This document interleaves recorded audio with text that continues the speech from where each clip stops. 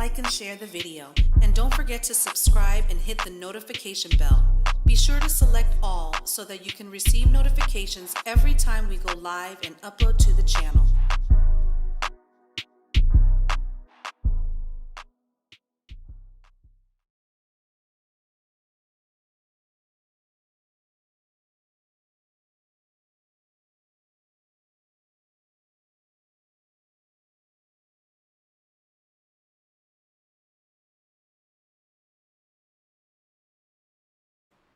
Peace and love. What's good, y'all? Drop those ones if you can hear me loud and clear.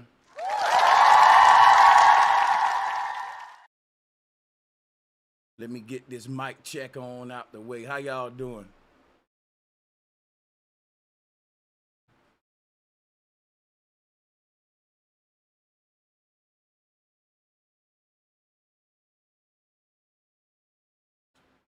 Salutes to everybody in the chat room. If you can hear me loud and clear, drop a 1. Appreciate y'all for tuning in. If you haven't hit the like button, drop a like. Appreciate it. And salutes to everybody in the building once again. Today we're going to be reviewing my appearance on the Lapeef network, y'all. It was lit. Salutes to them. I'm going to make this a Turned Up Tuesday video review for y'all. And we was debating on basically black people in America, how much of our problems we can blame on the system, how much accountability, all of that good stuff, which is a dope topic. I'll be allowing people to call in at the end. We were talking about black patriotism, black people in the military, you know, all that stuff. And it was interesting. You know what I'm saying?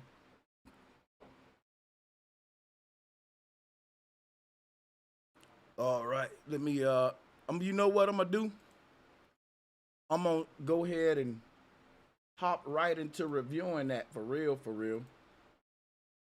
Because the sooner I get the little review out the way, the sooner I can open up the calls and let y'all start joining and stuff, because I know, you know, y'all waiting on that part, so.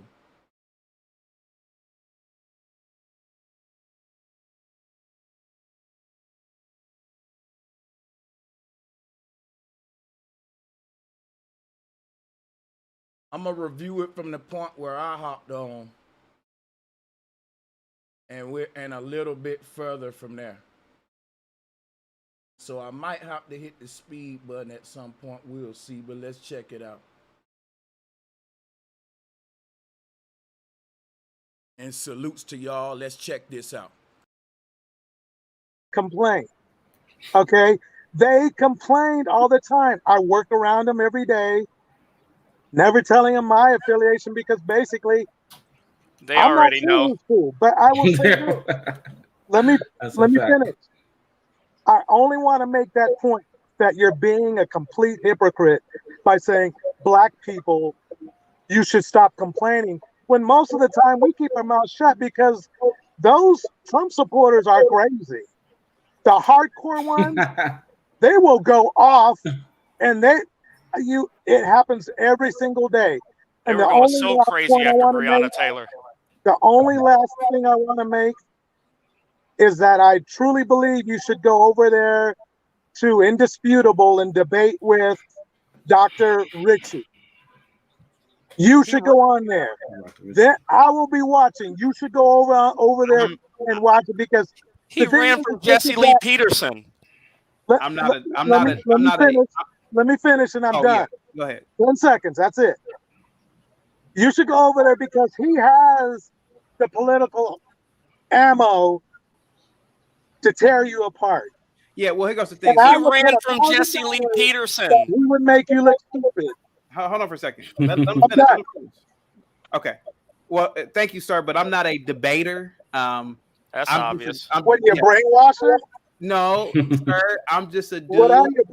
Well, what's your... Okay, let me ask you this.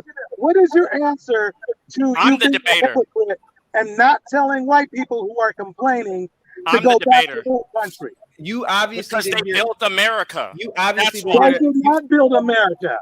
Yes, We they built did. America. Dude, Here we go. you can't even build, bro. You can't even build a housing project. Can you build it? Can you build a housing project? We built America. I'm not. Guys. Okay, thank you so much, Jr. The gentleman in the red shirt. What's up, man? That was interesting. Yeah. Well, I mean, that's how black panels get. Go ahead. No, hey, I expect that, you know. But what I would like to add to it, what everybody has said, and it's a question I would like to pose to the older gentleman in the room. Do any of y'all know what the church committee was? Because I left the church and No, I'm not talking about the religious church. I'm not talking about no religious church. I'm talking about the congressional Senate hearing, the church committee. No, nobody knows. yeah, Nobody knows that the government was found guilty of all these crimes of genocide against our people here. Oh yeah, that I've read. That's been going on for a long time. Y'all read that? Y'all read that? Even I'm talking to the gentleman that said they wasn't from America. Have y'all read that too? Oh, okay. I'm from America. No, I'm talking to the gentleman that ain't from America. Oh. I'm American. I didn't know what you mean. You don't know what I mean? Okay, No, I'm American. No, I'm asking a specific question because I'm going somewhere with it. Okay, Can we stop with the not American thing? No, it was a question. He said if we didn't feel like we don't like America, we can go back to our ancestral homelands. Not all of us are not from America. My people are from here. Yeah, mine are too, bro. That's why I'm high yellow. I'm saying that we can stop with that because it's not going anywhere. It's not doing anything. If we're gonna okay, then I digressed on that statement, and so can you. Let me continue what I was saying then. Yes, sir. The church committee, the COINTELPRO, the heart attack gun. Yeah. These things were done to us. You spoke on it. You said that at a certain point, everybody is not being treated fairly, and it needs to be addressed. That's what's not being addressed. We talking about pulling ourselves up from our bootstraps. Yeah, America, the greatest country, because you can defend your family here. You can own weapons. That's what makes it one of the greatest countries. You can oppose your government if you don't feel that they're handling their responsibilities properly. That's Peace and love, y'all. Check this out.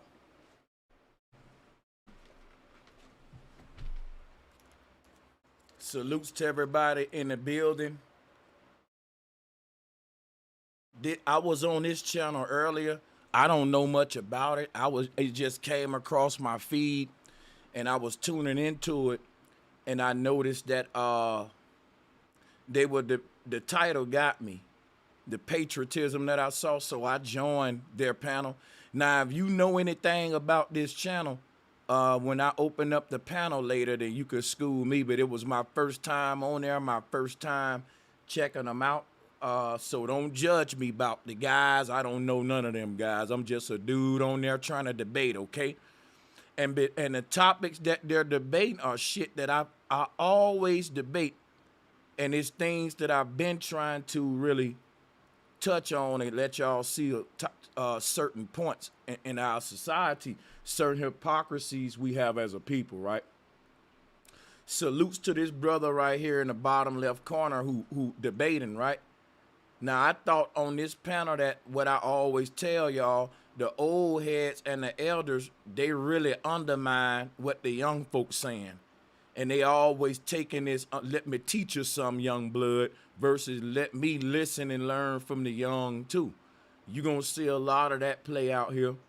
You're going to see a lot of when I talk about how the elders failed us because they keep repeating stuff that failed them and telling us to do stuff that didn't work for them. And I'm going to show you the mentality that a lot of our elders got while we can't really progress as a people. But now this dude said America is one of the greatest countries in the world because we are allowed to push back against our leaders or fight them back. Let me just let him say it again. the COINTELPRO, the heart attack gun. Yeah. These things were done to us. You spoke on it. You said that at a certain point, everybody is not being treated fairly, and it needs to be addressed. That's what's not being addressed. We talking about pulling ourselves up from our bootstraps. Yeah, America, the greatest country, because you can defend your family here. You can own weapons. You can defend your family and own weapons in any country. The consequences may be different, but you can do it though. And not everywhere in America can you do that, because there are some states in America where the gun laws are very strict, like third world country damn near, like in Chicago. But I get what he's saying. That's what makes it one of the greatest countries. You can oppose your government if you don't. You can oppose your government in America, but you can't overthrow them. So y'all really think that's something to be proud of. In other countries, you can't talk shit about the government that's oppressing you, and you can't overthrow them. In America, you can talk shit about the government that's oppressing you, but you still can't overthrow them. Unless there's a government out there that's giving you the chance to overthrow that government or compete with the families that control that government equally, none of these lands are the greatest, and all of them got different ways of fooling you to think that they the greatest.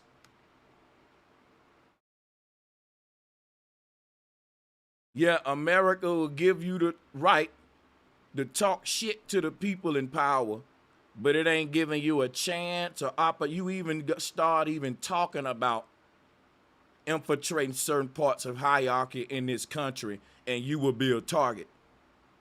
So you ain't never got the power to compete equally with the families of the people who run all this shit and own all this shit. It's not an equal game. It's not fair. And that's the way it is in every country. It's just in America, they'll let you talk your shit, and they'll just keep making your money, controlling your children. In other countries, they saying, look, we don't even want you talking shit. So, I mean, if we want to pride ourselves that, man, America let they slaves talk shit to the slave master. Okay, cool. I guess that's a little plus, I guess. It ain't really a plus to me, but I don't feel that they're handling their responsibilities properly. That's what makes it one of the greatest countries. Not about the 100 million immigrants that come over here. That's why they come over here, because they get that opportunity.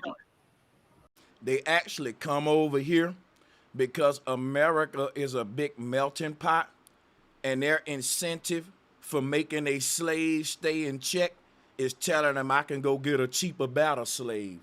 That's just the facts. We need to quit playing with ourselves.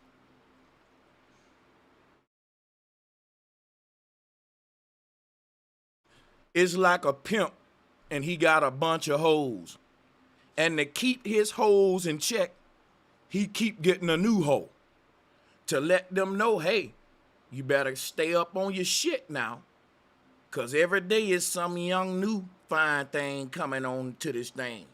And he letting them know, look, man, my old hoes can't get comfortable. Let me talk pimp language to y'all. Because this how America see y'all, like hoes. And they pimps. And when they hoes go to complaining too much, guess what the pimp do? Get more hoes. And the hoes that he get, they complain less. They lower maintenance, and they bringing in more money off the street than these complaining hoes that I got to put in Louis, lace up, do all this extra maintenance, and I'm not making that much. It's pimping, man.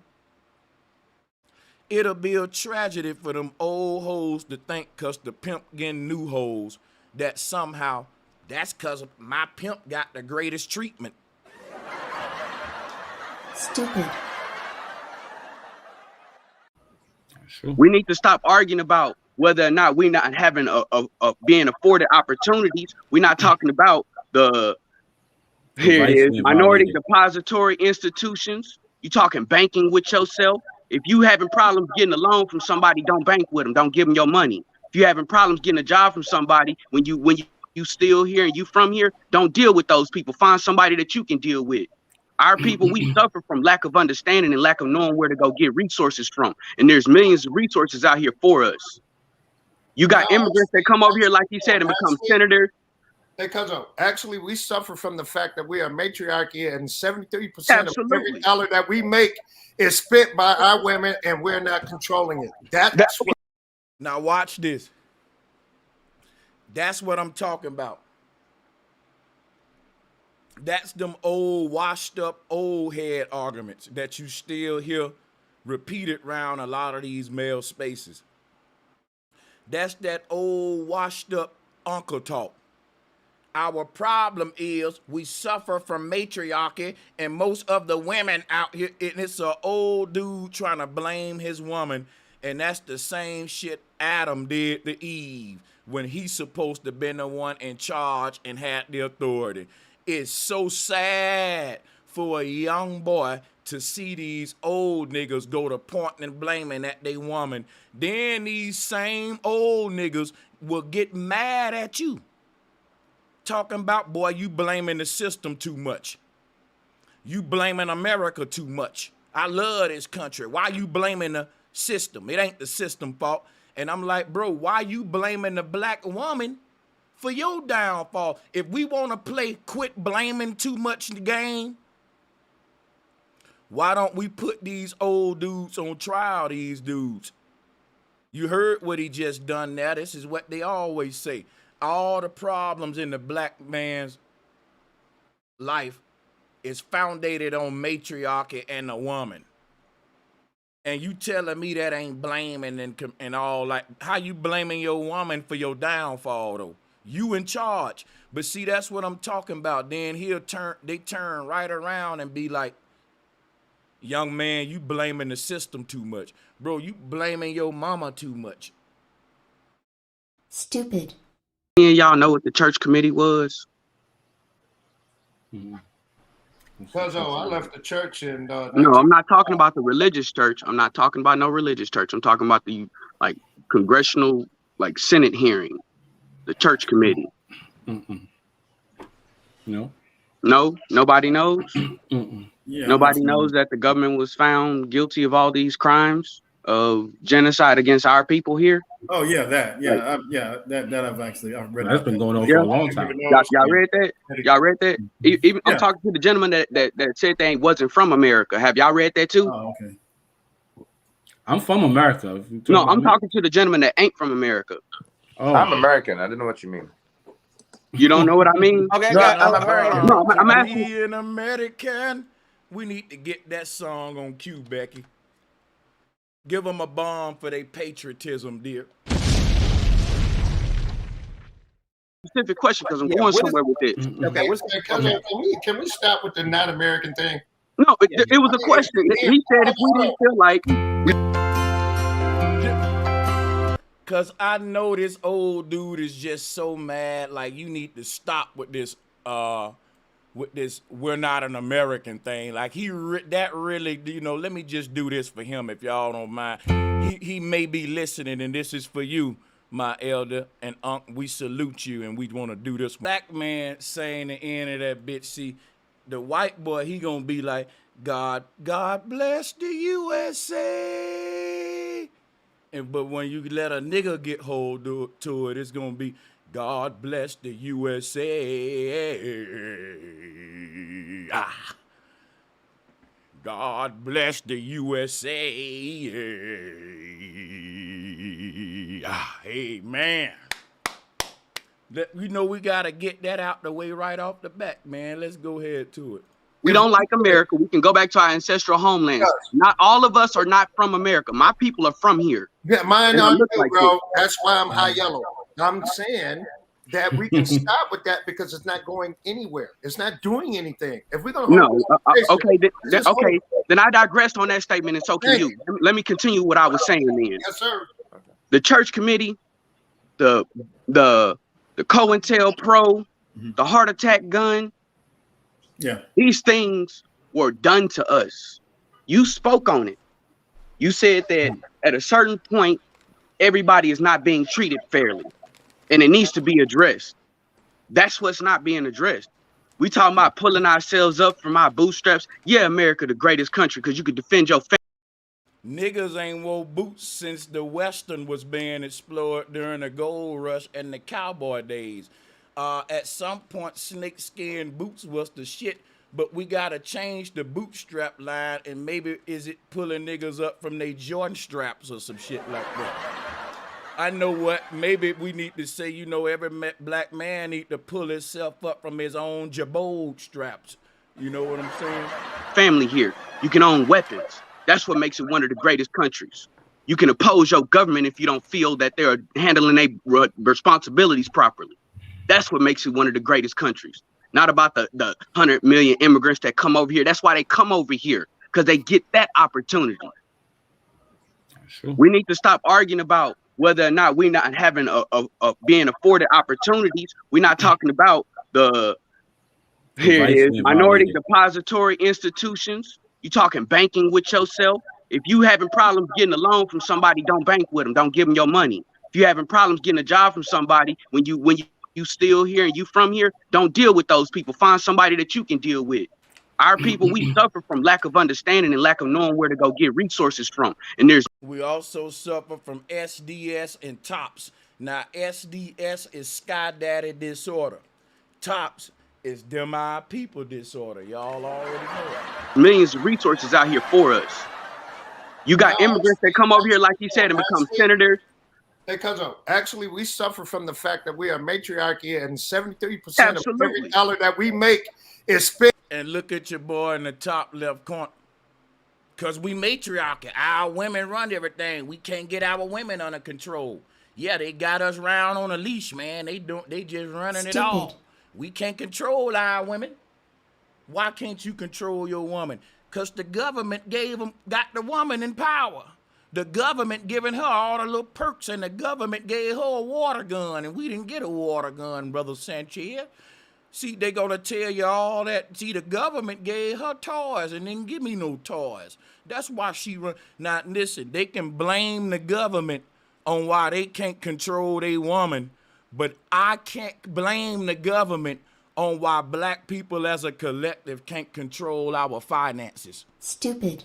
That's literally what happened on this channel. I can't make this up. I'm about to hit play on it. You can say that the black race problem is the women. And if I tell you, well, what's the black man problem why he can't got his woman in check? Well, the government, man, the government giving her this and the government doing that. But when I go to bringing up the government about why us as a collective can't achieve the American dream, I'm wrong and we just lazy. No, it ain't the system, we just lazy. And that kind of talk that you doing, bro Sanchez, is part of the problem. See what I'm saying? Because you got guys that will defend the system, and the system don't give a fuck about them. And I'm gonna show y'all the history of where that come from amongst our older generation, defending the system, patriotic. Like, I served in the same military that these guys did. Now, when these older guys joined the military, the white man was able to hit their ass. If you think I'm lying, let me see OG Leonardo in the chat room. Let me just see. I need somebody to vouch for this. Anybody in the chat room who know what I'm talking about?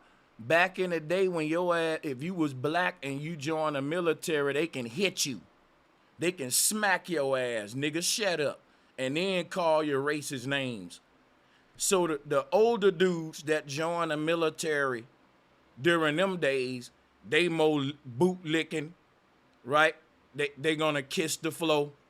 They gonna shut the fuck up and be thankful for the white man just letting me in, right? Because, and they'll go through all that degradation, getting hit, called and all that, because they want to go and help the white man fight his war. Now, they won't want to call it that. Now, look, when I joined, and what they telling you is the black man ain't have too many options. So he was willing to go into a military where he know, guess what? If it's up to these white generals saving some lives on this deserted island, that the black soldiers might get the last good treatment. That you being black joining this shit during racist times, you getting a raggedy gun, nigga. Y'all gotta think about what I'm saying. When these older guys join the military, they know what I'm saying is true. They can't deny what I'm saying. They can't even come up here and play no games, though. They know what I'm saying is true. During the racist times in the military when they served, nigga, the black soldiers got the worst equipment.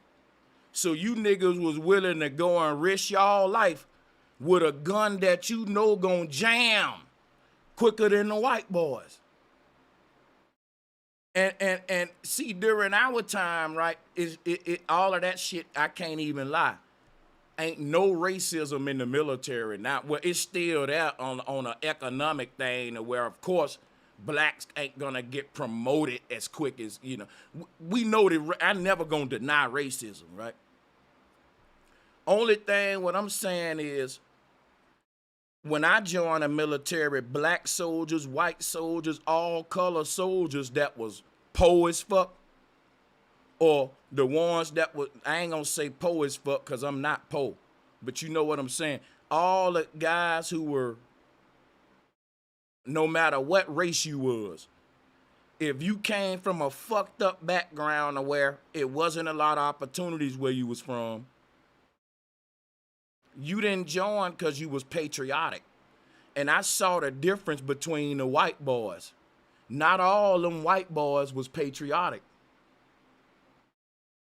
A lot of them white boys was just like me, like, man, look, man, I just had a daughter. Like, I've been in and out of jail. Like, this my last hope in life. I ain't think about being in the military. It wasn't my last hope because I joined the Air Force. That's different than just, you get what I'm saying, though. So you can join the military without being no collegiate, not being all, you know what I mean? We know that. But my thing is this. Black guys would risk more for less benefits back in the day. White privilege was very strong in the early days in the military. Like when in the old days when the black guys were joining back in the day, like the soldiers today that's black, like you got Colin Powell, Barack Obama was president. All that shit, I can't lie, is more integrated everything now, and that's good. That's good. But what I noticed in the military is that the soldiers that join for a better life for themselves, because they come from environments that win a lot of opportunities, they never said they was patriotic. They were just happy for an opportunity, which is what I want to zoom in and point something out for you today. The young generation of black folks that join the military, we ain't fucking patriotic. You know what we are? We're thankful for an opportunity, and that's different. Patriotic mean red, white, and blue. I love America. See, a lot of our old heads, they wanted to be part of the red, white, and blue. And a lot of the young guys are just like, man, the judge told me if I didn't do something productive, I was going to get the fucking boot on my ass. That's why I joined the military. Like you got to think, back in their days, they had patriotic propaganda, Superman, different. The TV was different as far as American service and shit. So it was very heroic for you to join the services and the uniform and shit. So a black man back in the day, even though they treated him like shit in the military, when he wore that uniform back home, all them black women was on his goddamn nuts. And that's still the way it is today. Because they know, a military nigga, you already know he got money, he taken care of, he got goals, same shit. And a nigga is willing to go through all the degradation for everything that come with it. And it's not like niggas is joining it because, man, I want to serve my country. And that's the difference. Like, a lot of the old heads wanted to exhibit patriotism. A lot of young heads just wanted to change the status quo and then want to be another statistic. And they said, look, if I don't join the military, I'm more likely to join a gang. At least with the military, I get a little bit more benefits and shit in the white man's gang. They never stopped seeing themselves as a soldier, whether they was a Crip of Blood or a fucking army troop. And when you see why I'm saying this, I'm gonna hit play on this so y'all can see why I'm saying this in a minute. Matter of fact, let me hit play. Fit by our women, and we're not controlling it. That's okay. Well, I can't speak on that. I don't subscribe to that. If you allow a woman to do you like that, you shouldn't even consider yourself no man. Right. Hold on. I said our society. Now listen, hey, let me drop a bomb for that brother. That man said, if you allow your woman to do you like that, you ain't even a man. So this argument cannot stand, bro. The days of black men blaming matriarchy and blaming women for their problems, you got to forfeit that shit, bro. Because when a nigga asks you how your woman running you, how your woman wear the drawers, then you gonna go to blaming the government. Then guess what I'm gonna say, y'all? I'm gonna say how the pimps can control they women despite the government. It's pimps out here. It's real pimps out here that's making a woman submit and bow down and respect their male authority, and it's rappers doing that. And we got old heads that's saying it's our women out of control that's fucking everything up. You telling me you can't control your woman, but a gangster can control his woman? A pimp can control his woman? The same government that pimped your ass, you saying, well, they pimp my woman too. That's why I can't control my woman, because the same government that had me eating out they motherfucking hand got my woman eating out they damn hand too. So the government is like this dude, right, with some goddamn animal feed in his hand and some animal feed in his hand, and the black man and black woman just lapping it up out of each hand while the government stand there like Jesus in between the two thieves.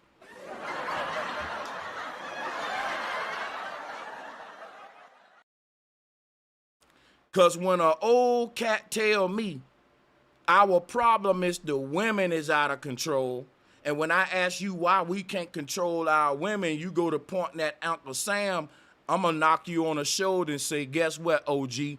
That's why we can't control our men too. Because they eating out of Uncle Sam's hand too. They ain't going to do what's best for the whole and the collective too. They going to do what they're told by their lieutenant. Like the same shit you want to blame the woman for, I can blame the black man for this. That's why the blame game need to stop. And that's why I say it's hypocritical, right? For you to be able to blame the woman, but we can't blame the system. Stupid. Oh, yes, our society as a whole, you talking more than 80%? Yes, I understand that. We suffer. 80% of us was raised by our mothers. I understand that. 80% of the men that's in prison were raised by their mothers. I understand that. I'm not oblivious to any of that. Okay, I'm not. What I'm talking about is group economics. What I'm talking about is group economics amongst men. I'm saying there's a cause and effect. I ain't saying that you ain't right. I know you are. I'm not talking about the cause and effect. I'm the effect. I didn't cause none of this. I'm probably the youngest person up here, bro. Because I already know that.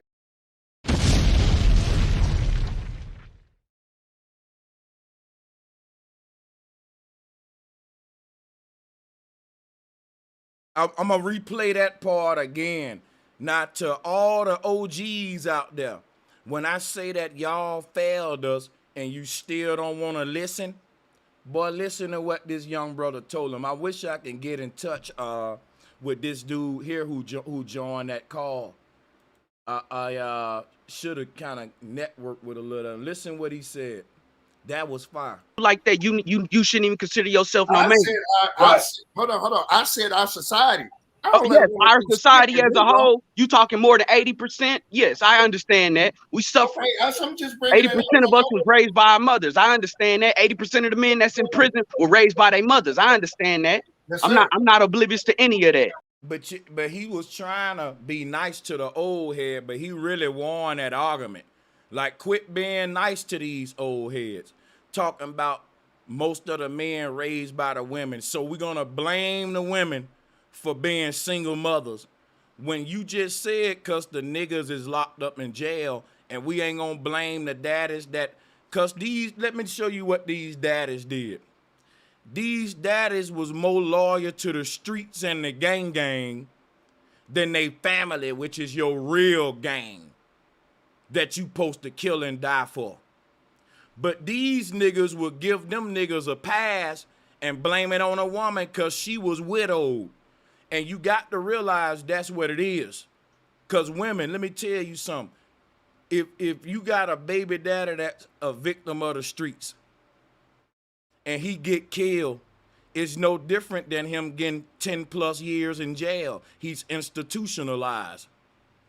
They killed his mind. You still a widow, whether you know it or not, because the nigga that's going to come back out of jail ain't going to be the same nigga. The world done passed him by. It ain't going to be the same. You still a widow.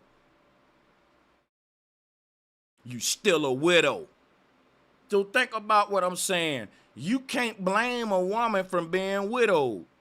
Because think about it. If you said, well, look, that was a single mother because her husband died. Everybody got sympathy for the widow, right? But the black woman whose husband got locked up on some street shit, nobody got sympathy from her because they don't think she's a widow, and I'm showing her you're a widow too. But they don't want to give you the same sympathy that they'll give to the widow. Because you know what I'm saying? But that's what I'm saying. Like, I'm not simping right now. I'm just saying the shit ain't fair. You got to be 50-50 blame. How you gonna blame a woman for being a single mother? We got to blame the nigga for why you ain't there.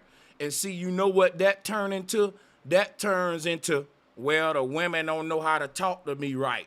The women don't know how to treat a man. That's why the black man ain't there. When you say, well, it's the black man's fault if he behind bars and ain't in his family life. It's his fault, not the woman's fault that she had to be a single mother. They might give you that argument. But here go the argument that they lead with. The reason the black man ain't there, because the black woman don't act right, and she uses the system in her favor to keep that father out the house and away from his children. And then that's something that can be debated. Let me hit play. Okay, I'm not what I'm talking about is group economics. What I'm talking about is group economics amongst men. I'm saying there's a cause and effect. I ain't saying that you ain't right. I know you are. I'm not talking about the cause and effect. I'm the effect. I didn't cause none of this. I'm probably the youngest person up here. He said, I'm the effect. I didn't cause none of this. That's a fact right there.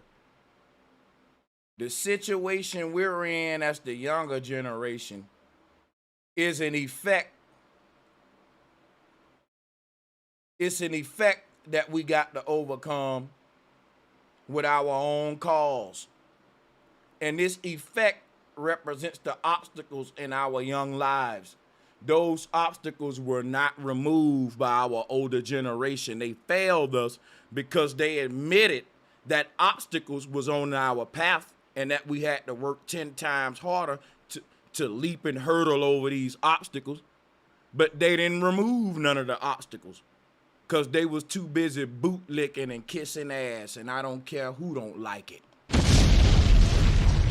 Here, bro. Because I already know that, man. I'm 51 years old. You don't think that that's my motherfucking I understand that, but let me finish what I'm saying. Yes, sir. The effect of all of this is the solution. We need a solution. We keep talking about the problem. We need to talk about the solution of it. It's group economics. Whether you want to say patriarchal, matriarchal, or patrilineal or matrilineal, it needs to be divided amongst the two, and everybody needs to know their role. If you don't know your role, hey, get on point. Whatever religion you want to subscribe to, because it ain't nothing but the rules of life. You can follow whichever one you want to. We're not gonna talk about dogma. They ain't got us nowhere. Whether you want to talk about Islam, Christianity, Buddhism, anything. But if you want to get to rules in life, you can talk about that. But we have to get away from the dogma that divides us. We divided mentally. Africa and America was colonized at the same time and not in two different time periods. For anybody that's not a history buff. Well, you're talking understand about that. He killed all. I want y'all to pay attention to this old dude right here. While this young brother is talking, look at his face. And I'm going to tell you something. This young brother is a threat to this old dude. Let me zoom in on him. Because this is not a game. I'm trying to show y'all something, bro. This is very important when I'm talking about old gate guards. Watch this. You see this old dude right here? Pay attention to his face, right? While the young brother going in with the facts. And look, he's looking worried. He's looking scared, like, damn, this young brother might be too woke up. Because he come from a generation where a young black man couldn't show that he's that woke. You got to shut the fuck up and be quiet and lick a boot. He come from a generation that had to be the fuck quiet, shut up, or you going to get the shit beat up out of you. This young brother got a different energy. And you can look at this young brother's energy making him uneasy. It's like, well, now, wait a minute, young brother. Now, you're going to get us in trouble. You know what I'm saying?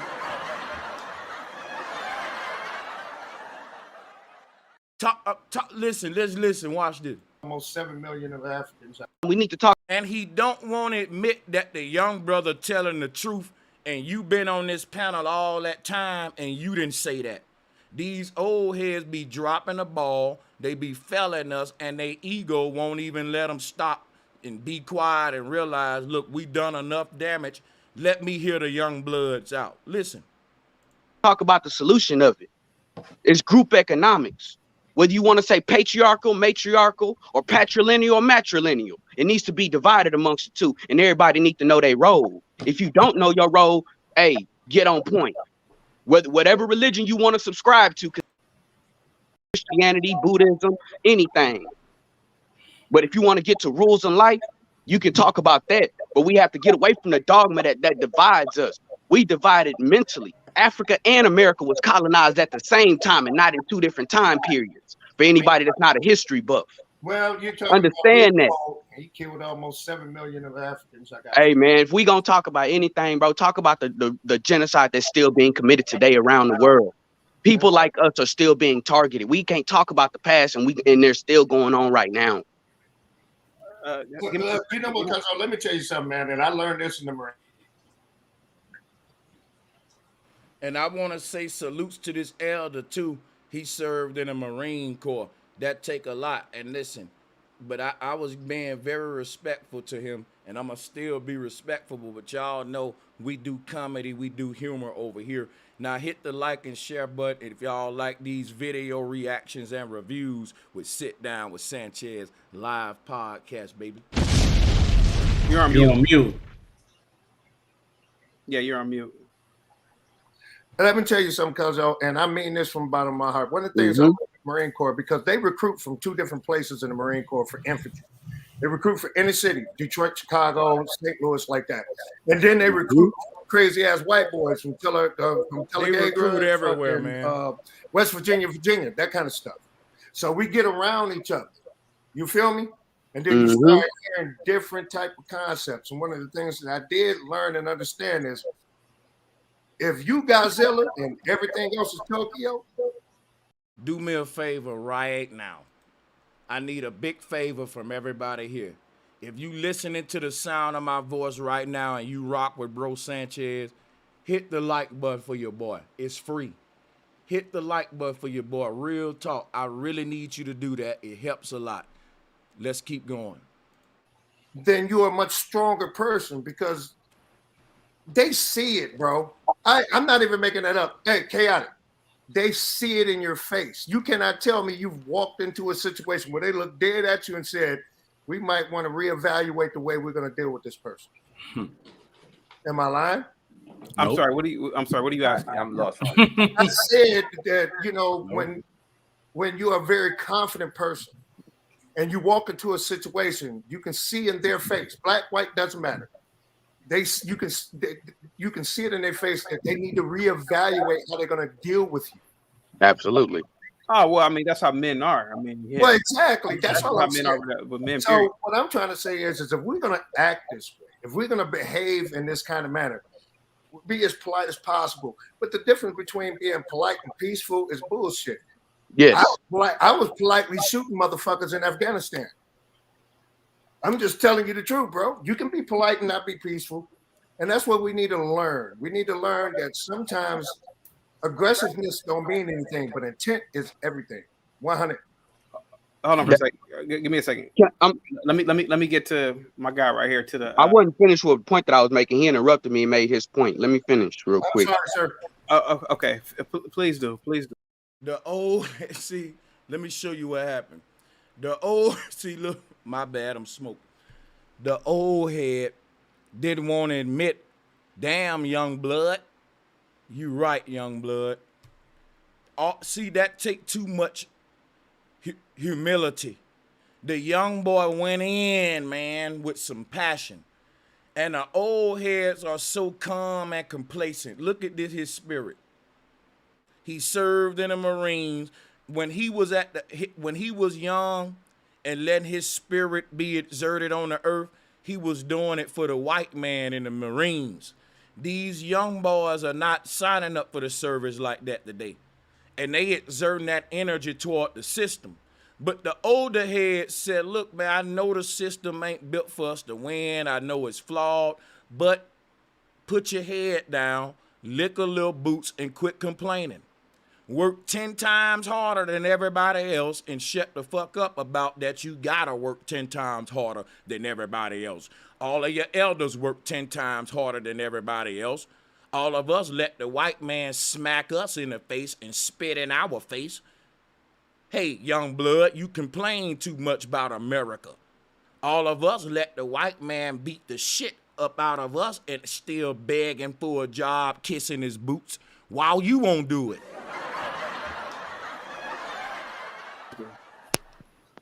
Thank you for saying that. It's all about your intention. If your intention ain't pure, whatever you doing behind that is not gonna matter whatsoever. You probably more than double my age, and you understand that. You have a lot to offer. I can see that. When that young brother went in and then the elder got the mic, he went on this whole rant about you being too aggressive. That young brother ain't being aggressive. He being passionate. How dare an ex-Marine tell this young brother that he's being too aggressive? You was in the Marines. This older dude just told us that he killed people for the white man. And he's telling this young brother he's too aggressive. You weren't aggressive when you was killing women and children in the Marines for the white man? This young brother mad. He's mad that you had to do that for a living. That's why the young brother mad, OG. He on your side. He's saying this is fucked up that my OGs, the only choices they had was to compete for crumbs, killing each other in the streets, or join the white man's military and go kill other foreigners that we don't even know. And you just admitted that you did it. The young and the elder, I'm gonna show you the cut off between the older black males and the young ones is what I'm pointing out right now. Y'all both on the same page, but the elders still got the tuck your tail mentality. Boy, don't be speaking out like that about the system. Them days are over. You can talk out about the system and exercise your First Amendment freely, and they still gonna hire a nigga. In fact, y'all wanna hear some crazy shit? A company is more likely to hire a young black brother like him that's fiery about his people than an old dude that's you know, bootlicking and kissing. Cause they want that diversity. It's like you want a real black person, not a conformed one. Because the argument is affirmative action is fake, and that they only hiring the niggas that's gonna bootlick. So the white company has been proving you wrong on that. They hiring niggas with dreads. They hiring niggas that part of Black Lives Matter. They hiring niggas, men of culture, and men that's talking like he doing today. So my thing is, the older guys think you still got to shut up and do all that to get ahead in America. They don't realize times change. These young boys talking hella shit about the system and still getting the bag. And they so independent and so goddamn smarter than what the older generation was, that they done made ways of getting the bag they didn't even think about with the internet and all that. Look at Soulja Boy. A little dude from Atlanta came and pimped the ringtone game multi-millions before any elder. And it was Soulja Boy that made that whole shit get shut down, and they brought the 360 deal in. The older cats never put these guys' feet on the fire, because during the time when they had the chance to do it, they was too busy begging the oppressor and saying, man, you better be quiet, man, if you're gonna get both of us kicked out, and both of us fired, and that was their mentality, man. You better be quiet. Hey, Mr. Jones. Yeah, boss. Like I told you, when they join the military, you can hit niggas, and they still join.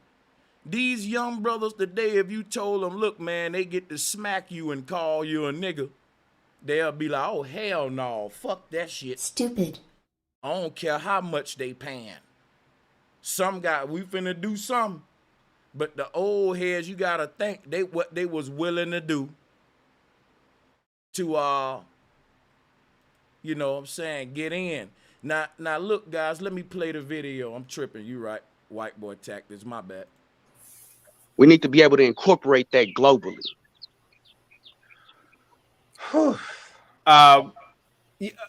Let me get my brother to the right. I know you don't probably look at me as your brother, but go ahead, sir. Can you hear me? Yeah, loud and clear. You got a good mic. Go ahead, sir. Oh, cool. I mean, when it all boils down to it, we're not hearing the inner souls of our men cry. The inner spirit of the victimhood. Not listen to me and feel me, my brothers. I'm a victim in America. Yeah, the white man is oppressing me. This is like top shelf cooning. And I'm telling you right now, it's not even that funny, bro. Y'all notice I'm the only one on the panel with a straight face. I'm going to zoom in. I'm going to show y'all some real shit about your boy. Like, people say I'm a coon, but nigga, let me show you something. People say I'm a coon, but what this going to show you, that is levels to cooning. It's levels to cooning. Now watch this. Everybody look at everybody's facial expression and look at mine. That shit is not funny, bro. It's corny, and you exaggerating, and niggas is not up here blaming the white man like that. I hate that shit, bro. And they act like you blaming the white man when you go to critiquing the system. And that shit's dangerous, bro, because this flawed ass system need to be critiqued. Let's go ahead and play this cornball stuff right here. And when it all boils here, yeah, my other computer got like, I'm a victim in America. And when it all boils down to it, we're not hearing the inner souls of our men cry. The inner spirit. All right, in 5, 4, 3, 2, 1, prepare yourself from a cornball eruption. If you are allergic to corn, we're going to tell you to exit the building right now, because a lot of corny behavior is about to take place. And if you are allergic to corn, all right, you really need to get up out of here now. I just got to do that for the disclaimer. Let's go. Of the victimhood, listen to me and feel me, my brothers. I'm a victim in America. Yeah, the white man is oppressing me. And the white man is keeping me down. Listen here, my brothers. Go ahead. Man. No, real talk though. Now, if I know that was a lot of corn in a little time. Like, that is compressed corn.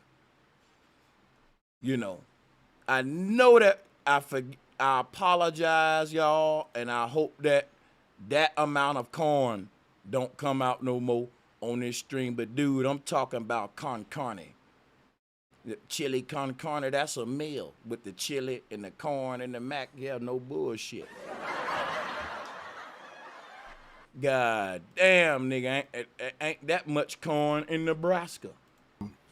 Only two things. Number one, America.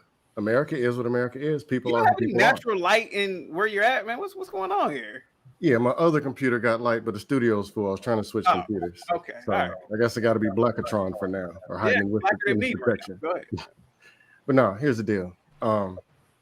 America is what America is. It's stolen land in the history of 1522. They did this, and the Pilgrims and the whatever. That happened. It's 2022 now. Everyone is responsible for when they click this red X, or the people who leave the chat, deciding on they're going to have a good life or not. That's your responsibility. Some people are ugly. Do y'all agree on that? Some people can't decide if they just want to have a good life. Like, your parents play a huge role in a lot of decisions in your life that you can't decide coming into this world. So a lot of things we say is a lack of empathy. Like, there are children that are born in certain situations that they're gonna spend their whole half of their life trying to undo some shit that happened in their childhood and decisions that was made on their behalf before they can even decide stuff. It's most of the world are suffering from psychological trauma that we spend most of our life trying to undo. Why you think therapy is so big in America? In Western worlds, therapy and antidepressants are very big. And that show you that we still trying to undo the trauma of this childhood where we didn't have a choice in the matter. Like, so we got to quit saying that everyone can choose to have a good life. That just, no, it ain't that easy. That sound good. Some are fat. Some people don't like you. Some people are great. That's what America is. That's the same thing in other countries. Some countries have money. Some of them got skinny, pretty ladies. Some of them got ugly people. Some countries got fake health insurance like America. This ain't going to change. It is what it is. But I don't see it productive. My country, don't ever disrespect America. Why? I apologize. I'm hoping that you don't get no more corn. I don't know if y'all like elote, but you might, they selling it, bro. I ain't buying, but I know the corn man, he's on deck though. Just understand that, right? America give freedom of speech, freedom of dust, freedom to win or freedom to lose. They can leave, they can stay. You have those options. You can get a passport and rotate in and out and go through 15 countries if you want to. But what's the purpose of being so emotional? My country, I built this in 1486. Bro, I keep telling you I do not want to purchase none of your elote. I already had one, bro, earlier. I had one earlier, bro, with a corn man. Please move. My great-grandfather's brother built the ladder to the prison in 8. Come on, it's because man. it's because they no, want to argue over Who cares? No, one at a time. And then next is going to be Jalen Rose at the bottom. Hold on. Now, that's his joke against me. I'm Jalen Rose. He calling me Jalen Rose. Anyway, okay, we going to go with it, man. Why? Just have a good life. Can you do that? Is it too much to ask? They just want to complain, dude. No, guys. I didn't know he was talking about me when he said Jalen Rose at first. Salutes to this brother Lapeef, though. But I'm going to tell you, man, my energy, though, was making these guys uneasy. You're going to see why. No, Mandrill, we got to just do But one. if a person is in your country, you're either going to deport them, you're going to fight them, or you can shake their hand and say, hey, welcome to the country. Yeah. Pick one. Let's do one at a time, guys. You know how we black people can get. We cut each other off. We don't respect what we're talking. No, he's cool. Yeah. I know. I rock with Mandro, but go ahead. I am oppressed. Go ahead, sir. You can finish. Oh, that was it. Okay. Jalen Rose, you're up next at the bottom. Talking about me, Sanchez. Yeah. They think you think I look like Jalen, man? Yeah, you do look like Jalen. They say Mike Epps, Day. That's what they say. Oh, okay. I can see that now. Jalen Epps. But salutes to the whole panel. I'm an Air Force infantryman. I served in South Korea. And when I hear people say that America is the best country, I would say America is the best country for me. Because I've been over a couple of places in the world, and everybody don't really dig the American lifestyle, which is their prerogative. They got their own cultures and stuff. But if we think America is the best for everybody, what America tend to do is have a colonial mindset and try to enforce our lifestyle on everybody under the guise of, hey, we doing you a favor. That boy is a bad man. Tell me I didn't just, come on now. Come on now, give me some in the chat room. Tell me I didn't just drop a huge bomb.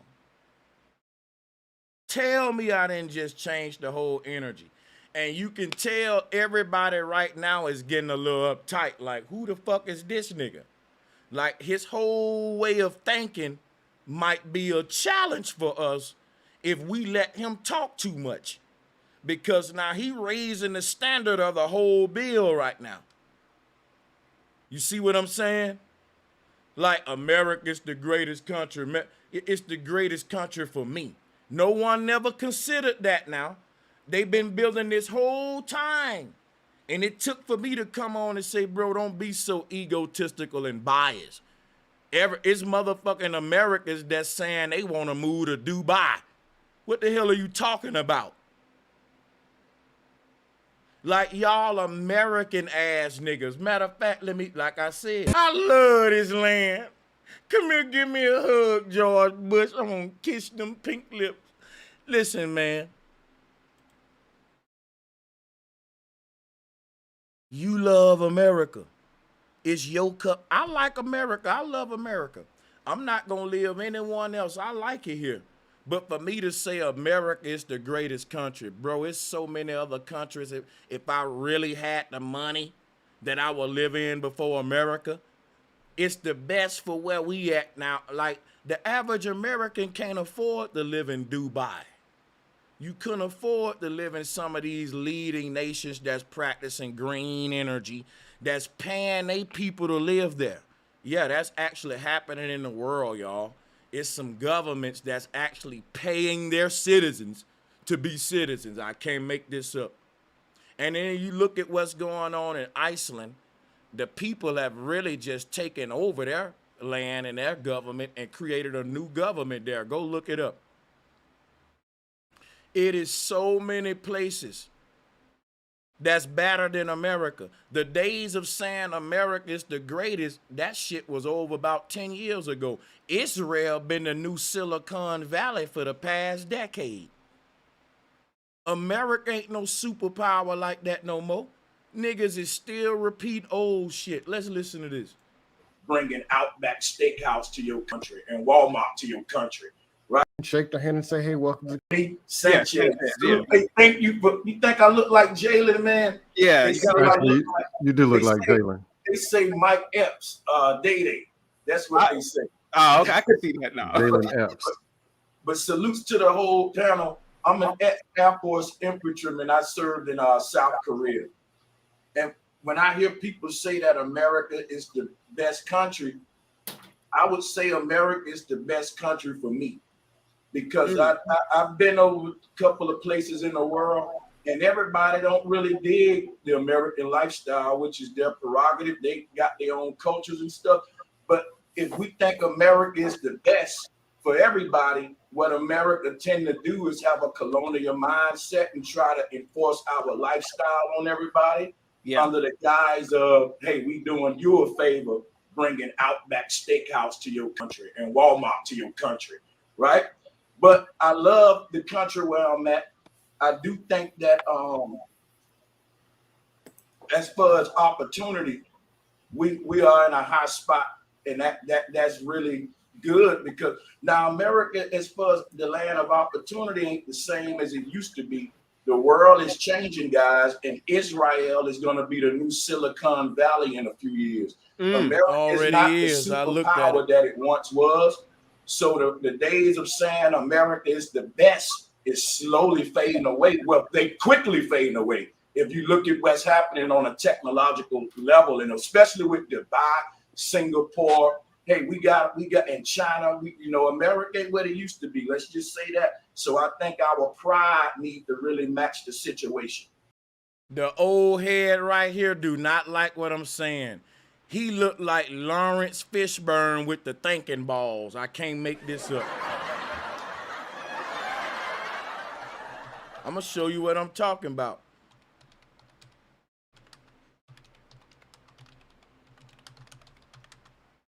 On what was it, Boys in the Hood?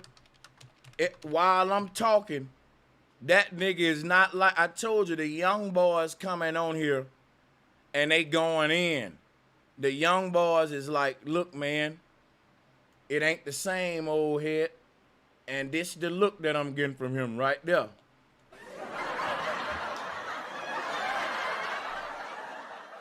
I can't make this up. I'm getting like, these little niggas gonna fuck something up for everybody, man. Like, these little niggas thinking too much, they doing too much, they talking shit about this system. Like, man, they need to shut the fuck up, tuck their tail, and just be quiet and be thankful that the white man gave them a damn opportunity. This is what he's thinking. Look at him. All he missing is the silver balls. Don't it look like him? He like, man, I can't wait to get this microphone, because these young boys got me all fucked up in the game. Like,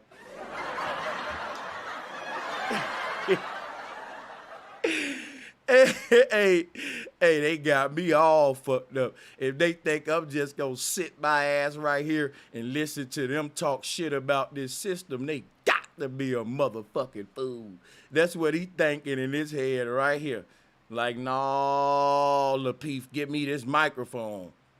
I got to show these young niggas, y'all too dangerous. You need to be a little bit more humble to this system, young blood. We need to kind of, be realistic, So the thing is this, as far as complaining goes, I think that the most complaining people in the world should be people up under a government. And the reason now look at the dude named S-Pro doing a fake yawn. This guy, he's doing a fake yawn. He's the guy that when I said I'm ex-Air Force infantryman, he bucked his eyes like, really? He already, like, I felt, I'm telling you, this S-Pro dude, if you did that art behind you, it looked like 6th grade artwork, brother, just to let you know. Yeah, this dude, S-Pro, right? You can tell by his facial expression he was hating like a motherfucker. And I never saw a hairstyle like his neither. Like, that's an interesting dude, but we're going to keep going. Say that is that it's like a surgeon. Any little mistake he make, we need to complain because we want him to perfect his stuff. He got to be perfect. He's a surgeon. We could go for mistakes, but we're going to complain more than anything to this doctor, to this surgeon, because when they make mistakes, it's life threatening. Same with government. I think that when customers start complaining, corporations get lazy and tyrannical. So complaints keep their foot on the fire, make them strive toward perfecting a flawed system. All right. So, and then as far as that, I forgot the other statement that I was going to say. I'm going to just stop right there. Thank y'all for letting me chime in. Thank you so much. Mandrell, you were next, man. And thank you so much, Sanchez. Hey, bro, what's up, Chaotic? What's up, panel? Scam likely. Question. Could you name me the institution or the white man that has oppressed you, sir, or the police that has beaten you for no reason? Could you name that? That question right there is loaded. Who goes around asking people shit like that? Excuse me, sir, can you name me the police that beat you up or the fuck? Like, bro, that is a dumb, stupid, loaded. Quit, man.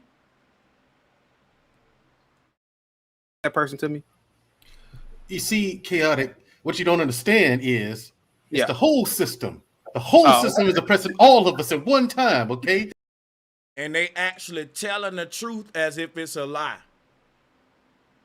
If this man don't think that the whole system is oppressing the people, we in trouble. This is the very example of why the world can't get better. These guys tell you when we vote, we're choosing the lesser of two evils. If my only options are the people in power, both of them evil, and I'm choosing the lesser of those evils, why can't I complain about the system? Why can't I say, man, it's an evil ass system. This system is wicked. You say the same thing when you tell me to vote for the lesser of two evils. I'm serious, guys. On these same platforms like this, they'll tell you the importance of your black vote. And they'll say, yeah, I'm not saying that the system is perfect, but we picking the best of two evils, the lesser of two evils. If I'm in a system that's only giving me two evil motherfuckers as options every year, why can't I complain about that? Everybody should be complaining about that. You know why? We should be saying, listen, man, there are good people in America, but why the good people can't be sponsored and funded to be in these positions? Why do we got to keep choosing the lesser of two evils? If most of the world are good people and we look around us and see people killing, going to war and all that, that explains it. It don't matter if most of the world are good people. If a small amount of evil people get to control the world while we stand by and not complain about it, think about it. If you won't even complain about it, we know you won't do shit about it. Now, these are the same black men that just got through complaining about the black woman. But when you try to complain about the system, they take up for the system like it's flawless and immaculate. It can't be the system, it's you. The system never even said it was perfect. Even the people in power will tell you, yeah, we know the system ain't perfect, but it'll be some bootlicking nigga like this that'll tell you the system is perfect. They ain't gotta tell you it's perfect. They ain't gotta even lie to you that hard. They got niggas that'll lie to you harder than them. That's what I'm telling you. Listen, the people in power can literally keep it real. They got niggas that'll keep it fake for them. And they'll just give them the flow and the microphone. It's keeping us it's keeping us down. It's keeping us from making money. It's keeping us from being rich. It's keeping them from being. This brother here is ignoring the fucking generational wealth gap. That's what I'm talking about when cooning, this is dangerous level of cooning. This is a dangerous level of cooning. Because you're ignoring the fact that our system is based upon oppression and not equality. That's what you're doing now. I'm a successful black man in this world. And I still can say the system ain't equal. See, when you still getting your money through the system because you're ex-military, and especially when you come from an era where you had to watch your mouth, you older guys are gonna be bootlickers like that. I don't understand how chaotic truth, he's a young guy with the old bootlicking spirit. Don't know how he became such a bootlicker so soon. Take years to get like that. What I like about the young generation of black guys, even though we may say they out of control, they're making money independent of the system, which is why they can be at the height of finances in their life. They can have it all going on and still talk shit about the system. These old heads can't do that, y'all. And when they see a young black man who's self-made saying, listen, old head, I can tell the truth about the system. I don't make my money through the system. The people support me, old head. I'm from the internet generation. You from the bootlick the system generation. So I can be up here talking shit about the system all day and actually exercising my First Amendment right, and the people will pay me to do that. That shit didn't exist in his when he was coming up. This shit didn't exist when old head was coming up. Just talking like the way I'm talking can get you counseled out of society. The people is craving the truth nowadays. And the old heads feeling the pressure. Nowadays with this internet, you got niggas like Papa Duck. You got all of these different black guys that's got big followings making money off this shit, and they exposing the fuck out of system. They ain't bootlicking none of that shit.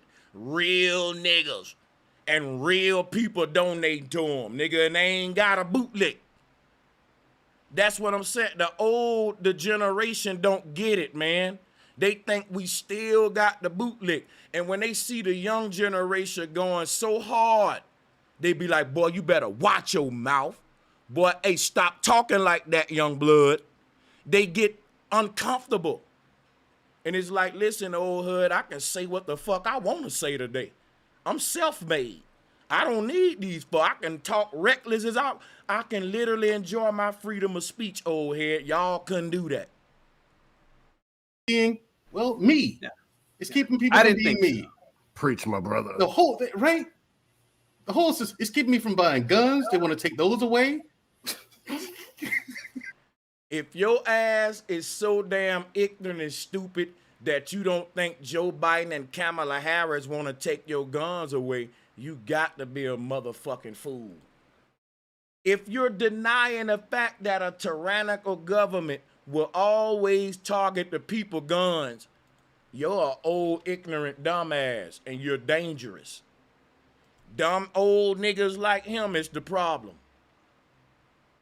Watch this. Because old motherfuckers like him is the problem, man. Bootlicking too hard. Watch this shit, though. We've got more disturbing details this morning. They're emerging about that 18-year-old accused of the Buffalo supermarket shooting. Overnight, ABC News confirms some of the posts that he made in an online document that we obtained happened just 30 minutes before the attack. This comes as President Biden and First Lady Jill Biden visited the scene yesterday and spent time with the grieving families. ABC's Stephanie Ramos was also there. President Biden sending a message after that racist rampage in Buffalo. What happened here is simple and straightforward. Terrorism. Terrorism. Domestic terrorism. The president and First Lady meeting. People, when these folks, let me tell y'all something what's scary about my people. Listen to me. When these folks go to declaring domestic terrorism, they're declaring war on all Americans' guns, as if we did the shooting. When your government start taking individual acts and punishing the entire people for them, that's called a theocracy. Brother Sanchez, what do you mean? Listen, old dummies. In the Bible, whatever that Adam and Eve did wrong, we get punished for it. That's the religious government that we moving into, to where they're punishing the entire masses for single events. And I'm telling you, these single events are staged and orchestrated by them. Think about what I'm telling you. They can take single events and declare domestic terrorism on every American's constitutional rights and gun And while old dumb motherfuckers like him snickering, giggling, playing, and they keep failing us generation after the next.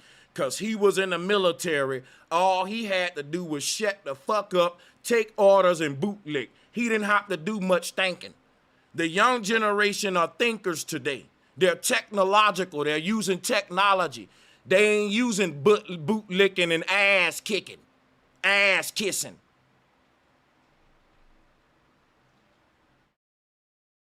Sitting your ass up there playing about some real shit that's going on. Somebody go to telling you about the World Economic Forum and you just shoot that down like you know every goddamn thing. You just complaining about the system.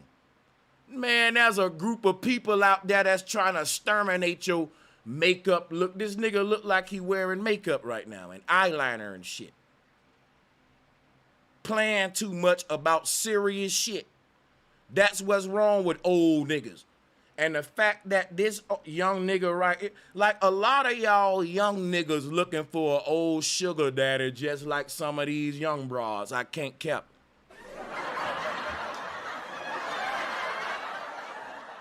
You're too young, my man, to be going with this kind of old bootlicking philosophy.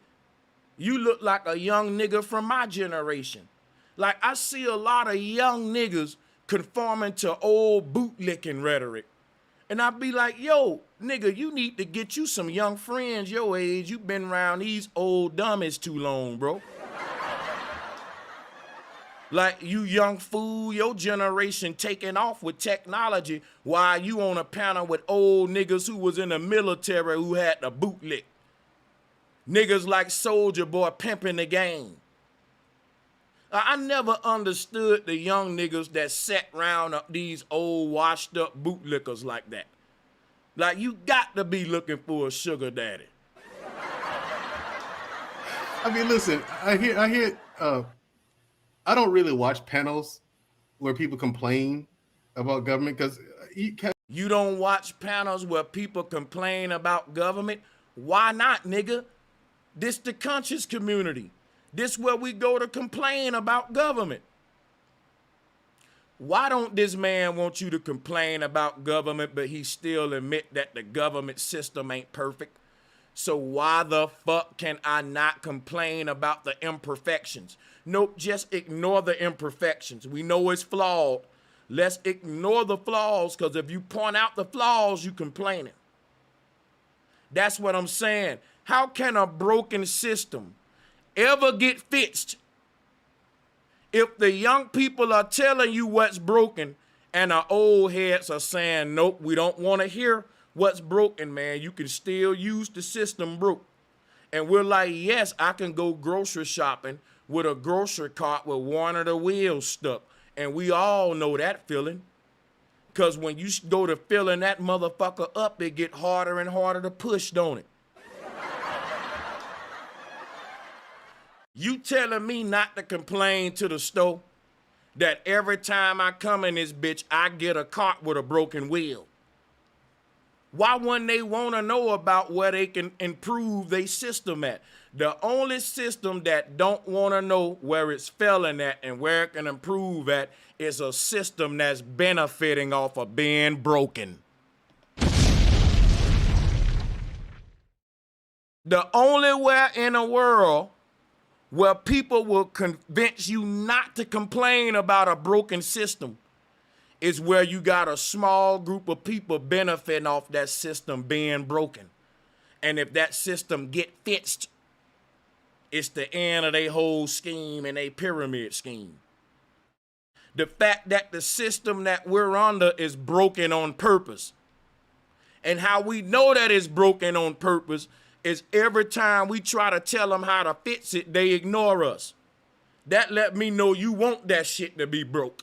You benefiting off of it being broke.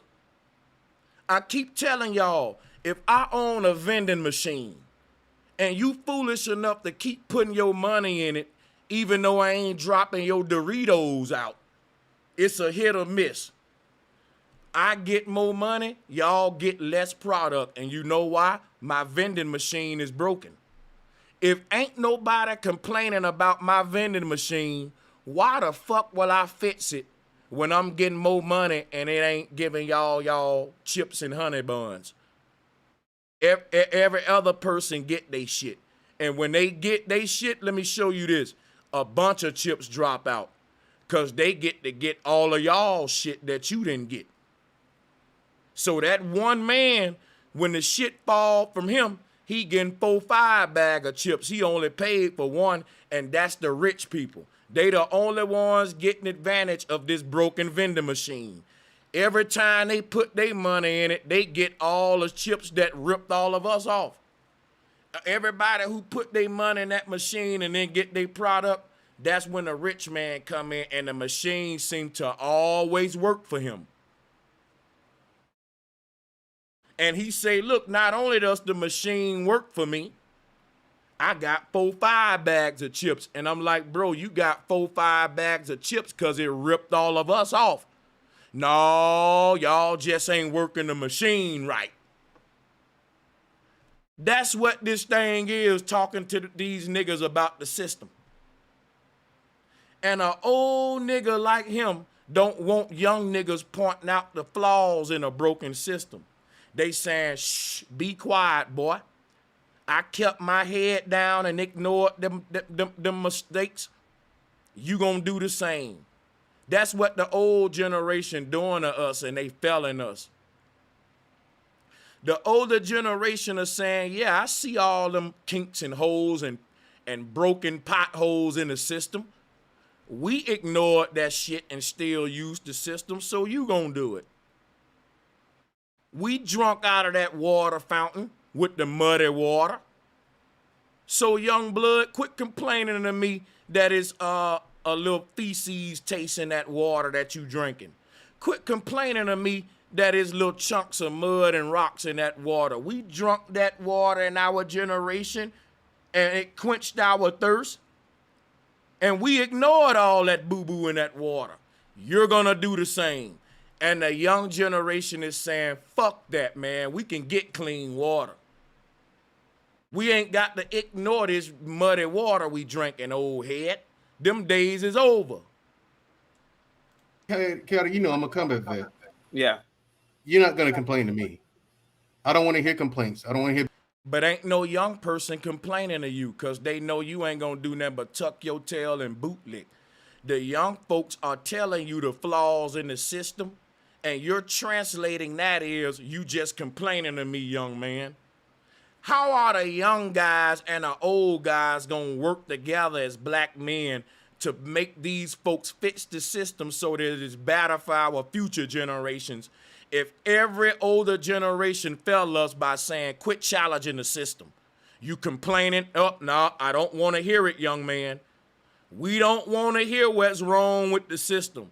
We don't want to hear nothing about challenging the system. We only want the young men to talk who gonna bootlick, kiss ass, and conform to the system. If every generation keep doing that, the system gonna get more and more tyrannical to future generations. And every old head gonna keep saying the same thing. Yep, son, I know they smack you in your face. They slap me in my face at work. What you think they tell them in China? In China, they government literally get to smack their ass in them sweatshops. And what you think the mama tell the daughter? Daughter, yes, they get to slap you, and you're gonna be quiet and you're gonna let them smack you. You're gonna tuck your tail, you're gonna work your ass off in this sweatshop, and this gonna be your life. And you're gonna be quiet or they gonna kill you. And yes, they get to smack you, spit in your face, and you're gonna shut up. Yet mama went through it. That's what your mama gonna tell. You're gonna say, look, mama let them spit in her face. Then daddy gonna bring his weak ass to the table, and guess what he gonna say? Yeah, baby, and daddy been smacked 10 times. It's okay, they beat all of us. And none of us fight back. What make you think you're gonna be the one that's gonna fight back? Tired of y'all old cowards. Then y'all will get in the white man military and be stone cold killers with them white boys. Y'all will go over there and drop grenades on these innocent people that you never met for the white man. This dude just admitted to it. He said, I was in the Marines and I killed people and I didn't think nothing about it. I did it politely. But you telling a young black man to have so much compassion for a system that hung his ancestors, that oppressed him, kiss their ass and lick their boots, and don't complain about them, but let me join them to go kill innocent women and children who ain't done nothing to me, and I'm gonna be proud of it. I'm gonna help my oppressor be an oppressor, and I'm not gonna never challenge the oppressor. I'm just gonna become just like my oppressor, going to oppress other people for free, just to conform to my oppressor system, and I'm gonna help him oppress other people. I'm never gonna stand up to my oppressor. I'm gonna join my oppressor and help him go around the world and oppress others. And any black man telling me, hey, this oppressor oppressing everybody in the world, I'm gonna tell him you a weak black man. The Marine, you scared to get in the Marine Corps, black man. You a young pussy. When I was young, we joined the Marines. We went and fought in Desert Storm. Yeah, y'all went to be goons for the white man.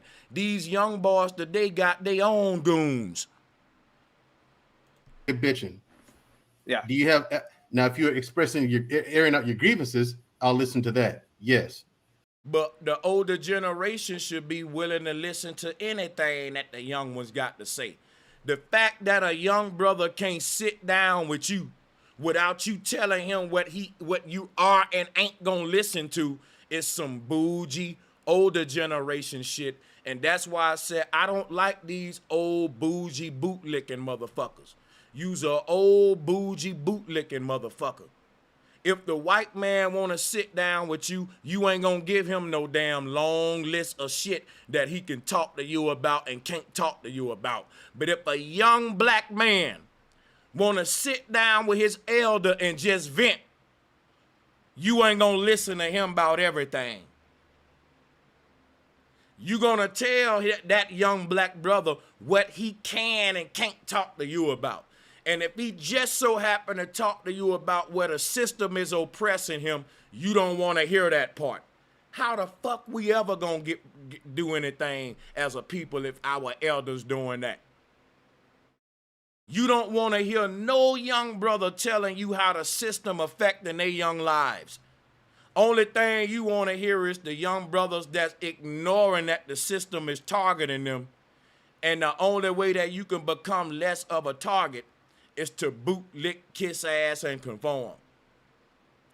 Them the only ones you want to hear from, the conforming motherfuckers. Anybody pointing out the flaws, we don't want to hear it. That's what he's saying, man.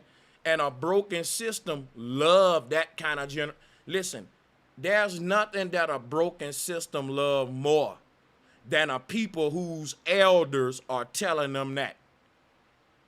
Our elders told us don't rebel against the slave master during slavery. They said, boy, be quiet, boy. I never hear you say no shit like that. Talking about you want to tell master what he doing wrong and revolution.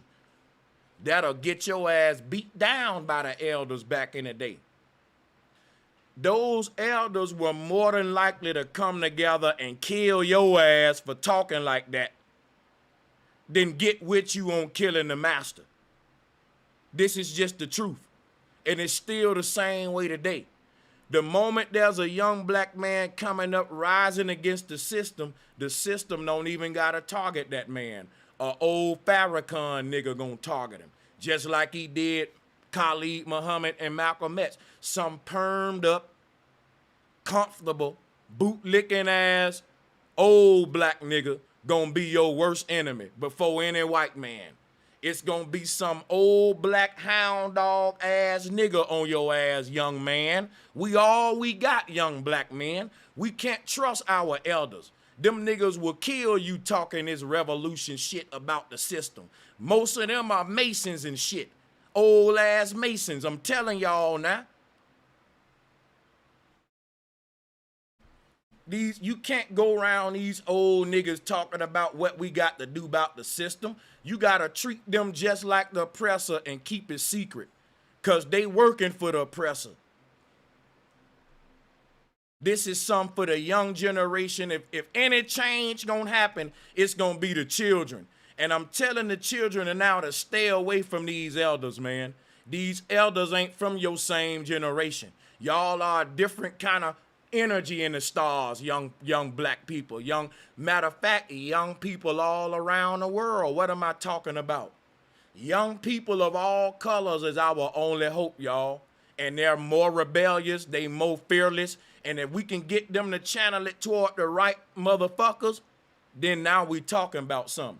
But if we got all of these young folks joining the military bootlicking like we did in our generation, then all them young folks just gonna channel that energy to kill each other all around the world.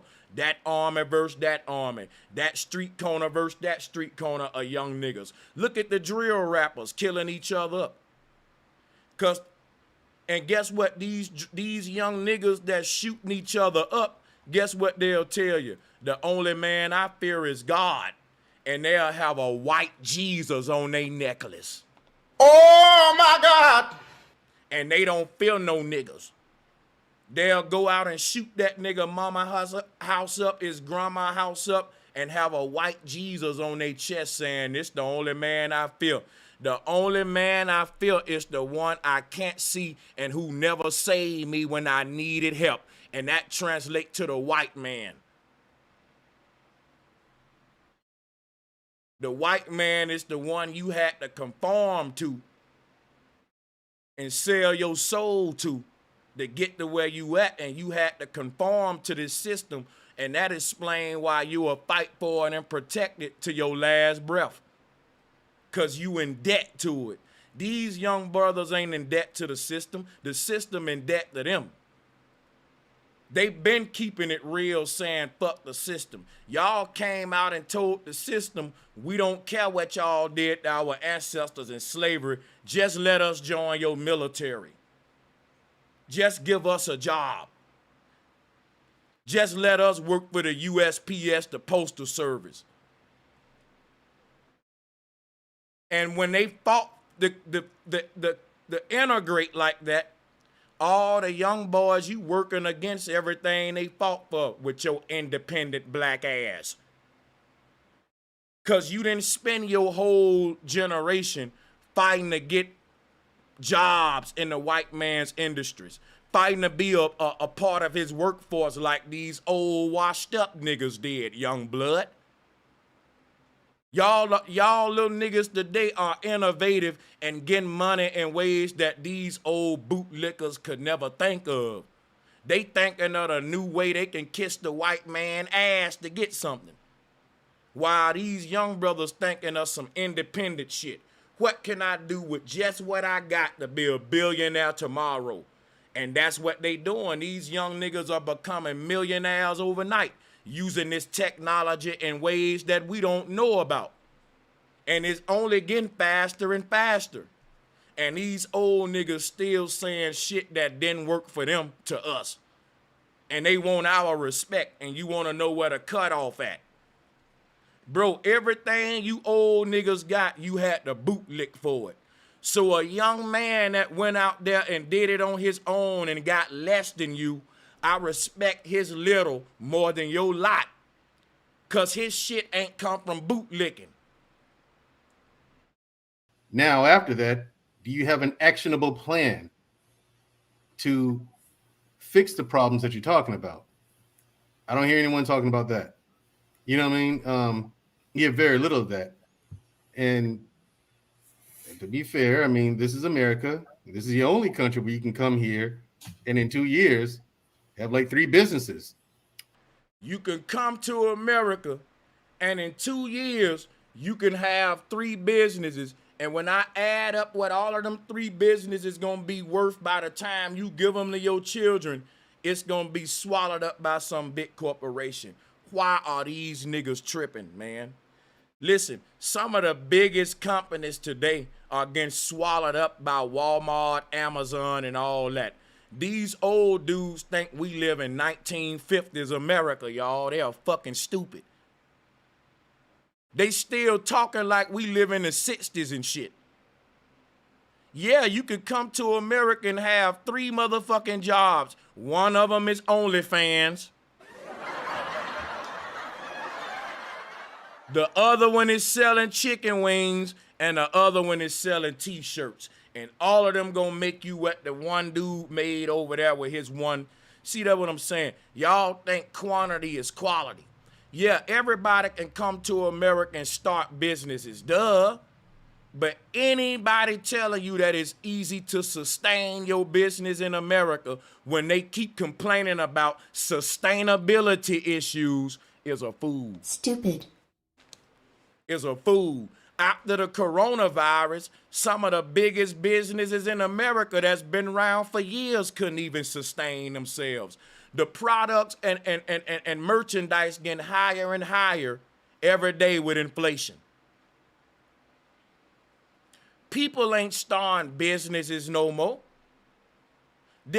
If we ain't teaching our children to compete by being technologically innovative, we're failing them.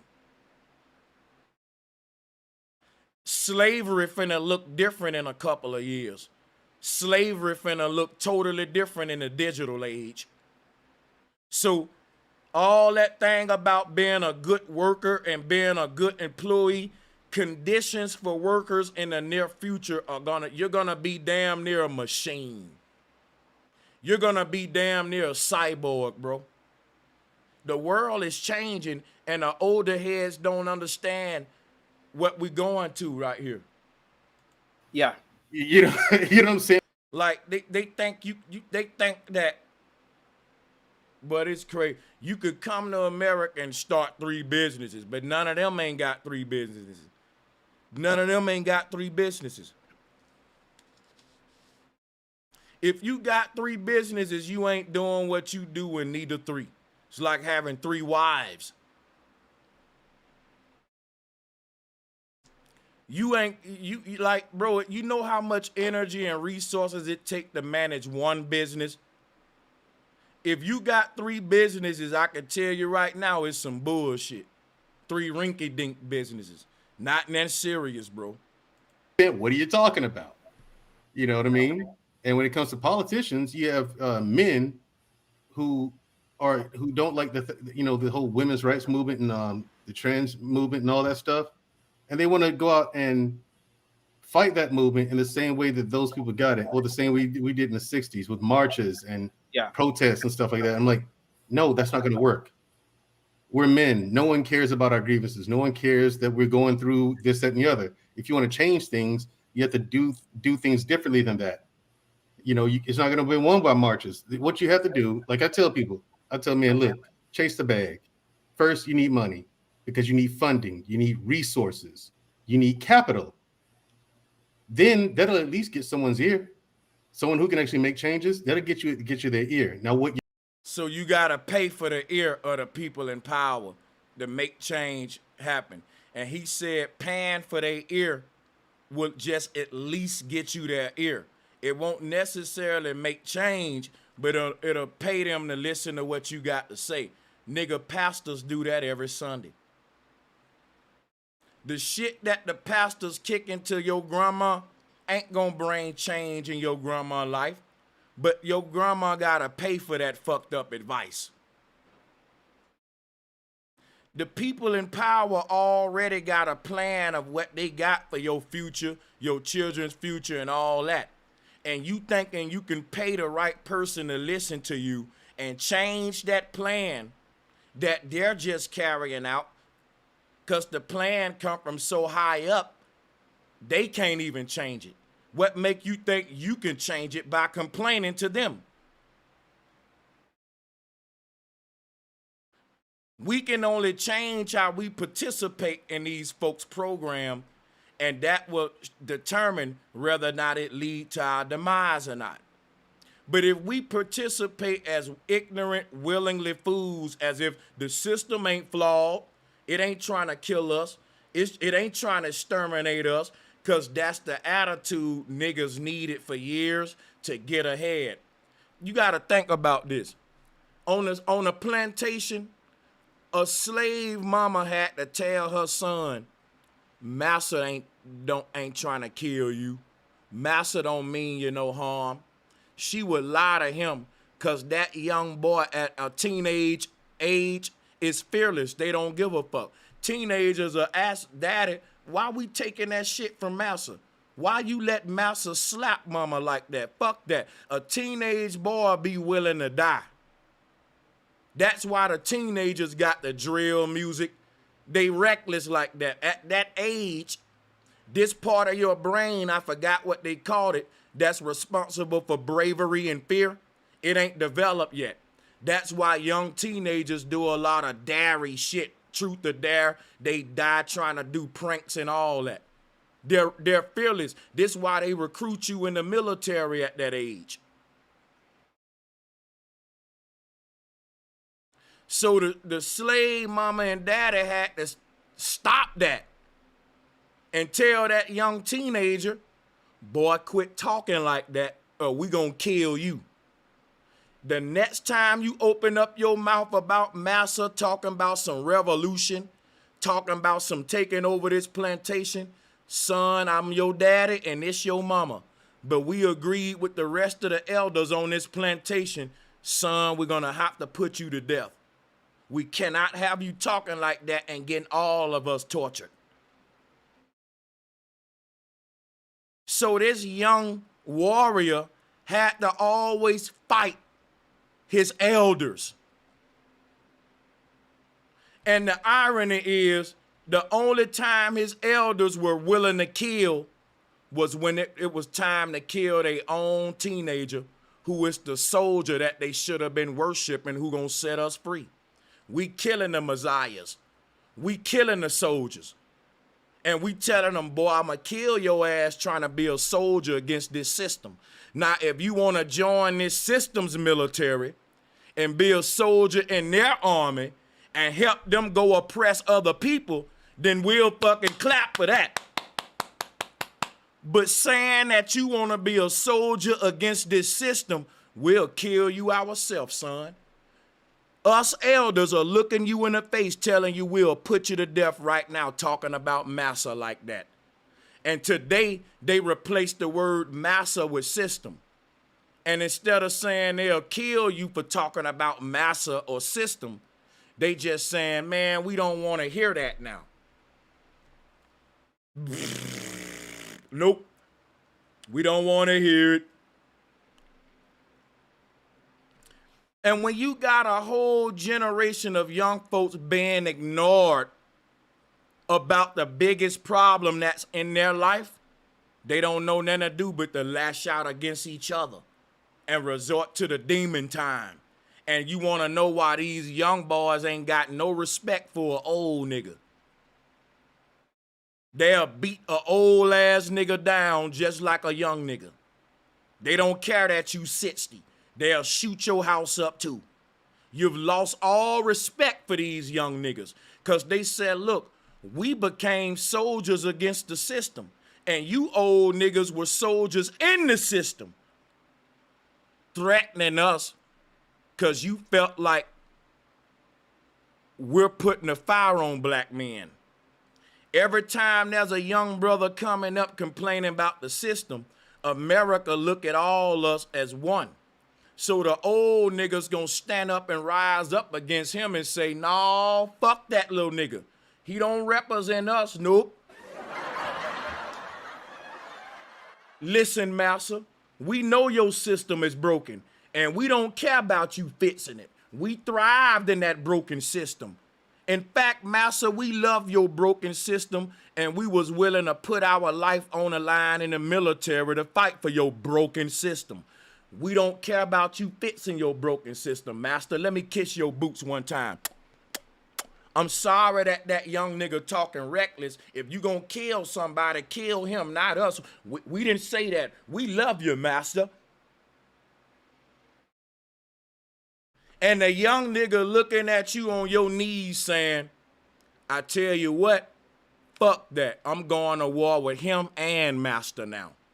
That's what the young black man's saying. He's saying, you know what? The old heads are my ops now too. You and massa can get the smoke now, nigga. Since we see it, that's what it is. Since you gonna choose them over us. So what you think the young slaves did? The young slaves would have had to murder up a lot of old Uncle Toms, bro, with the white man. And the Uncle Toms would be willing to die before the white man. It'll be some Uncle Tom slave that'll be trying to prove himself the master to try to kill that young army and say, listen, master, we stopped them young black niggas. They was trying to take over your plantation. They tried to revolt, master. We're their elders, and we killed them before you can, master. You don't got to worry about killing our young rebellious black men. We'll do it for you, master. The old niggas started trying to kill any revolt happening. These old comfortable slaves, they nipping that shit in the bud earlier. Why? They're trying to move up in masters. They trying to gain master's trust and let him know, listen, master, we'll never revolt against you. And any one of our young boys coming up talking about killing you, we'll kill him for you, master.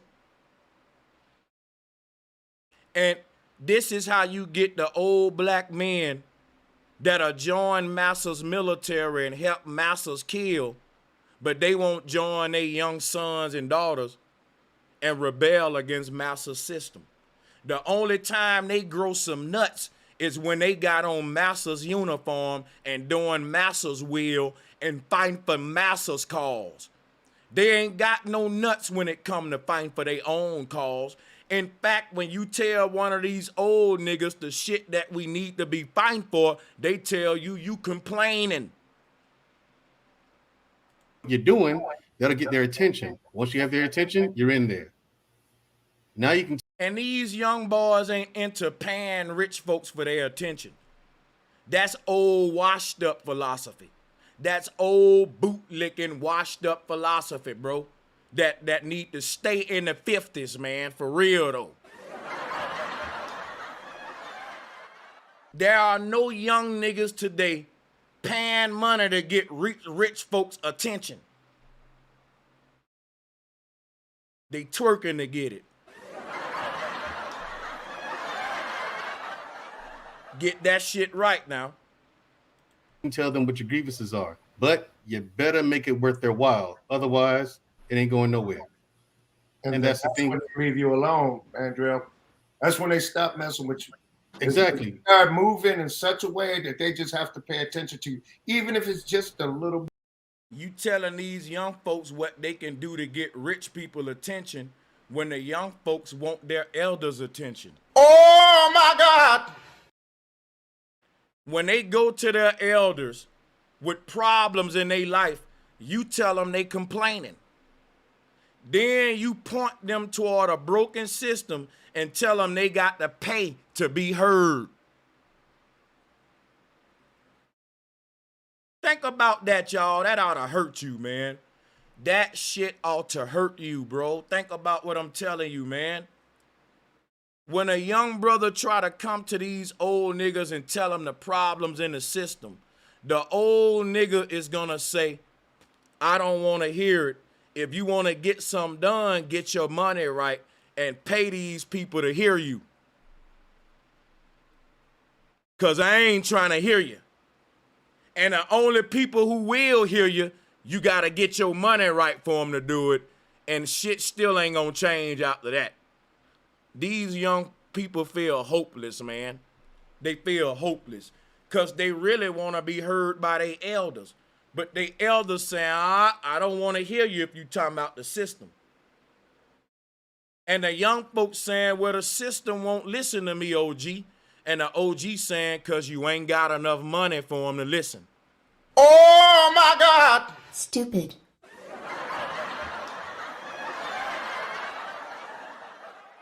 I guess the OG didn't have enough money for them to listen either. Because they ain't heard neither generation. The system never told us we had to get our money right for them to listen to us. They told us if our children were so smart enough to find the problems in America, then their city councilmen and politicians and government would get behind their young, bright minds to create a better world for Americans.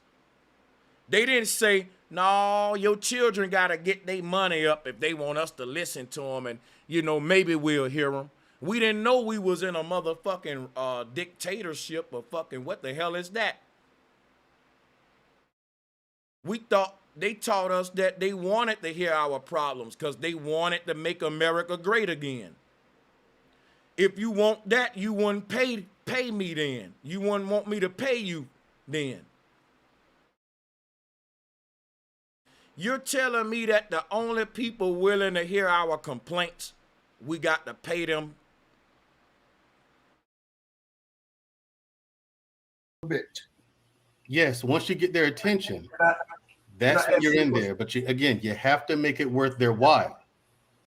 Listen to that. That's called bootlicking, kissing ass. The people got the power, dude. They don't got the power. You know how they get the power? Because our elders taught us that they had the power. Now, when a young brother rise up and say, hey, wait a minute, elders, the power come from the people. You say, look, man, I don't want to hear all that rebellious system talk. They got the power. They have always had the power. Shut up so they don't beat you up, and let's comply. And the young brother's like, but we got the power. We the people. And they're like, no.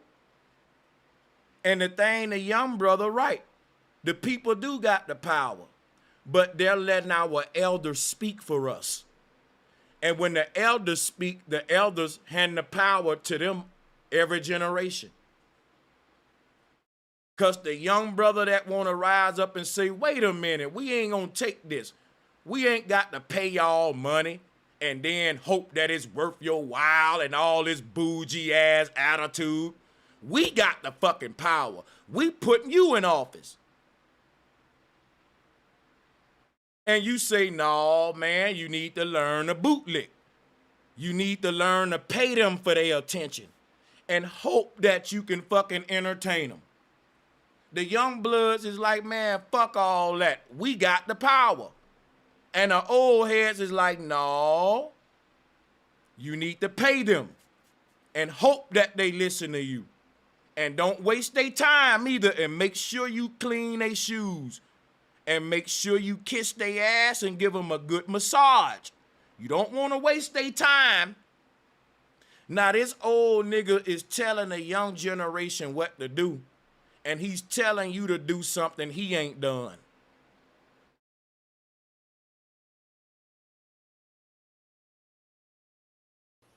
And your point of view or what you're trying to change can't be too radical. It can't be too radical. See what I'm saying? Everybody know that this system needs radical changes.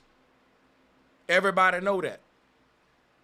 What's the point of paying my money, doing all that work to get heard, and I can't tell them the radical changes that this system need to make?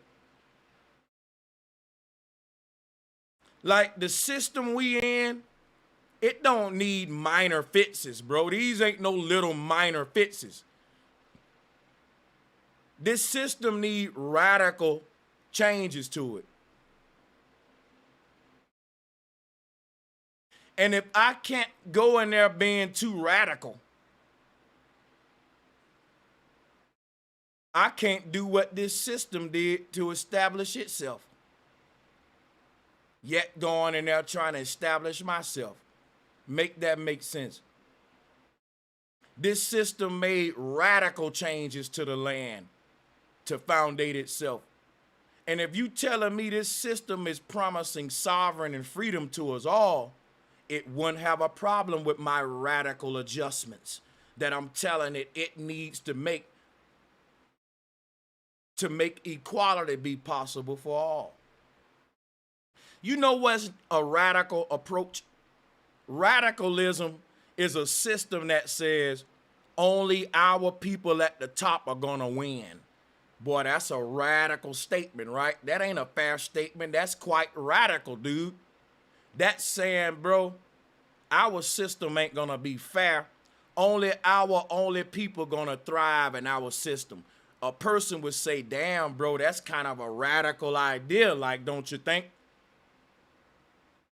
This system took radical approaches to manifest itself. And you want us to take non-radical measures to manifest our greatness. Last time I checked, because all of these old washed up niggas like to talk about how American they are and how patriotic they are, but you know what they forgot about America was its radicalism. They don't want no parts in that part, because that mean that they got to stand up for their people now and make a radical action. Make a selfish action. But they served the country that created a whole rock and roll movement that said, radical, dude. When I was in the military, all the music that them white boys listen to before they go and drop a bomb on innocent motherfuckers was some demonic, satanic American shit. It was heavy metal bands that were patriotic on some satanic American shit. And the music was very radical. And their mentality about going to war is a very colonial, radical approach. I serve with them. OG, you serve with them. You know the shit you saw from these folks, man. How willing they was to die for this shit, how radical they was. Like the only time black men will get radical and wild out is when we join the white boys and get in their military. If you ask them to do that for their people, they'll say, you can't be too radical, man. Stupid. But they'll get in the Marines and kill up old people, children. These folks will join the military and go and kill foreign women and children that they never met before. And they'll pride themselves in their service. Then tell a young black man to stop being radical toward the system that's oppressing him.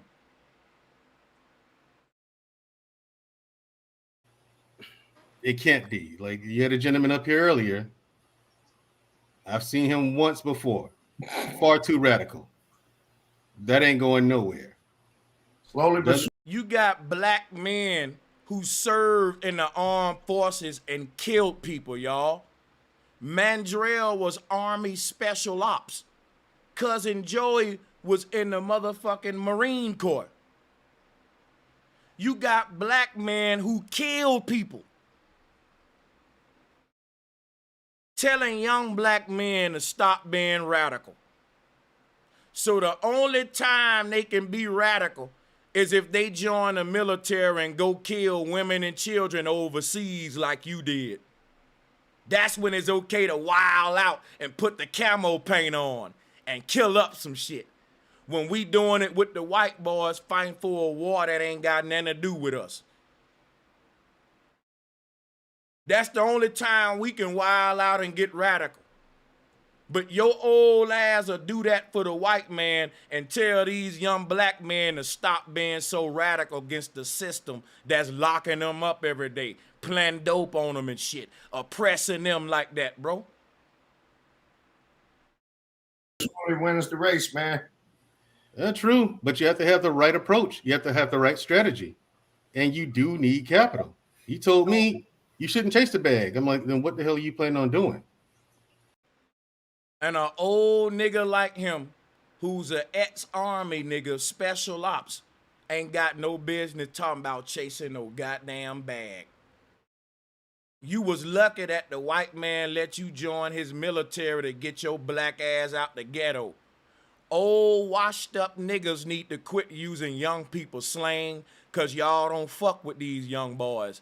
And when these young boys talking about chasing a bag, they ain't talking about joining Uncle Sam military like your boot-licking ass. So quit using they slang, cause you ain't doing it no justice, bro. You making it look bad. You making it look old and washed up like you are. You ain't chasing no damn bag. You chasing a goddamn bullet joining that white man military. That money ain't worth your ass dying, and it sure ain't worth you killing innocent women and children. It ain't enough money for us ex-motherfucking soldiers to even call a bag. The money that Uncle Sam was paying us to kill innocent people can't even fill up a fucking bag. And you got your old ass on here in your college fitted cap talking about a bag. These young boys getting bread. They getting real money. And they ain't doing it kissing ass conforming to the system. Quit talking about a bag, bro. And you join the military getting a fucking a first and 15th check like I did. That shit can't be called no bag, nigga. Wait for it to land in your damn lap. Right. I mean, you don't want capital. Yes, every man should chase it. You should be raised as a man. Chase the bag and learn to defend yourself. Learn to brandish a weapon. You learn how to properly use a weapon. Yeah. Fish, hunt. All these things I grew up doing. All this shit. Better than sports, martial arts. Disappear, Mandrell. You should be able to walk into the woods in 3 steps. Can't nobody see you no more. Exactly. And that's what I'm talking about. Old nigga talk. You should be able to walk into the woods and camouflage and don't nobody see you. See, these old niggas served during the Vietnam War when niggas was in the jungle. Bro, when the war happened today, we're gonna be going to war in urban environments, nigga. See what I'm talking about? Motherfuckers ain't went to war in the jungle in years, nigga. Even when I was in the military, they had moved on to urban combat training. We know this old nigga ain't been in the military in years, y'all. Stupid. Jungle wars don't even exist no more. This motherfucker think it's still Rambo days. You should be able to go into the jungle and motherfucker Rambo days.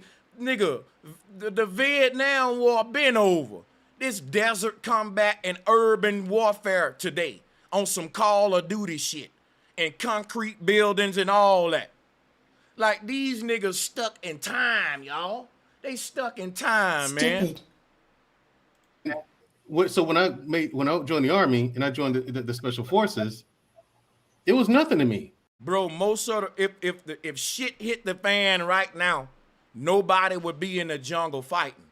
Niggas would be trying to fortify Walmarts and supermarkets. It'll be militias surrounding resources. Bro, niggas stop eating off trees. The reason we went to war in the desert because they got poppy seeds growing in the field in the desert. The reason we went to war in Vietnam was for a lot of more herbs and plants that it was jungle warfare, it was crops. When we went to war with the cartels, it was because we wanted in on the cocaine. When we went to war to Iraq, niggas went on poppy seed. Excuse me, when we went to war for the oil, it was urban settings. Because to take over these big oil rigs and factories, you are now in the industrial areas of that country. Duh. These niggas don't know shit and they don't change with the times. American troops have not been to war in the jungle in over 40 years, y'all. I can't make this up. The camouflage don't even look the same. We used to wear green camouflage. It's brown now because we in the desert now. It's different colors. It's a little digital pattern that the Marines got for urban concrete settings. Them niggas still think we in Rambo days. Nigga, they're fighting in industrial settings now and taking over factories and airports and shit. Then you see the last conflict overseas, that was at a fucking major airport. Niggas ain't been in the jungle in years, B. You niggas is frozen in time and you wonder why we lost. It's sad, man. I was like, okay, I'm used to this. Was you 82nd or Rangers? 7th group. 7th group? Oh, yeah. Y'all 7 and 2s. Yeah, 7th Special Forces group. I know y'all crazy. Bro. Yeah. So I mean, so for me, that was I ran into in former Yugoslavia. I was Second Force Recon Charlie. See, these old niggas are so proud of their military service. They're so proud of joining the white man's military, this country's military, to go kill innocent people in a war that ain't got nothing to do with them. The young black men are farming up their numbers to fight a system that's oppressing them. They're waging war against a problem that got everything to do with them. And you joining the white man military to go fight for corporate reasons to make corporations rich that ain't got nothing to do with your people. And when you get out the military, you're gonna see that you still got the same problems in your early childhood communities that made you join the fucking military, you dummy, you sellout. You left your community because the lack of opportunities there. And now that you went to the military, you trying to act like, well, there's plenty of opportunities out there. Y'all just ain't taking them. It ain't a lot of opportunities. That's why you went to the military. Why don't you just say it? Hey, there's not a lot of opportunities, but shut the fuck up and either go to the military, get you a little job, that's it. Just say that. But don't make it like it's a lot of opportunities. It's the same opportunities that was out there when you was young, nigga. Jail or the military. Or some white man's company and job. It's very few. Somebody factory, plant, coal mine, busting your ass. Yeah, you can be a businessman. But there's only certain businesses you can be in. The businesses that's thriving today, they don't want you in it. Like the black dude that created the machine to clean up the water in Flint, Michigan. That's where the world going today with technology. Everybody going green. But every time a black man come with some technology, some green shit, it's sabotage. There was a black dude in a Buffalo shooting that created the first car that run off water. And I believe he was targeted. So check it out. The things that we need to do that'll get these people really targeting you because you becoming a threat, we don't want to do them because we scared.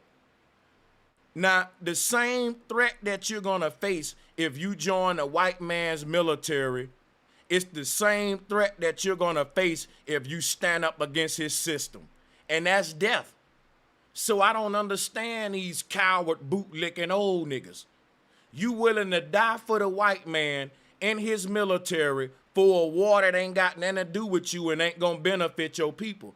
The young brothers are saying fuck the military and fuck the system. And we willing to die fighting against the system that's oppressing our people. Both of you willing to die. But you telling a young man he's radical, he's being too radical. He needs to calm down. He needs to be willing to die to help rich people stay rich like you was. He need to be willing to die for corporations. He shouldn't be willing to die for his people. Because if he willing to die for his people, I'm going to tell him he being radical. But if he join the Marines and be willing to die for Walmart, Goldman Sachs, AutoZone, and etc., we gonna salute him. We gonna fucking hug him and say this the kind of young man we're looking for. But the young man that go against the system, he complaining. You don't even want to hear what he got to say. Boy, we in trouble, boy. Oh, okay. Yes, Who sir. are? Yeah, man. Yeah. See, that's the thing. Me, I was raised in such a way to where the Army, nothing. So when they said, hey, anybody want to join Special Forces? When they came around recruiting after airborne school? Nigga, you ain't tough and you not from the hood. Fuck where you from. You ain't tougher than me. And you ain't tougher than the niggas where I'm from, so I'm not finna even buy the tough talk. Talking about, I was raised in the way where when I joined the army where they made you boot lick and kiss ass. The little children where I'm from are raised in a way today where you couldn't pay them to join the military, nigga, and take orders from a system that's oppressing them. I joined because I wanted to get out of the hood that bad, and I don't regret my decision.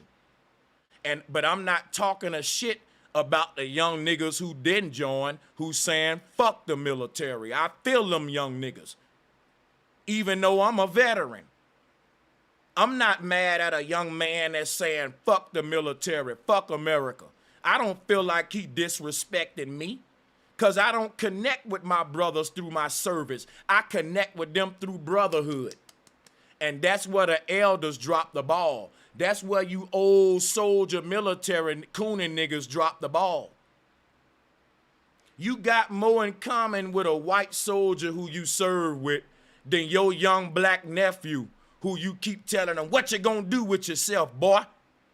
You keep clashing with your young nephews and shit, but you can connect with old white generals and shit and kiss their boots and shit, salute them and be proud of your service. You old niggas will get out of the military, and when you go to talking about your service, we can see how you light up. People would say, well, they can respect soldierhood then and fighting for something that's a threat to you.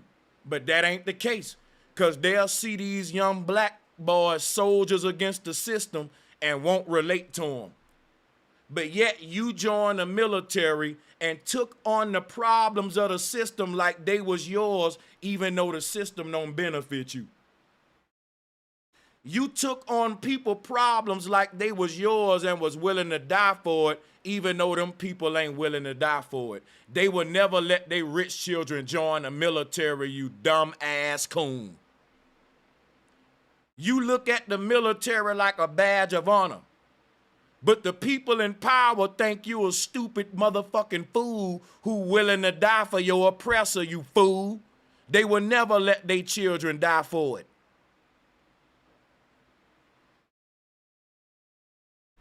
Tired of it, man. I said, yeah, I got in there. What's the complaining about? I was ready. You know what I'm saying? Same here. I was ready for it. And if you join the military, why the fuck would you complain? You know what it's gonna require of you. You know they gonna yell at you, make you work out and all that. So you trying to compare your military service to young black men that's really got legitimate complaints about a flawed system, that's disingenuous, bro. And that's why I don't fuck with y'all niggas. And raising boys to be men seems to be a lost art. Yeah, nigga, because the military made you get tough. I hate when an old nigga talk like that. You can't raise these young niggas to be a man when they the ones controlling the goddamn community, you fucking fool.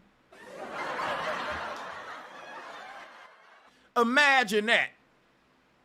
All of our young motherfucking children that's on demon time today, terrorizing our communities, how you gonna show them how to be a man? They don't want to be a man, or they don't even want to be human. They want to be demons. And a demon would kill his own OG walking up to him talking about, let me show you how to be a man when you a fucking bootlicker. Talking like that'll get you hurt where I'm from, OG. Because that young man feel like you're not a man in the first place. You walking up to young niggas who will shoot some, who really feel like they're men because they're not scared of the system. You're scared of the system, and you trying to teach them how to be a man.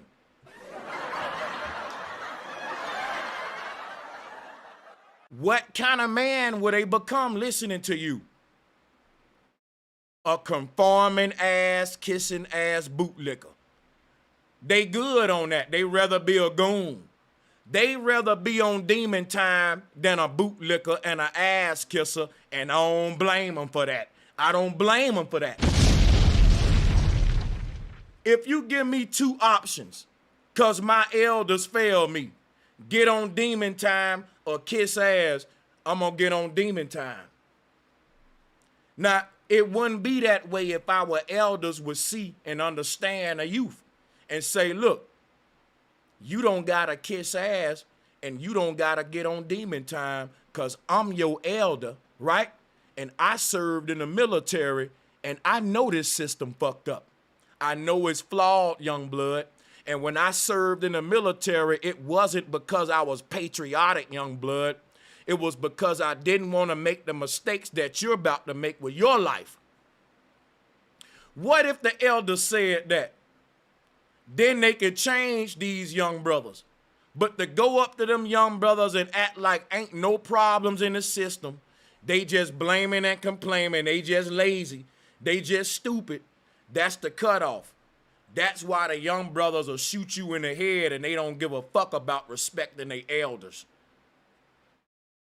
Because they saying, damn, OG was willing to kill for the white man in the military, but he won't kill for me.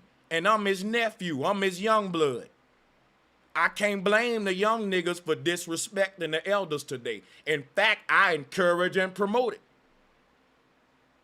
I encourage this young generation to say, fuck the elders. I know what I'm talking about, and you can't teach me none with your old washed up ass. Because you just said get the bag, and the young brothers getting the bag. You ain't getting the bag. You looking to kiss some white niggas boots. You was trying to join the military and get the rank. These young brothers make more money their first year in the streets than you made in your whole military career. You old fucking fool. And you think you can talk to them. And you wonder why they don't want to hear you, because you don't want to hear them. And you need to listen to them. You know why? They control the streets, not your old ass. Because when they was busy trying to make shit happen in their community and make opportunities that didn't exist in their community, you was overseas bootlicking and kissing ass. Now you want to come back to a community that didn't give them opportunities and judge them about the opportunities that they created for themselves, you piece of shit.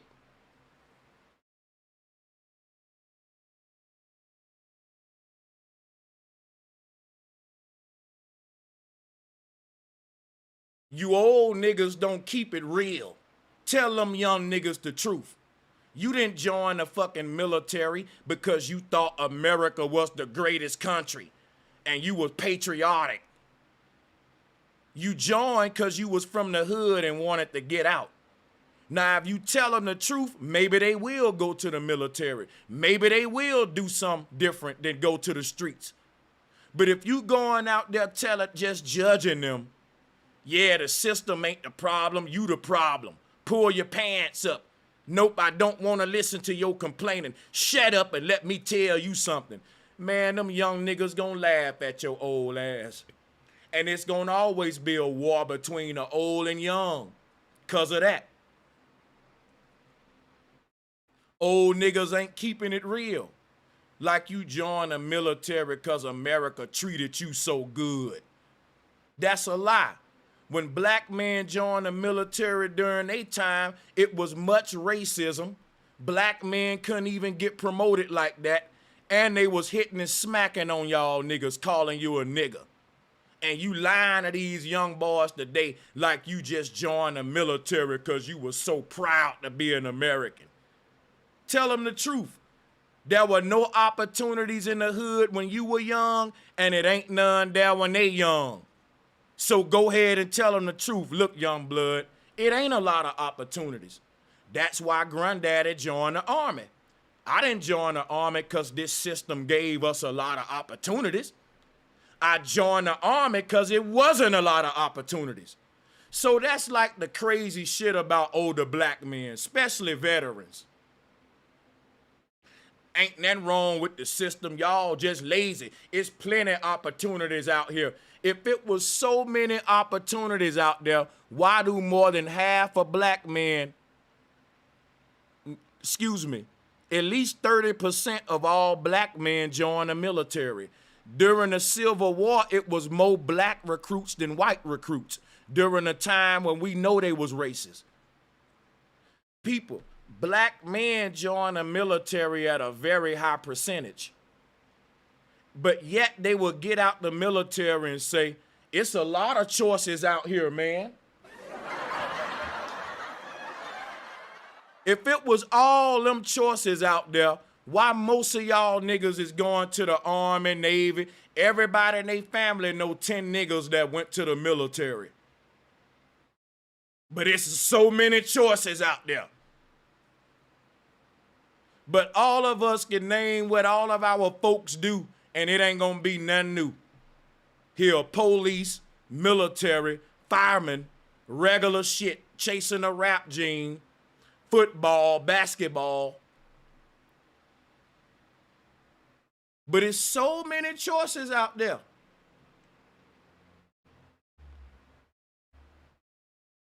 But all of y'all niggas got to risk y'all life in the military. So all of these choices out there, and you just wanted to go to the military and risk your life for cheap. Yeah, right, dude. I know why I joined the military. I joined the military because there's not a lot of choice. You think a nigga smart as me want to go die in the fucking military? It wasn't a lot of choices where I'm from. That's why I joined. But why won't they say that, though? These old coons want to act like they was just patriotic. Stupid. You got men who get on panels like this and they argue and they sound like women. They argue like them. They just want to yell over the other people on the panel. And so that gives them a... So I guess your drill sergeant was a woman. He yelled over everybody, didn't let nobody get a word in, and it made you a man. I was a man before I joined the military. I can tell a lot of these dudes didn't know what being a man was to the military. This old dude has been out the military for years, and he's still shaving his face like he's in the fucking military. What a goddamn shame. Look at this dude.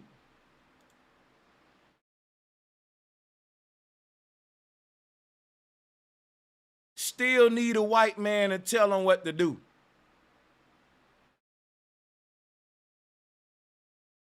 You been out the military that long and still shaving your face like you in the military. That's a shame. That's like a nigga that was in prison and he got out and still doing prison shit. Institutionalized. Bro, but your baby face ass gonna teach me how to be a man, old head, when I'm not scared of the system that's oppressing my people. You are. You scared to even grow your damn hair out, and you ain't even in the military no more. How all us young niggas got beards and you old niggas is you shaved up and shit. False sense of achievement, or it makes them look like they won the debate or argument to other people. Hey, what about the trolls though, man? Hey, trolls, you can ignore them. They're funny. Right, you just either ignore them or laugh at them. They're funny. Right. Can we hear from S Bro real quick? Hey, chaotic, hey panel, how you guys Shout doing? out to the trolls. He's in the chat. Yeah, shout out. So just there's a lot going on, but like just from listening a little earlier, and then a few things that a few of you guys said. Something I wanted to highlight that I think is interesting, a lot about like, oh, complaining, regardless of what side you're on, whether, black, white, whether you're, more left leaning, more right leaning. I think it's important to highlight that, like, this is one of the only places where you can even complain, whether you're right or wrong or not. We have the right to complain. Hey, I said some shit about S-Pro earlier. I was wrong. Let me apologize to S-Pro. I may have had that brother wrong, and I'm going to apologize now. And I'm going to tell you something. What he just said was some real shit. Look at my expression after he said that shit. Let's drop him a bomb. I'm grateful for that. I do have more. I hate categories, but if I had to describe myself, I would say that I'm a true liberal. And sadly, because of the state of everything in our country nowadays, a lot of people who were true liberals, they're just going, over to the right, because that's the only place that, you know, is kind of opening us, is kind of welcoming with open arms. And especially being like Black in America, you know, it's what's crazy is I didn't know that I was oppressed and I was at a disadvantage until someone else told me I was. I did not grow up like my parents are Black. I didn't grow up like I knew my history. I knew about slavery. I knew about the civil rights movement. I knew about all those things, had a pride about being Black. But like, if anything, my identity was like, oh, I'm American. We weren't like super patriotic. Only my uncle served. So like, we weren't like an army family or anything like that. But like, it wasn't until I got a little older, and I'm 30.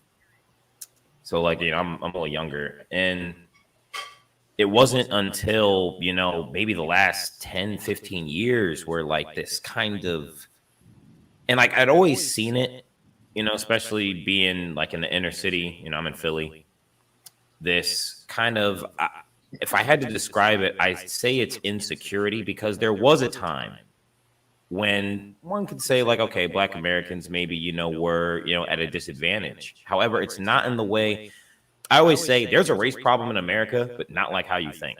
We're obsessed with it. And if anything, it's not in the same, it's not in the way that the media kind of portrays it, where it's like, oh, things are, I heard someone say not too long ago, they're like, oh, it's getting worse and worse. It's never been as bad as it is today. And I'm like, really? It's never been as bad as, like, you talk like Jim Crow, like slavery, like it's, I think it's all right. And not that long ago, I heard a speaker. He's from America. He's from LA, Black guy. And he said that how he knew that there was a problem was because he currently is a dean at a college in Uganda, I think. And he said that he had he comes to like the States like twice a year or something like that. And he said he came back and the people in Uganda were like, oh, how are you, my brother? You know, because we heard the police over there are crazy. Now, for some context, the police in Uganda are horrible. They they openly take bribes. They beat people, like they steal. And it's like, okay, so that means that there's this narrative. Everyone else in the world is like either laughing at us or they feel bad for us because of this narrative. Like, I got in a whole fight with like family about, like, especially in 2020 with the riots and everything. I worked in downtown Philadelphia during that, and I had to leave work because of it. And what I saw, there's no excuse. I don't care what the problem. Let's say the cops are evil and hunting us down. Nothing can justify like just what I saw. And like I heard a brother earlier, he said something about January 6th, which always makes me laugh because it's honestly, I'll keep going if I don't but that's America. It's not as bad as we think, and I would recommend that anyone watching or like anyone on the panel, if you haven't, there's a book by Thomas Sowell called Black Rednecks and White Liberals.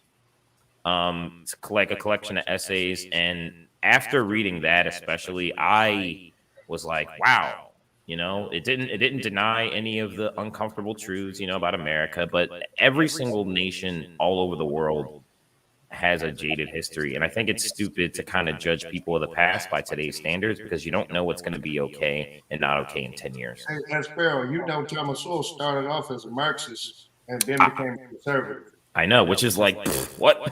It's nuts. And when he started making money, he said during an interview with NBC, he said the reason why he became a conservative is because he started making money. And that's called selling out.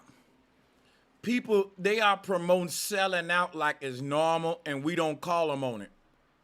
It's a lot of niggas say that. A lot of black conservatives say, I used to talk like you when I was broke. So the system can pay you to shut up then?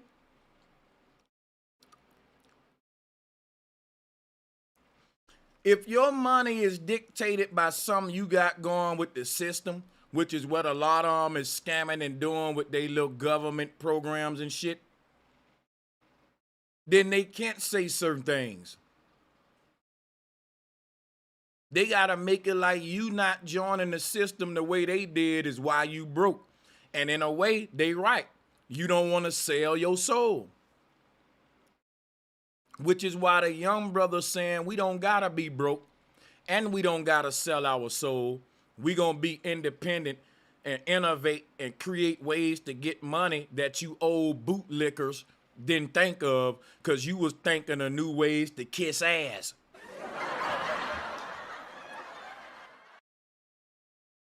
The fact that money can change your whole idealism about a system that you said was flawed showed that you're a fucking pawn and a nigga who ain't got morals and you can be bought, bitch ass niggas. And these niggas is saying that like it's the right thing to do. So this man saw all these flaws and problems in the system, and when he got money, he couldn't see them no more. He got to now come out and say, I was wrong about the system. Why? Because it worked for me. And everything I was saying about the system, I didn't know no better. I was young, and that's what you do when you don't got money. Now that I got money and I got knowledge, it wasn't the system. It was just my failure to participate more in the system. So they go from 0 to 100. They go from saying, fuck the system, is too flawed and we ain't gonna participate till they get it right.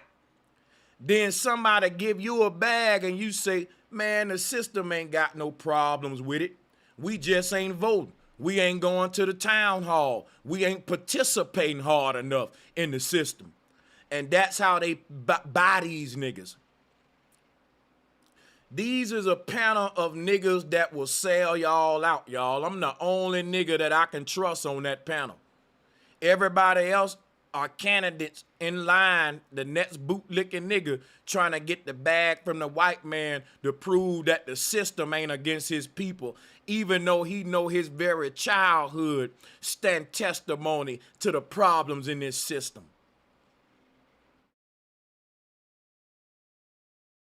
It's crazy that money can make you a conservative. Listen, if money can make you change your ideologies, you are an untrustworthy person. We really act like that's something to pride. Like, he was broke, he was a liberal. But when he got money, he was a Republican and conservative. Bro, the niggas that I respect is saying the same shit with or without the money, bro. Y'all some fake ass, bitch ass niggas, some sellouts. And you promoting that shit. If you motherfucking get the bag and start saying different shit about the system, fuck you. That's part of the problem. The system ain't changed. You just changed. The system ain't get better. Your life just got better. So fuck everybody else who the system still taking advantage of just because the system paid you off because you're influential with a voice and they can silence you and make you say, well, you know what, guys? Maybe it ain't the system. I've been doing some thinking, and with my newfound wealth, I got a newfound outlook on America. America ain't that bad. Maybe it ain't the system. Maybe you just lazy. Maybe you ain't vote enough. Do you know your city mayor? Do you know the lady that cut the budget for your mayor? Have you met your mayor? Have you baked the cake for him? Did you buy brownies for the city councilwoman? All right, did you massage the president? Then shut up, you ain't do enough. And that's just their philosophy. Did you lick his boots? Did you lick his boots? Well, shut up then.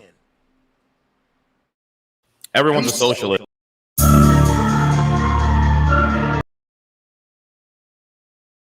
I realized then it was The black people, it's like right. It's like when Obama was elected, it was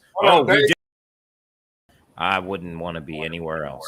And but you know what Jordan Peterson also said? He said once public becomes a lot of black guys get on my nerve with I love America. This is the greatest country, and I wouldn't want to be anywhere else. And if you're making complaints about America, then go back to your ancestral homeland. That's what they're saying with this title. That's what all of these niggas agree with. If you're gonna complain about the system, leave. So if you want to fix a broken system, get out. Anybody talking like that must be benefiting from it being broken. If listen, if your car broke and I want to fix it and you won't let me, I'm going to ask you, bro, why you want to ride in a broken car? And you may say, look, bro, I'm a cab driver.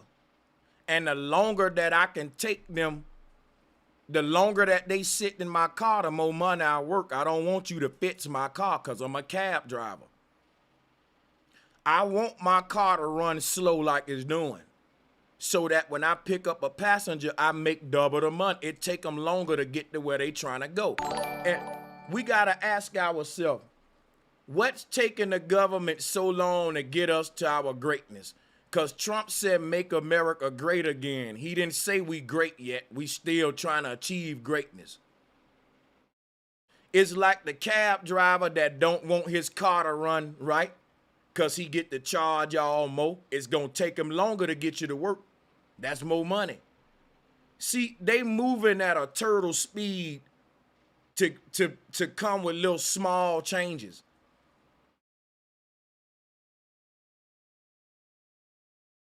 So civilized that they start giving their women rights is when they start destroying themselves. That what happened to Greece and Rome. Now, if that's true, I don't know. But what I'm trying to tell you is that a lot of our conservative beliefs are being challenged by the women that we built this world to take care of.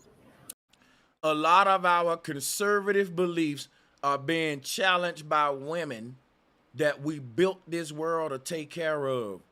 Ever since men built cities and metropolitans, diseases have rose. Child pregnancy rates have went down. The human life expectancy has bro, the ancestors lived to be 150. You giving that. Today you lucky to be 65. Everything that men have built on this earth has been collectively to the detriment of the planet and the earth. And you're priding yourself on factories. You're priding yourself on fishing ships and oil rigs in the ocean. You're priding yourself on deforestation and chemicals coming out the air. Remember, man built chemtrail planes. At some point, niggas got to realize, yes, I'm a man and I can build, but the world that I've built is hell on earth. Man got to quit looking at the world that he's built like he built some shit that actually works.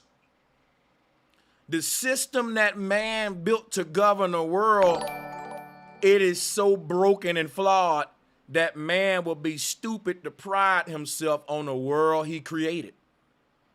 The day that man look out at this world and take pride in it, you know we're in trouble and we going to hell in a handbasket.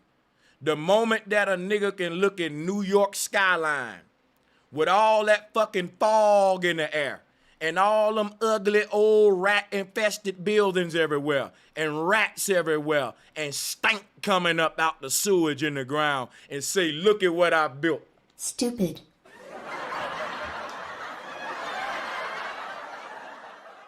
Look at this big ratropolis that man has built. Man has turned the damn world to a ghetto and you happy about it. Yeah, I enjoy a lot of the technology that make our life easier. But you a military nigga. We didn't want it easy. That's why we signed up, right? Man only want life easy when he get to ignore his problems, his real problems. When a black man can take on a rich man's problems, he don't care about an easy life. He'll get yelled at. He'll do PT every day. He'll be in the Marine Corps. Ain't nothing easy about that. A black man only want an easy way out when it come to him fighting for himself. But if he fighting for somebody else and they cause, he don't want it easy. He ain't gonna make excuses. He gonna be everything we need him to be for his people. I wouldn't blame it all on like feminism and stuff. However, I do think that it has a strong third and fourth wave feminism is crazy. And you also have to take you also have to factor in that most people aren't big picture people. They're not. I mean, when you look at you have to solve for the big picture. Well, and largely in a country like this, that's so free, that's as free as we are, in a country like this that's so free, that's as free as we are, then coronavirus teach niggas that you ain't free? When a nigga gonna learn? The only thing you free to do in America is act a damn fool. That's facts. You free to shake your ass, talk shit about the president. Fuck you, Biden. Fuck you, Trump. You ain't free to revolt. You ain't free to tell the truth. You ain't free to undo the system that's trying to exterminate future generations of us. You ain't free to bring forth no goddamn kind of change that's really beneficial to humanity. You're not free to do that. You're only free to help them oppress other people in their military, to stock their shelves, work for their police, enforce their policies and procedures, their legalities. You only free to act a damn fool, to do rap music, barbecues, cookouts, talk shit about your leaders. How Trump ugly. How Obama a piece of shit. How I can twerk outside because I'm an American. How I can do the butterfly at the White House because I'm an American. This is the shit we call free. The moment your ass do something that's really a threat, you gonna see how free you is. Now, they said you got freedom of speech, but the moment I tell the truth on this motherfucker, they gonna take the video down. But he think freedom of speech is the freedom to say what you want, and that ain't motherfucking true. Freedom of speech just mean, nigga, you can talk. But they didn't give you the power to say what the fuck you wanna say, though. The moment you start saying shit they don't want you to say, they gonna shut you the fuck up. So much for your freedom of speech. Freedom of speech is just that, the freedom for you to talk, nigga, just speech. It ain't freedom to challenge the motherfuckers in power with your voice. It ain't freedom to tell the truth. It's just freedom to talk, nigga, and that's all niggas good at, talking. When a nigga really start telling the truth with his voice, y'all get scared. He radical. He being too radical because y'all just been talking. You been using your freedom to talk. And we ready to use our freedom to revolt and rebel and say some shit that really gonna piss them off and make them mad. But you don't want to piss off the oppressor. People tend to segregate themselves. You know, where you have the rainbow movement, right? Those people. But then you got the goddamn gay movement and rainbow movement is more braver than y'all old bitch ass niggas. Cause they ain't scared to stand up against the system. The gay pride and LGBTQ movement work together more than y'all niggas do. Y'all can't even work together with the young boys. You old heads can't come together with the young black men. You want to compete with them. The old gays and young gays together. How dare you come out your mouth talking about the rainbow groups when they willing to die for their right to be gay? Only time your generation was willing to die when it was for a plight for the white man and his army where the war ain't got nothing to do with you. Everybody willing to die for their own cause, but y'all bitch niggas. And you want to try to critique a person who willing to die for their cause, but you ain't. The fucking rainbow movement is more brave than you niggas.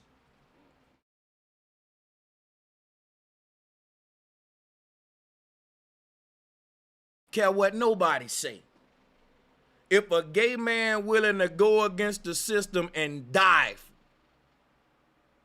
to make some shit happen in that shit, but you a black man and you ain't willing to go against the system for your people. You telling niggas they too radical. lump all of them into one, you know, gay, trans, etc. But they don't. Gays want this, trans want that. You know what I mean? And it's like, wait, aren't you all any kind of? Don't you put yourselves under the alphabet category? Why don't you just all these categories and alphabets? That's dumb, stupid talk. That's a waste of time. And we ought to get tired of old niggas sitting up talking about dumb shit. That do you put yourself under this group? What group you part of? You with the AACC, the LGB, all these categories they put in to divide us up, to keep us from working together. Just like when I joined the stream, niggas put me in the anti-patriotism category, and nigga, I joined the military. Just because I ain't bootlicking, I'm an anti-patriot. But I was willing to die in the same military they was willing to die in. I'm just willing to tell the truth. I wasn't willing to die for the flag. I was dying to feed my family. They don't want to say that. solve for that instead when of it's I think when it's convenient. I wouldn't even say not just for the LGBTQ community, but like for any same thing with black people. It's like it's right. It's like when Obama was elected, it was we did it. Dave Chappelle actually said that. He said others around you in the community. America having national pride. Please, guys, if you have the opportunity, at the bottom of the chat, there is a dollar symbol. Please hit the super chat for the Lapeef Network. Please show your support for the Lapeef Network. And if you are in the bushes and you are upset at me about anything, please come to the Chaotic Truth Live, and you can troll all you want tonight when I go live. And this dude, Chaotic Truth, give me a lot of soft nigga vibes. Like, I get a real feminine vibe from this guy. I'm a soldier who was in the infantry, and he's up there clapping for all the soldiers. Thank you for your service. You protected me, nigga, and you in a suit. This pretty boy nigga right here. You thanking all of us for our service. Then when I start saying, yeah, bro, I wasn't fighting for you, nigga. I was fighting for corporations. We weren't serving the people in America. They act like I'm lying. Cause he wanna think that I was over there fighting for his motherfucking soft ass. Hell no, nigga. I'm not fighting for you. I'm fighting for me, nigga. I don't wanna be in a hood. He really want to believe that all of us guys with our big muscles is over there fighting for him. And when I tell that nigga, no, bro, I can give a fuck about you, nigga. I'm fighting because I was trying to get out the hood. Niggas act like I'm lying and I'm part of the problem or something. A little soft nigga like this dude here got so much to say to a soldier who he thought was fighting for him. But when I bust your bub and say, nigga, I'm just a fighter, nigga, I was fighting for me, nigga, I'm a killer. I ain't scared of death, nigga. I was infantry. All that, yeah. See, he like that. He want to feel my tricep and shit, I know. Ooh-wee. That kind of energy is what I got from that nigga. You about this the black nigga energy we don't lead. That soft ass, stand to the side and let the white man drop a bomb for me. Yay, I love America. I get to twerk in America. I get to buy honey buns. And I get to cuss my president out and tell him something. All the while being a bitch ass nigga, and a white boy's gonna fight for me. If something happened, he's gonna, I hope the white man drops that bomb, press the button. Oh, I love America. I don't have to fight. I can be a bitch ass nigga and pick out cologne fragrances every day and eat donuts and have a Lapeef network and a pretty suit. You never served in the military. I did, bro. And the way you came at me, you gonna get this smoke, nigga, with that soft ass demeanor. Tonight, I forgot I have a great topic for tonight. But anyway, salute to you guys nevertheless. You said trolls are welcome? Everybody's welcome to my page. You exotic. Yeah. You're awesome. Everybody's welcome to my page, yeah. Can I make an input about America having national pride real briefly and see how the brothers on the panel respond to it? Yeah. I think, you know, when we was coming up as guys, I know a lot of y'all got this advice coming up from some of the brothers around you in the community. They told you, look, young man, if you like a girl like that, don't be so quick to just let her know it. Like, don't be all over her. I love you. I like you. You my like, because that can backfire. Like, you like her, but you know, kind of just don't keep that, ease it in on her, right? I look at America the same way. I love my country. I like this country, but I know if I let the people in charge see that for me, they'll get comfortable. I love my country. I do. Yeah. But I can't let them see that, like that, because it's so much work to be done. You see what I'm saying? So I salutes to this dude in the white shirt. He's a real one.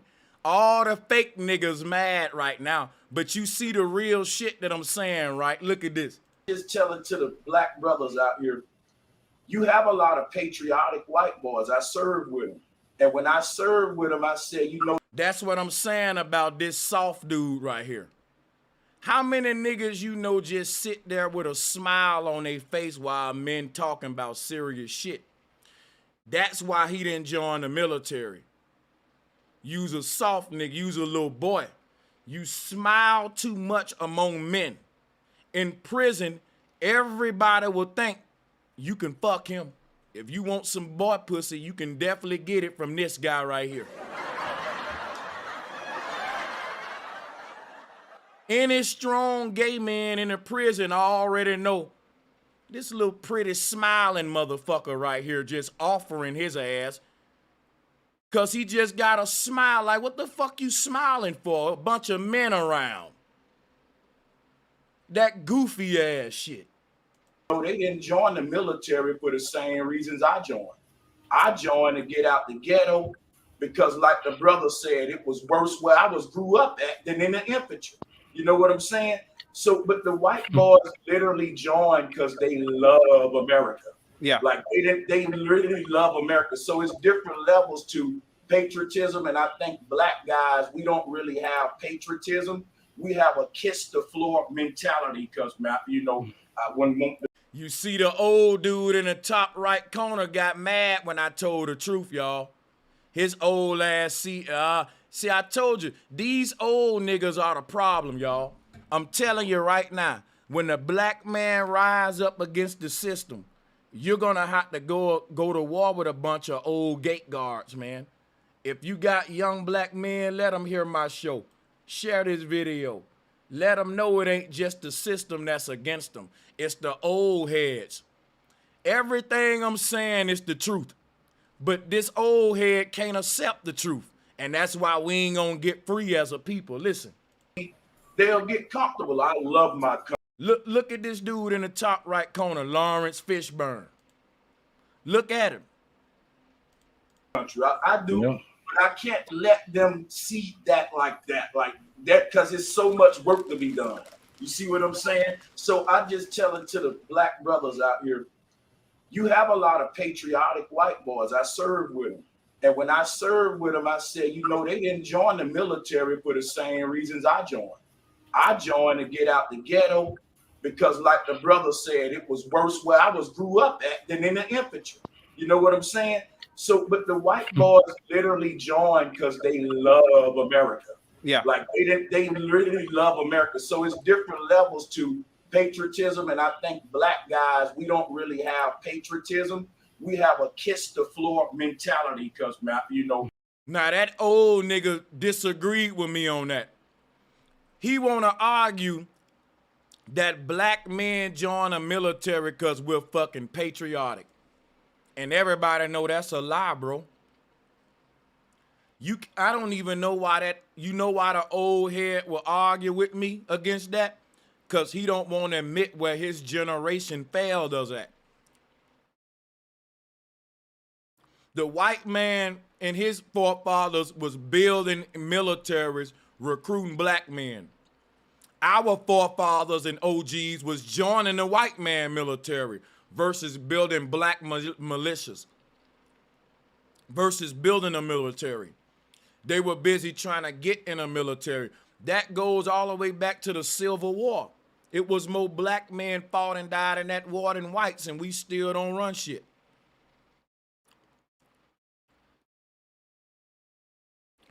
I said black men ain't joining the military because we patriotic. The white boys are patriotic. We're just happy that the white man gave us a way out the hood. We joining that bitch, licking the floor, kissing the floor. Man, you better not get kicked out. You calling home and your folks telling you, boy, if you get kicked out that shit, you can't come stay with me, motherfucker.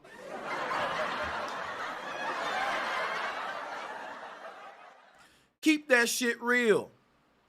Most of the dudes, black dudes I served with in the military were not fucking patriotic. All of them had the same story. Yeah, man, I'm just trying to do this to do that. And yeah, I was in the hood. I just had to get out and do, you know what I mean? This is a stepping stone for them.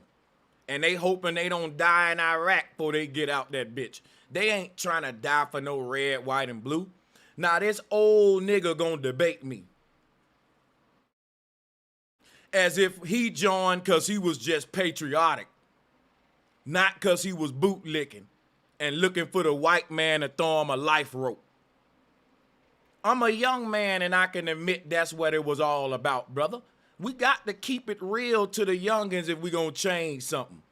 Acting like you joined the military because you were so proud of this country is just a lie, man. It's a big lie. You joined the military for the same reasons the young brothers is joining the gangs. For opportunities that don't exist in your fucking environment. To create opportunities elsewhere.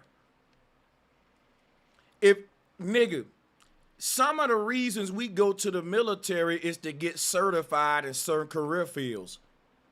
If that shit was prevalent and made accessible among us by our own people, you think we'll put our life on the line to get that free goddamn college from the Marines and hope that you make it out? You hoping you make it out of Iraq to even reap the benefits of your degree that the Marines paid for. But daddy couldn't pay for your college. Every single person I know that joined the military that wasn't just trying to get out of a fucked up environment was saying, look, I'm trying to get free schooling. Military gonna pay for my school. No one was patriotic. Everybody was saying what they can get from Uncle Sam. It's a business deal. What I'm gonna give Uncle Sam and what the fuck he gonna give me.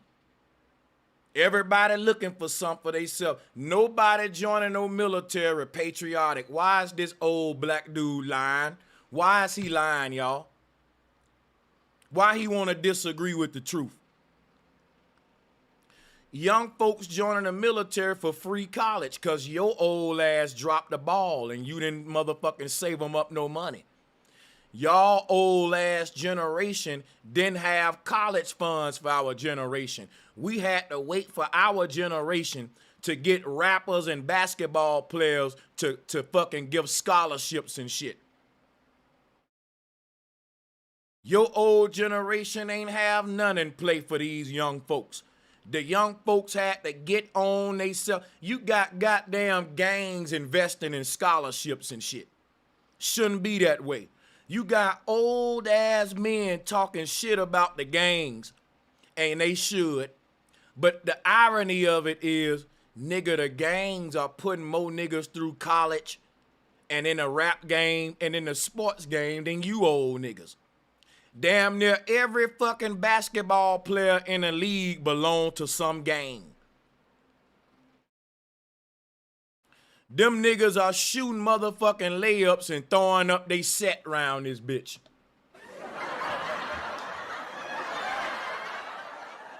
And the OG told them, boy, you got a talent and we don't want your ass selling dope. You from the set. If anybody fuck with you, we gonna shoot them up. You one of us, you in our gang, but we can't have you getting locked up like the rest of the foot soldiers. You got a talent that the gang can exploit. So I don't care that the gang exploiting these niggas' talents, cause they daddies won't, they mama won't. If the gang gonna invest in your son, if the gang gonna invest in your son dream, don't get mad that your son gonna pledge himself to the gang and not your authority. You forfeited your authority when you forfeited your support. And I don't know why y'all niggas don't get that in the black community. No support, no authority figure. Children ain't gonna listen to motherfuckers that ain't support them. What world y'all old dummies live in? See, they think these young children are like them, boot licking and ass kissing. Cause guess what? They will respect authority that don't support them. That's why they wanted to join with the white man. But these young generation a whole nother ball game. They not respecting nobody's authority that ain't supporting their plight.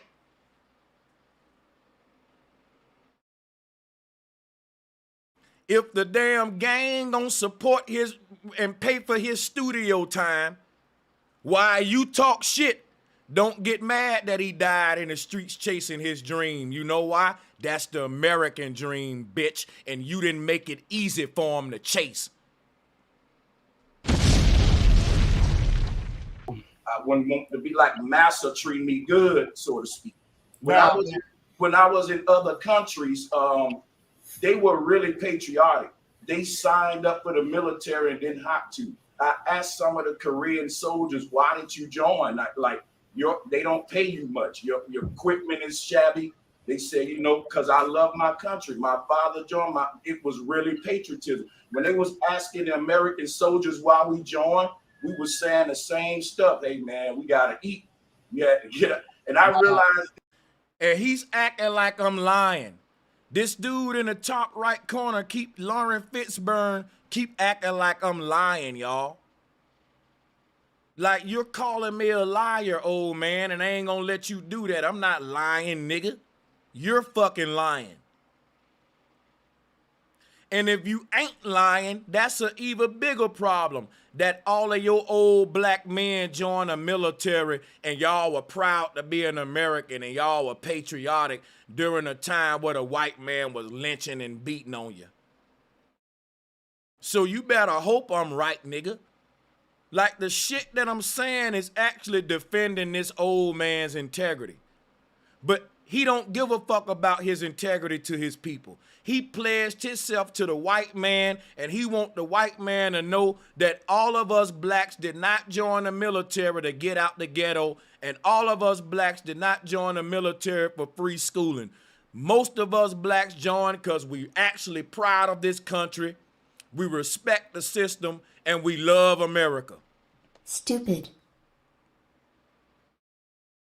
There was a time on earth during his generation where you had to think like that so you wouldn't get your ass lynched.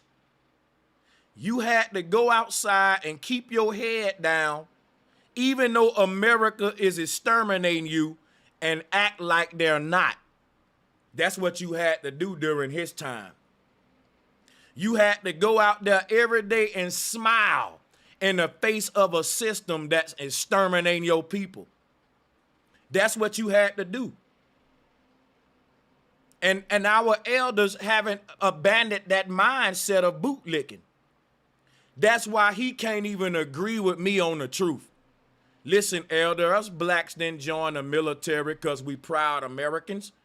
We joined because the white man ain't give us a lot of opportunities. He don't want to admit to that. He want to say, no, the white man gave us plenty of opportunities. And we joined the military because we just wanted to, because we was just patriotic. Bro, who believes that besides other agents, other imposters, other bootlickers who ain't for the people? There's no way this old black man can win that debate against me. Every nigga I talked to in the military told me, bro, I'm here for the VA loan. Nigga, I'm here because I just had 3 babies, dog. My job ain't promoting. The military gonna take care of all 3 of my children, gonna give me housing allowance. They gonna give my fucking wife a job on base. That's the shit that I was hearing. But this old bootlicking motherfucker gonna tell me I'm lying though. That the most of Americans are joining the military as black people because we just love America. What a old bootlicking agent ass imposter. Then it was a difference with patriotism and opportunity, being thankful for an opportunity. But I just want to put that on it. Other countries, they were really patriotic. They signed up for the military and didn't have to. I asked some of the Korean soldiers, why didn't you join? They don't pay you much. Your equipment is shabby. They said, because I love my country. My father joined. It was really patriotism. When they was asking the American soldiers why we joined, we was saying the same stuff. Hey, man, we got to eat. Hey, man, I need the free schooling. Hey, man, the military give you a house loan after this many years. Hey, man, me and my woman just got married and had a child. The military give you marriage allowance and housing allowance. Everybody was telling me what the military gonna do for them. The military offered me a $10,000 bonus, bro. The military doing this for me. Oh yeah, man, I'm taking up this degree while I'm in the military. I never heard a motherfucker say, man, I joined because I love America, man. I just love this country, man. Only time I heard that is when I was in Korea. From foreigners. Like if you really talk to a North Korean soldier, some of these motherfuckers in these other lands, they really joining because they love their country. They really joining because they love their country. Most Americans joining for opportunity. And this old man trying to lie and act like that ain't the case. Imposter. Yeah, I'ma mop the floor with y'all old washed up niggas who dropped the ball on us. You failed us, and you don't know when to shut the fuck up and learn, and you listen to what the fuck we saying. If you old motherfuckers had all the answers, you would have overcame oppression during your goddamn generation. Yeah. And I realized then it was a difference with patriotism. And He's going to disagree with me like it ain't a difference in patriotism between the fucking Taliban and Tiffany down the street who joined the fucking military just because she got 2 daughters and her husband in prison. Like, bro, I talked to so many young black women in the military. I had to because I was running through them. And you know what all on was saying? My daughter ain't want for shit back at home. In Korea, they was proud of the fact that, look, yeah, my man in jail, but I'm in the military, and look, the Air Force and the Army giving me, look, them women, they check was so big. A single black mama in the military gave her more money for her children. Do you know that? She got more pay for her children. And you want to convince me that these black women joined because they was proud to be an American. When I talked to them and heard them tell, I never heard nobody in my military career ever say they joined for patriotism, not even the white boys. Even the white boys that joined for patriotism wouldn't even tell you because they was embarrassed. They wanted to fit in with everybody. Oh, like, yeah, man, I joined for college too. Yeah, man, you know. We had to say to ourselves, oh, yeah, that white boy patriotic as hell. He ain't fooling me. Because when that military music come on, he go to crying and shit, turning red. Yeah, he joined because he patriotic. My daddy was in the military. My uncle was in it. My granddad, like, you can say you joined for school, white boy, but no, you're really patriotic. Quit trying to fit in with the rest of us. That's how we looked at them in the military. We always looked at them like that. Like, bro, there's no way you joined for the reasons we did. Because you so ready to dive on top of that bomb and take one for the team, and we ain't going to do that. The average nigga going to quit when you tell him he got to go somewhere too dangerous.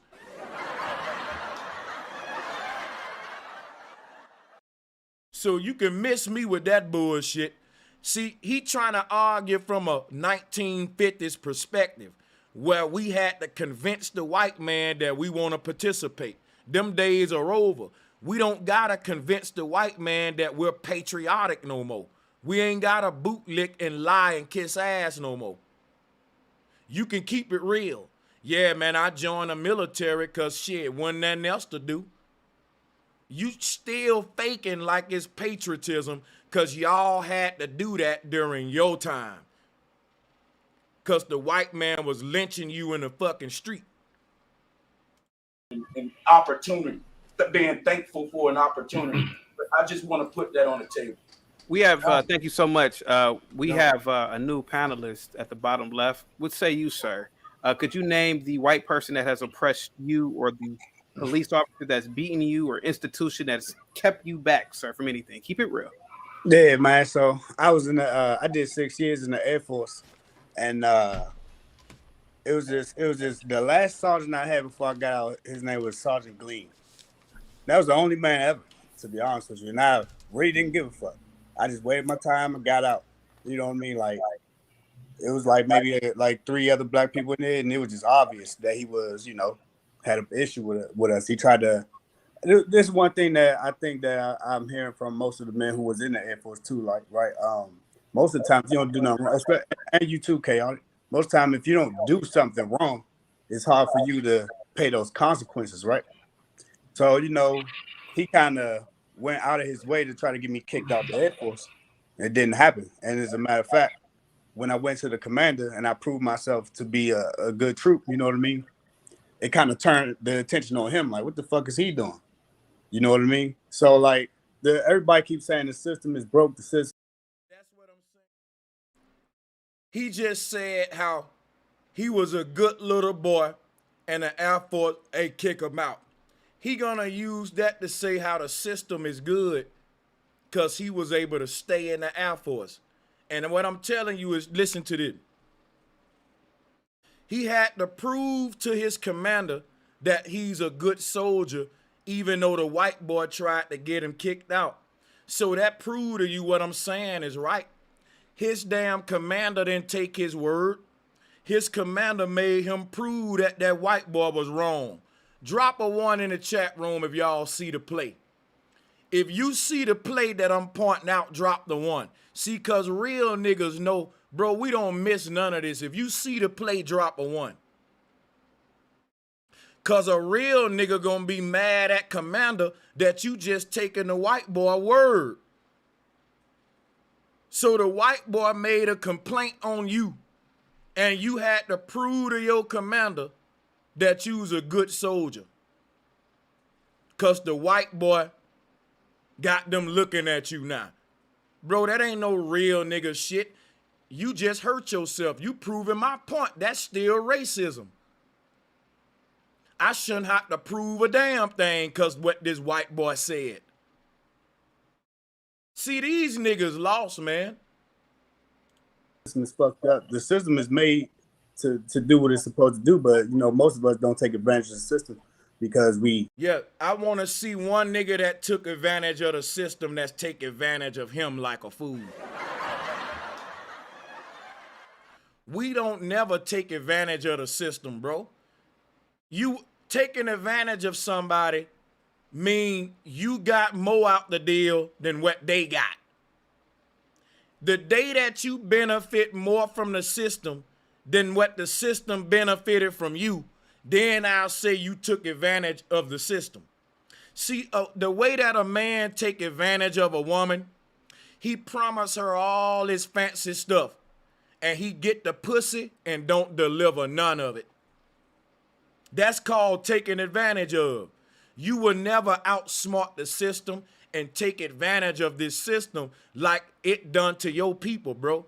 This system has taken advantage of us and our ancestors for years, bro. And you will never be able to take more advantage of this system than what it's doing to you. Niggas need to quit talking dumb like that. It's impossible for you to take advantage of the system. Now, what you can do is partake in the measly opportunities that it gave you. And none of those opportunities will ever make your people get equal to those in power. It'll just give you niggas something to do while they run the world.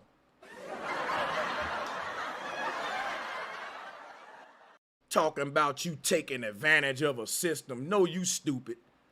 You can never take advantage of this system. That's just like women think they taking advantage of the system because they getting food stamps and WIC and EBT. You ain't taking advantage of the system.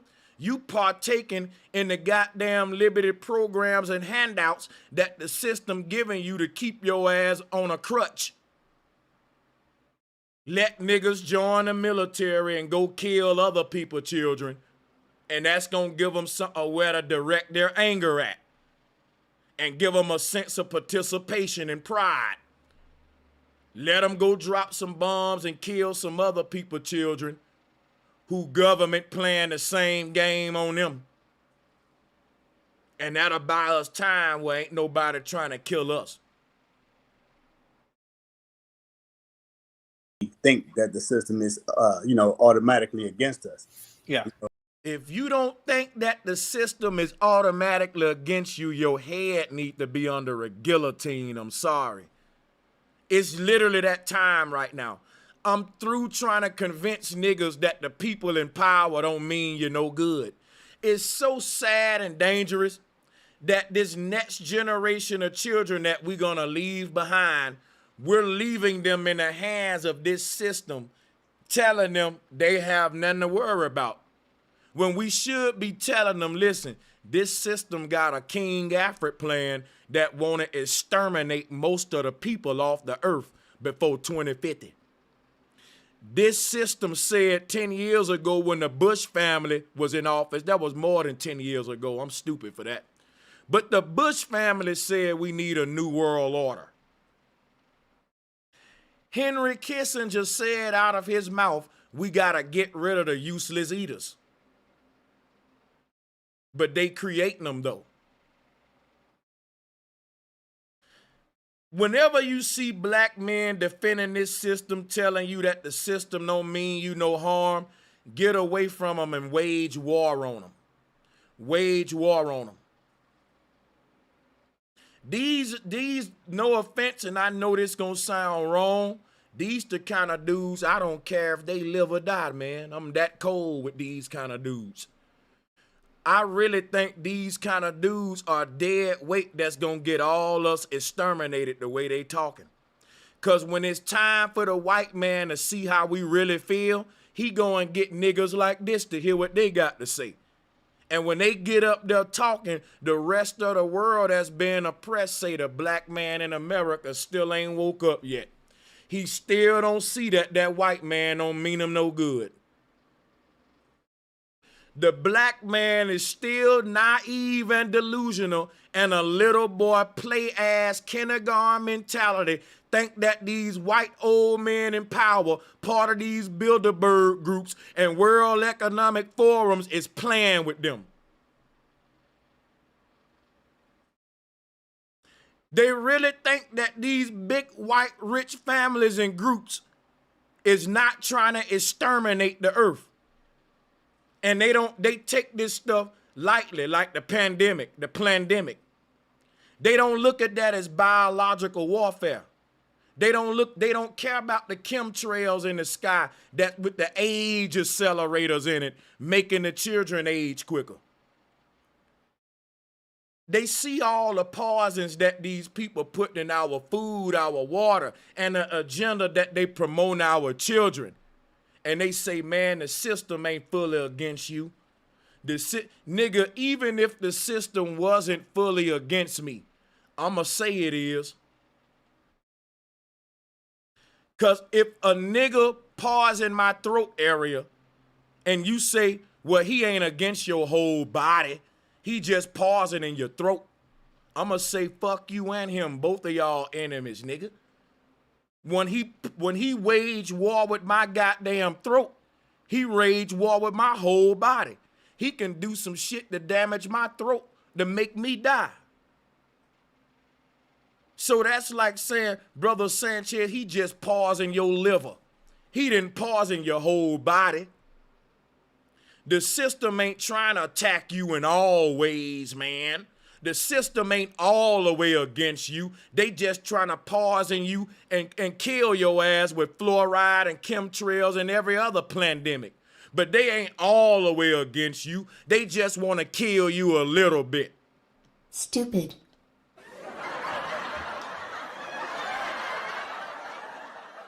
It's certain things you can't little bit me on. Like, imagine that if I tell you, man, that nigga ain't all the way trying to kill you.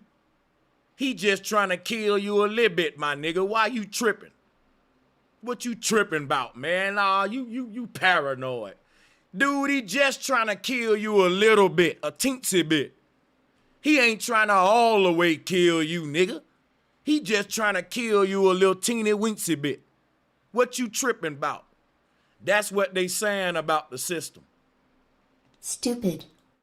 So that's one thing I wanted to say. And the other thing I heard somebody say, ain't no excuses for men. You know, that was very clear to me when I was in the Air Force. What's your name with the hat, with the black and red hat? Listen, these niggas love to say, ain't no excuses for me, and I learned that in the military.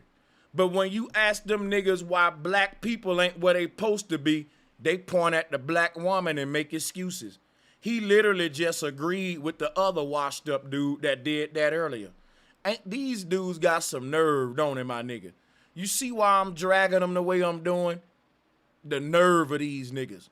Ain't no excuses, but everything out your mouth is an excuse about the black woman why our race ain't where it need to be. Mandrell? Me, Mandrell. Yeah, Mandrell, yeah. His name is Dusto. No, that's you. Yeah, hey, I'm gonna open up the panel, y'all. Don't get, even if I have to be here a minute, we getting it in tonight. And we got over 500 people in the building, and we're gonna keep the numbers above 500, and because we gonna like and share. And also, because y'all are so awesome, I'm gonna open up the round table and let everybody weigh in on this, and we're gonna do some chat polls, baby. Yeah, I agree with you, man. That's what I was raised. There are no excuses for men. So when I went to basic training, like what you just said, when black men say that there's no excuses for men, that's true in the military, but not in life. That's what I'm telling y'all. These military loving ass niggas were not soldiers before they went to the military. I was literally a fucking soldier, bro, before I joined the military. And the soldiers who were street niggas before we joined, we had our own clique from these patriotic bootlicking niggas.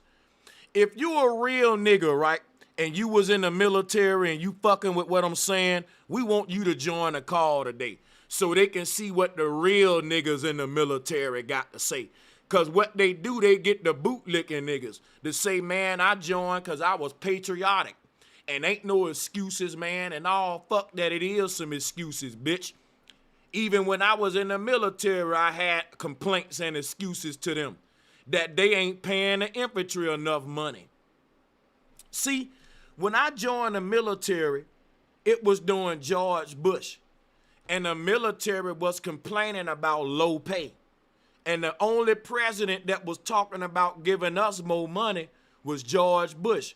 I voted for George Bush that year because I was in the military and I voted selfishly. And we made more money.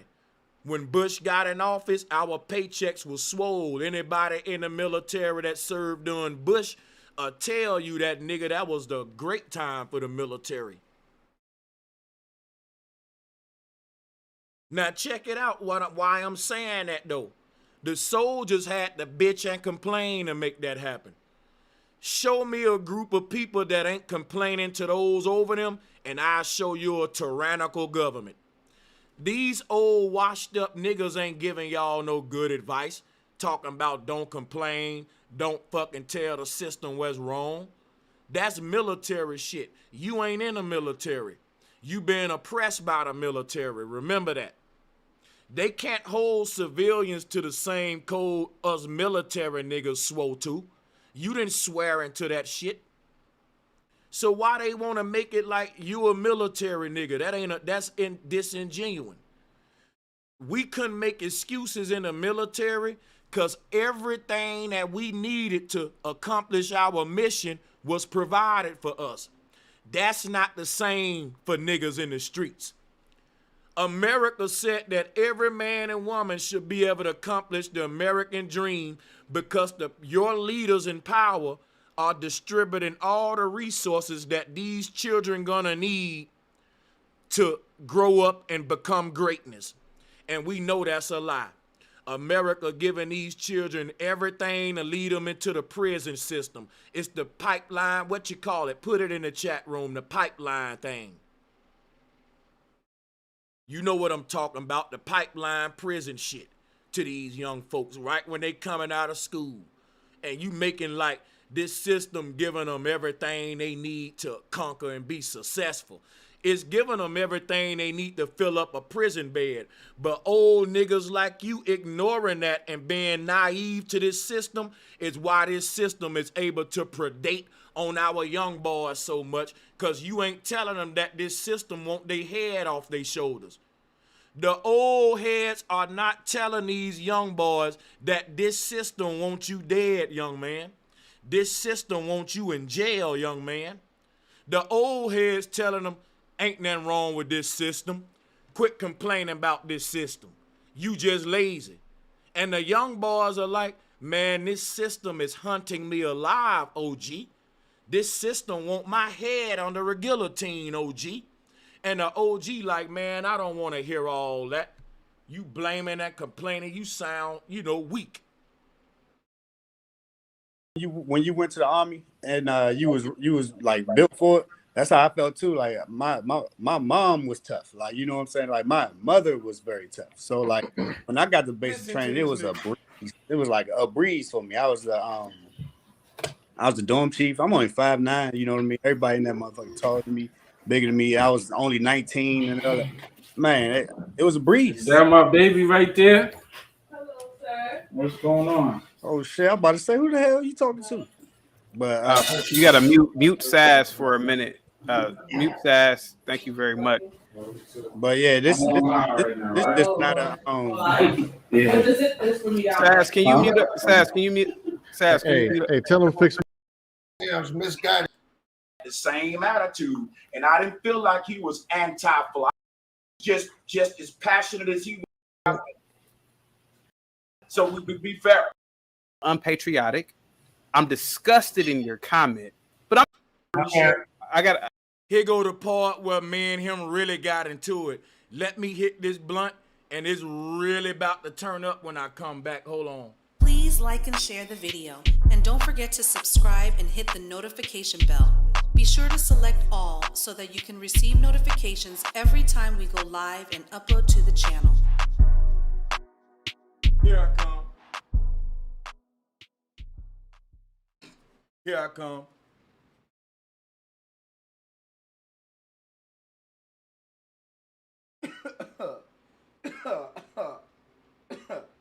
Here we go. So, in this next part, right, while they was talking, I was typing in the chat. I was typing in his chat while they was talking. And I put some shit in the chat that he stopped the whole panel to talk to me because I was getting the attention of his chat. You know, when I'm in your chat room with that gray check on my name, it make me look like a real celebrity. Everybody gonna read what the dude with the gray check got to say. And they didn't like that. I was gaining momentum. He had to address me when I wasn't even talking to them. I was talking about them from the chat. Watch this, y'all, because it's finna get turned up. Hit the like and share button. I got to cut you off. Brother Sanchez TV says, black men are so proud to be America's goons and puns and soldiers. Shaking my head. This is from an ex-military, by the way. Brother Sanchez, listen, I didn't serve in the military, sir, but you sound unpatriotic. I'm disgusted in your comment, but I'm going to let the panel have at it. Okay. So did you hear that shit right there, y'all? You gonna tell that to a veteran who fought for this country, instead of asking me, wow, is the attitude of our servicemen? Let's see what they gotta say. Let me tell y'all something. For years in the military, soldiers have been trying to blow the whistle. Soldiers have been trying to come out and tell certain secrets about the military. But every time a soldier or a veteran come out and try to speak out against the military, it's some regular civilian that'll say what he said. Whoa, I wasn't in the military, but I'm ashamed of you. I'm ashamed of you because you went in the military and you got feelings and you don't know what the fuck going on. I had a secret clearance, nigga, when I was in the Air Force, nigga. Some of the shit that I guarded, I still won't talk about. And I don't think they can do shit to me. I'm just too paranoid to go that deep and try and play with them like that because I signed papers. I had a secret clearance. The only one above that is a top secret clearance.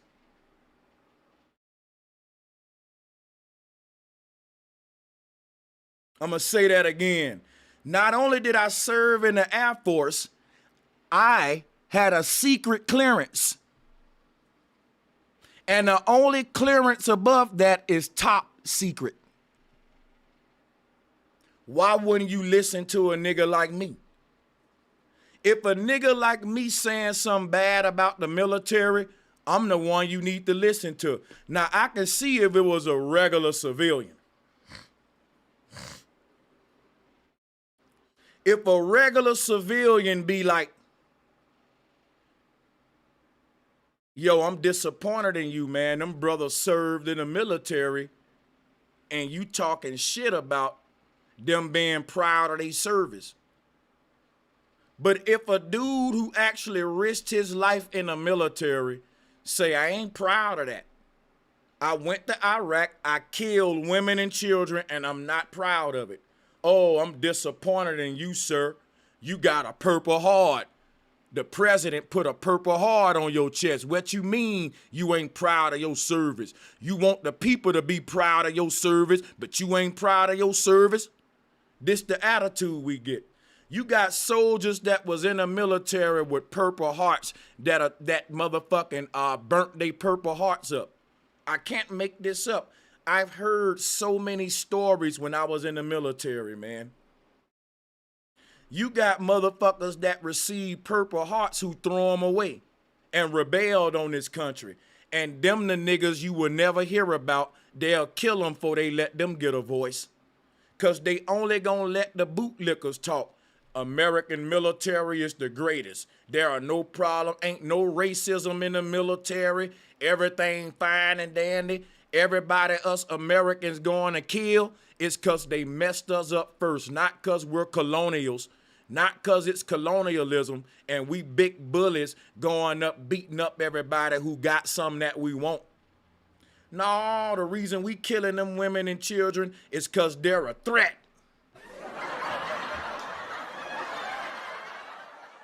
See, when you have military soldiers talking the way that I'm talking, it hit different. It hit different for me to be an ex-military nigga and was in the infantry to talk the way I'm talking. It just hits different. And that what make me a threat, y'all. You know what? No, I got this one. I'm going to rewind that so y'all can hear what he just said. He don't know. That's disrespectful what you doing to a veteran, bro. You might not respect what I got to say about the military, but I get to say it about them because I served them. You didn't. If you talk shit about the military, I can check you. I can say, bro, you weren't in the military, so shut up about it. I was in the military, and you telling me I can't speak out about my relationship with a person that I signed a contract with?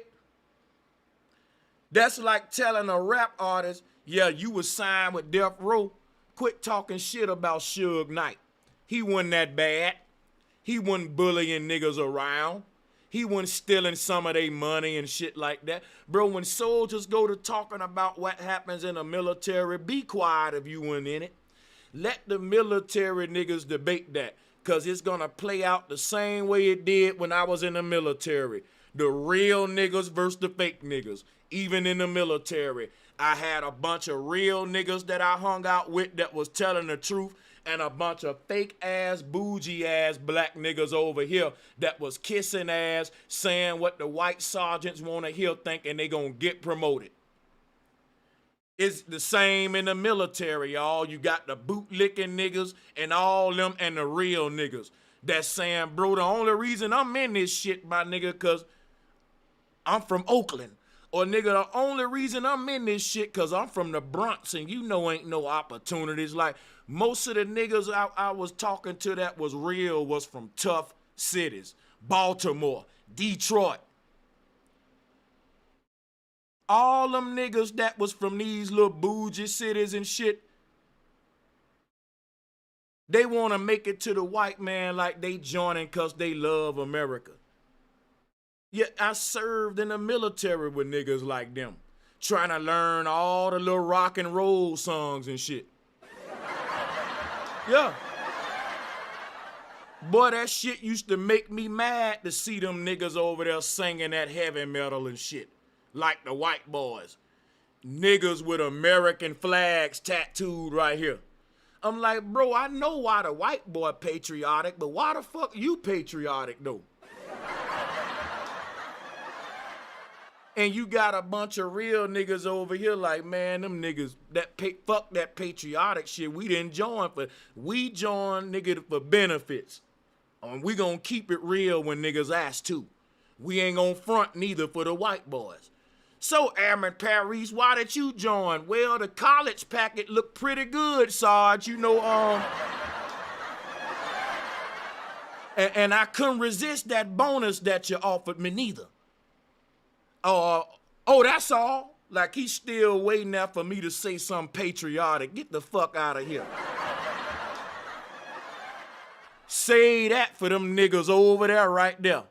The ones lined up next to Billy and them, yeah. Say that for them, nigga. I'm gonna keep it real in this bitch. Can't stand that shit, man. I gotta cut you off. Brother Sanchez TV says black men are so proud to be America's goons and puns and soldiers. Shaking my head. This is from an ex-military, by the way. Brother Sanchez, listen, I didn't serve in the military, sir, but you sound unpatriotic. I'm disgusted in your comment, but I'm gonna let the panel have at it. Okay, so you know what? No, I got this one. I got this. Boy, I triggered them niggas dead, did I? Yeah, that boy good. That boy, yeah, I know what to say to piss you old washed up niggas off because you dropped the ball. Tired of y'all over. And I ain't said nothing wrong. Now, you disappointed and disgusted with what I'm saying, but you ain't disappointed and disgusted with this old ass black man who told you he's a Marine and he killed people politely. I can't even make this up, y'all. You can rewind the video if you just coming. The old black dude who keep arguing with me, Cousin Joey, this dude got bodies on his hand. He killed people, bro. Listen to what I'm telling you. The dude who arguing with me, he killed people in war he killed people. And no one thought that was disgusting that we're killing women and children for corporations. They thanking them for their service. But when I say, yeah, I serve, man, but I'm not proud, like, of my service. It was just a job. Like, that's something I had to do. In America, you got to do what you got to do. And since when am I proud of doing what I got to do? I'll be proud when I can do what I want to do. That's niggas' problem. Niggas are finding pride in doing what shit that they had to do. They didn't have too many other choices. And that's stupid if you finding pride in that. Because powerful men in the world find pride in doing what the fuck they want to do. And you old washed up niggas has found so much pride and only doing the little shit America allowed you to do. Oh my God! And you're mad at me for telling the truth about it. That's a goddamn shame. Hold on, hold on. I got this one. I got you, Unc. I got much respect to you, Unc. Just give me 1 second, man. Just 1 second. I'll give me 2 minutes. Let me 2 minutes, iterate I'll let you know. He start the fire. To be fair, let me iterate on the comment that he mentioned. So we be fair. So since I'm the one mentioning it, let me iterate on it, then we can build on it. Just to be fair. Just to be fair. So what I mean by that, what I meant by that comment is this. Oh, that's you right there. Oh, you're right. Oh, that's you. Dun, dun, dun. That's why I said let me build this. Yeah, and I'm gonna be brief because I want to definitely hear from Cousin Joey. When you said that I sound anti-patriotic, I didn't say that. No, I know I'm not talking to you, Uncle. I'm gonna call you Cousin Joey. But yeah, I'm talking to chaotic, my brother Lapeef, real quick. Yeah, at times I can sound anti. Somebody talking? Go ahead. Good. Yeah. At times I can sound anti-patriotic. At times I can sound patriotic, and that's what I mean about balance. At times I can tell you things I love about my country, and at times I can go off the wall telling you all the things I hate about it. Because if y'all agree with me that America ain't perfect, don't get mad when I go to pointing out its motherfucking imperfections, nigga. Big facts. If you saying America ain't perfect, somebody need to point out the imperfections. How we gonna get better? We want to make America great again, right? Killed them. You can't tell me I ain't kill them on that response. But they still gonna push back though. Everybody should be like me if we agree the country ain't perfect. The imperfections, when we point it out, should give a spirit of anti-patriotism as we go in on these things we need to fix. My coach ain't anti-team because he's yelling at us and bitching about our performance. He's not anti-team. He's just as passionate as he was about bigging us up for the win. He's that passionate about telling you where you messed up that for the L. And that's just how I am with America, because why? I was in the infantry. My sergeant had the same attitude, and I didn't feel like he was anti-flight. I just felt like Sergeant was tearing you a new asshole because he want the best out of you. I didn't feel like he was anti-me. I just took it like, hey, man, Sergeant cussed you the hell out. He hurt your feelings, but it's going to make you stronger. All of y'all niggas are in the military. And when I point out the flaws in America, you say it's anti-American. But when your sergeant point out the flaws in your flight, you didn't say he was anti-flight. It's okay for your sergeant in the military to say, boy, your uniform look like shit. Boy, you're marching like you got pencils in your ass. Boy, your drill ain't about shit. Boy, you can't do 50 push-ups to save your life. You a weak motherfucker. In the military, you embrace the fact that your sergeant made you better by pointing out your flaws. But you don't want to point out the flaws in America to make it better? Stupid. And I feel like I can do that same thing to the people in power in America because it works. It works. It works. It worked for me. I like that kind of hard motivation, that TI drill sergeant motivation. And we should have that with the people in power as well. Me personally. Checks and balances. Cadres. Hey, can I plug in, Chaotic? Good night. Of course we know Lawrence Fishburne want to plug in. Because the whole while I'm over there going in, his old ass is sitting in the cut like this right here. Can't stand this little motherfucker. Ooh, I'm going to get this little motherfucker. No, he telling the truth, goddammit, but he going to get us in trouble. He telling the truth, but you going to learn the bootlick, bitch. And all this radical young black shit, you going to shut your ass up and quit complaining about this system, young nigga.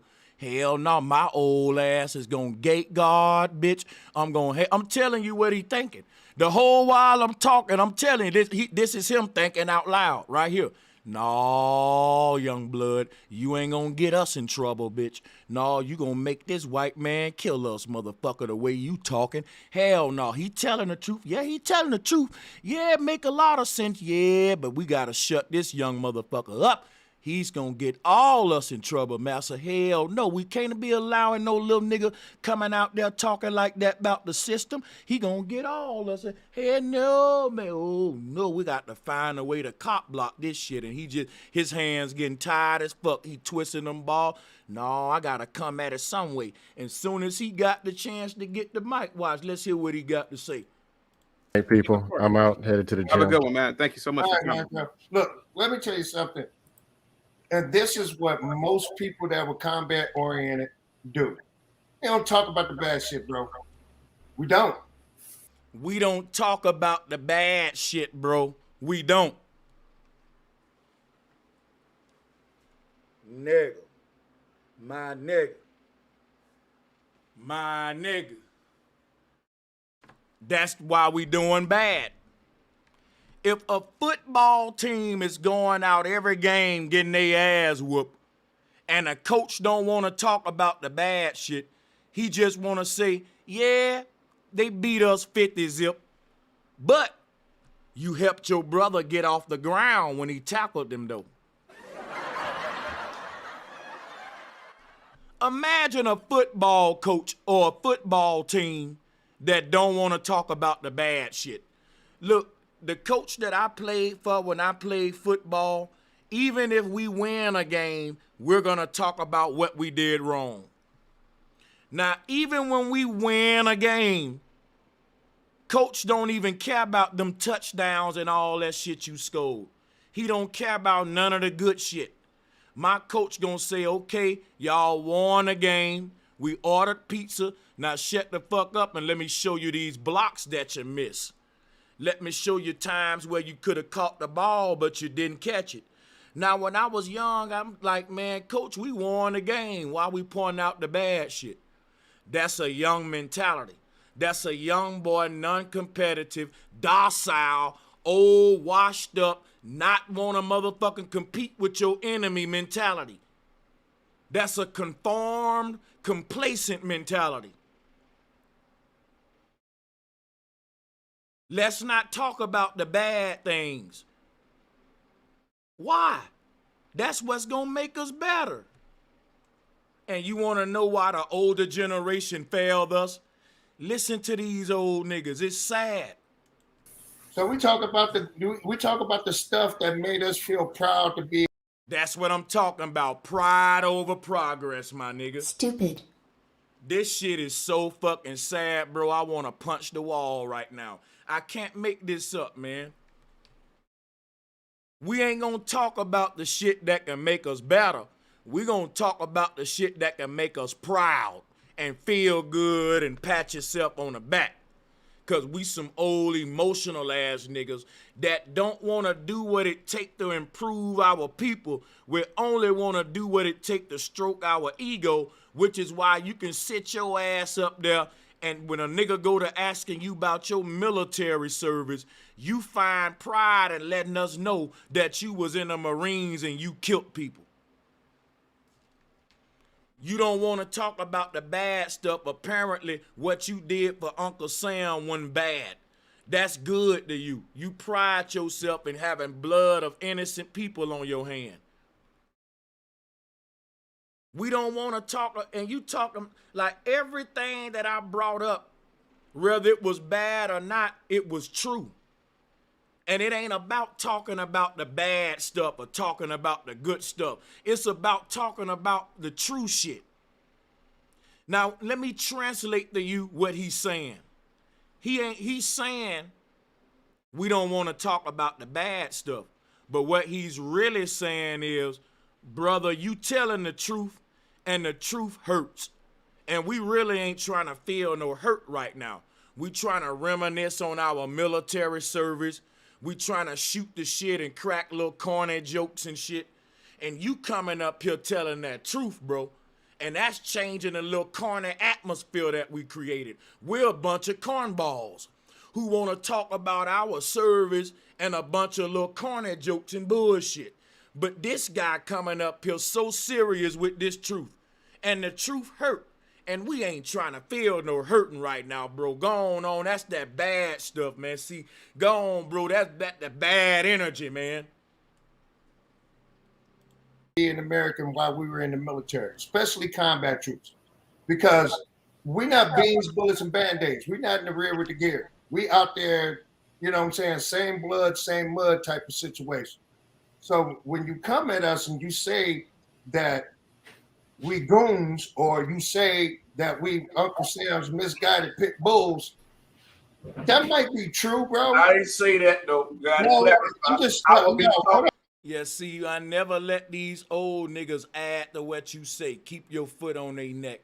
I didn't say you no misguided pit bull. See, because they'll use that to make their argument off. The misguided pit bull, but that ain't exactly what I said. Because now you can make an argument that I said you misguided and change the whole narratives, so I'm going to stop you and make you be specific. I know how they dance.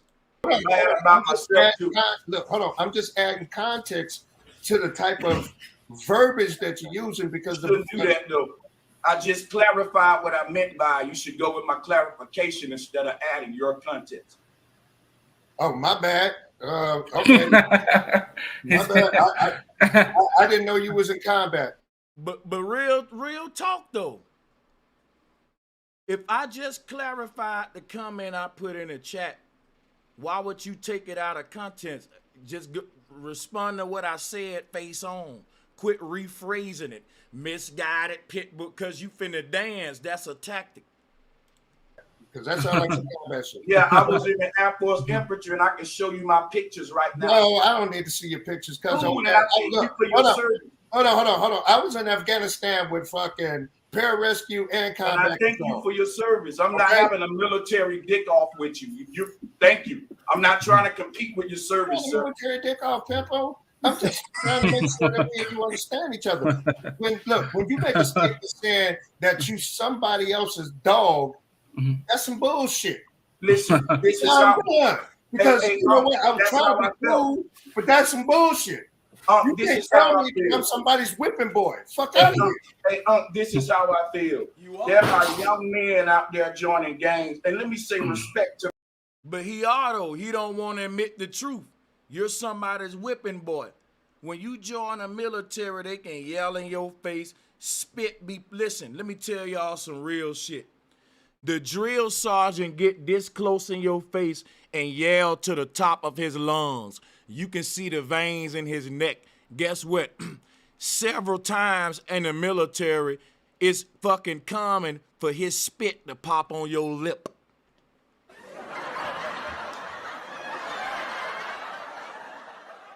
Now, niggas in the military might be mad at me for saying that because they know I ain't lying, nigga. In the military, when you was going through boot camp, you know your drill sergeant spit on your lip a couple times, nigga, and you couldn't rub it off because you had to stand at attention. Hey, so get the fuck out of here, bro. Like, you was degraded in the military, like, but we wanted it that bad, bro, but it made us tough, though.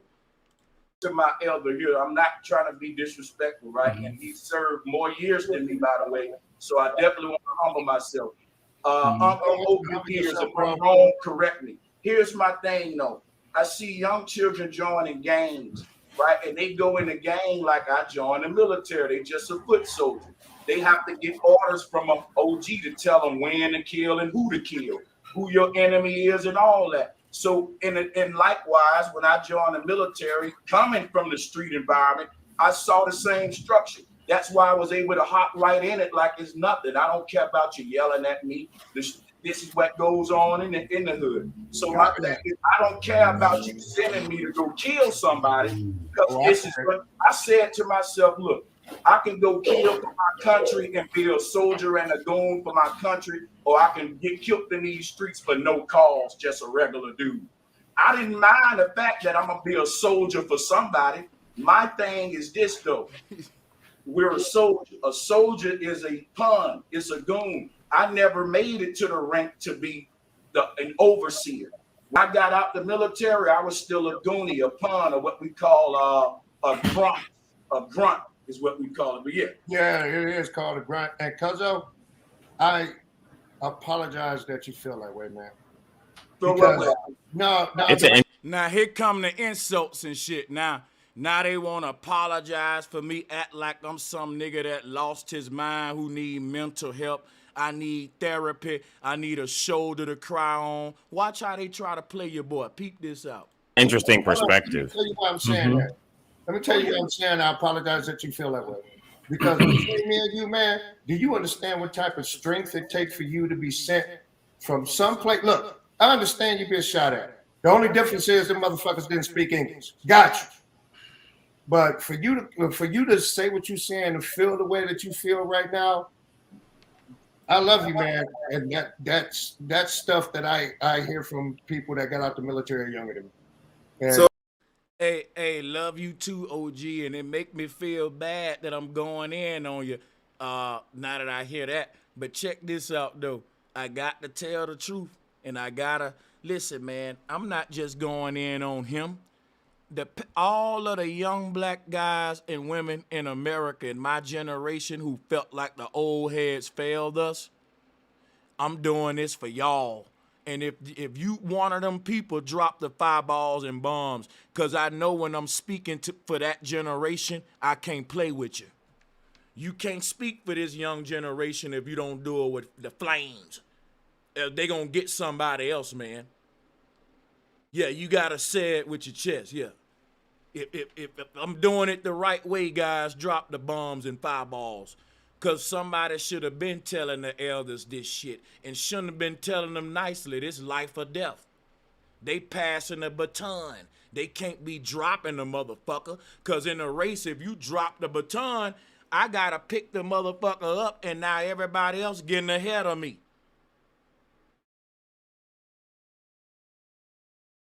So, I'm sorry. Yeah, because I know guys who hold their mind is gone because of the killing they did. You know, they ain't never been the same. And I know gangsters who their mind is gone because of the stuff they had to do. So I'm just making parallels. I think we all should do that. Like I said, man, I feel sorry for the way you feel, man. I love you, bro.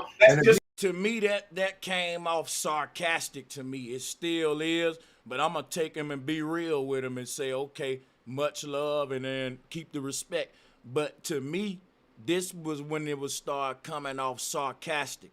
Like, man, you just need a hug, my nigga. Like, you just need a hug, bro, or some shit like that. It ain't the way I feel. It's a reality. Yeah, it's hold on. If you ever need a reality. Cuzzo, if you ever need to call somebody and talk to, man, I'll leave my stuff in the back chat. Is this coming off sarcastic to y'all? Because I want to know if it was just me. Type in the chat room, yes or no. To me, this was a sarcastic, like I'm a nutcase. I'm some wilding out radical young nigga who probably need a hug or some, like it's coming off like that to me. But I sometime I be tripping though, so but I don't know. Me and you can talk, you know what I'm saying? Because really, to tell you the truth, strong men, we need to be on each other's side. Gotcha, and I appreciate that you acknowledge that we all strong men who need each other. I'm gonna let somebody else feel. I'm gonna let somebody else grab it. So, if we're still on this point, just something to add to it. First of all, Mandron, I didn't know you were in 7th Group. You know, shout out to you, man. I had no idea about that.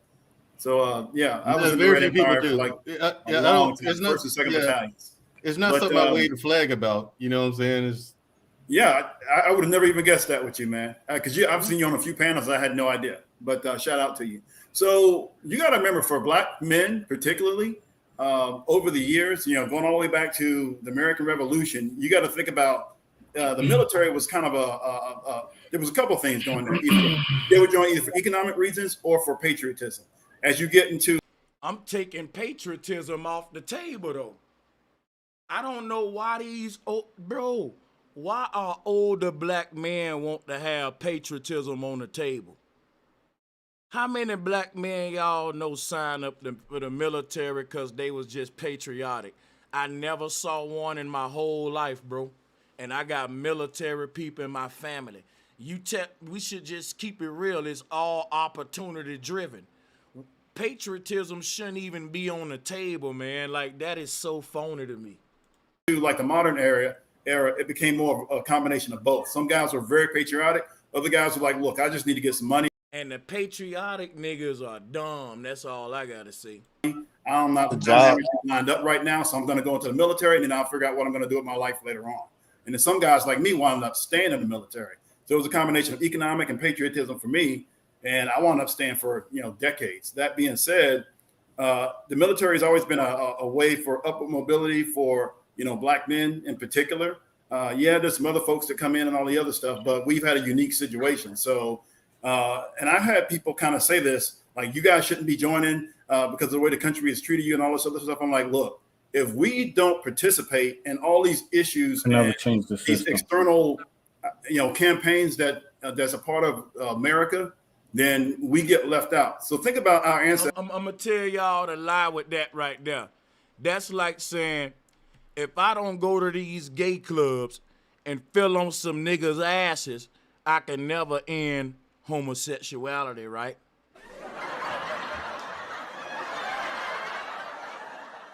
That's like saying, if we don't participate and hit this weed with the weed heads, how we gonna stop people from smoking?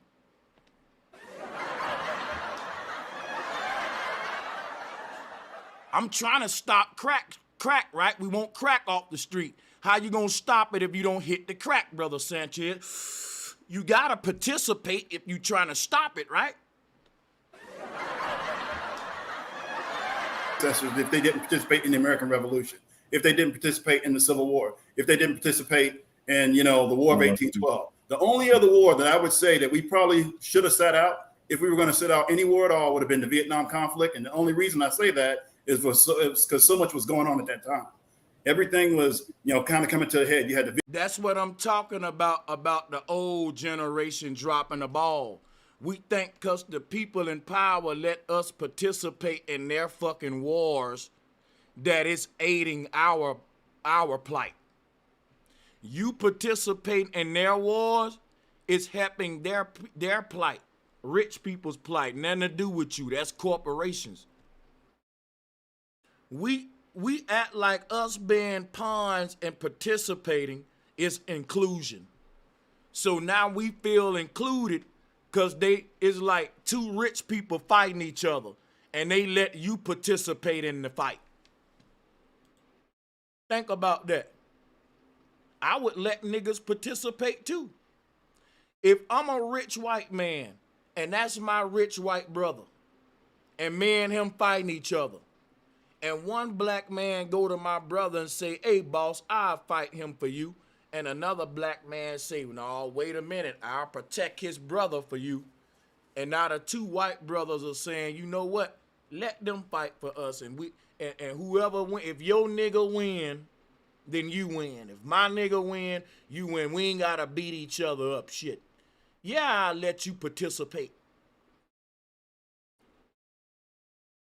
If that's how you gonna participate, if you gonna fight for me. Because think about it. You happy that these folks let you participate in their war, but they don't let their own children participate. Oh, my God.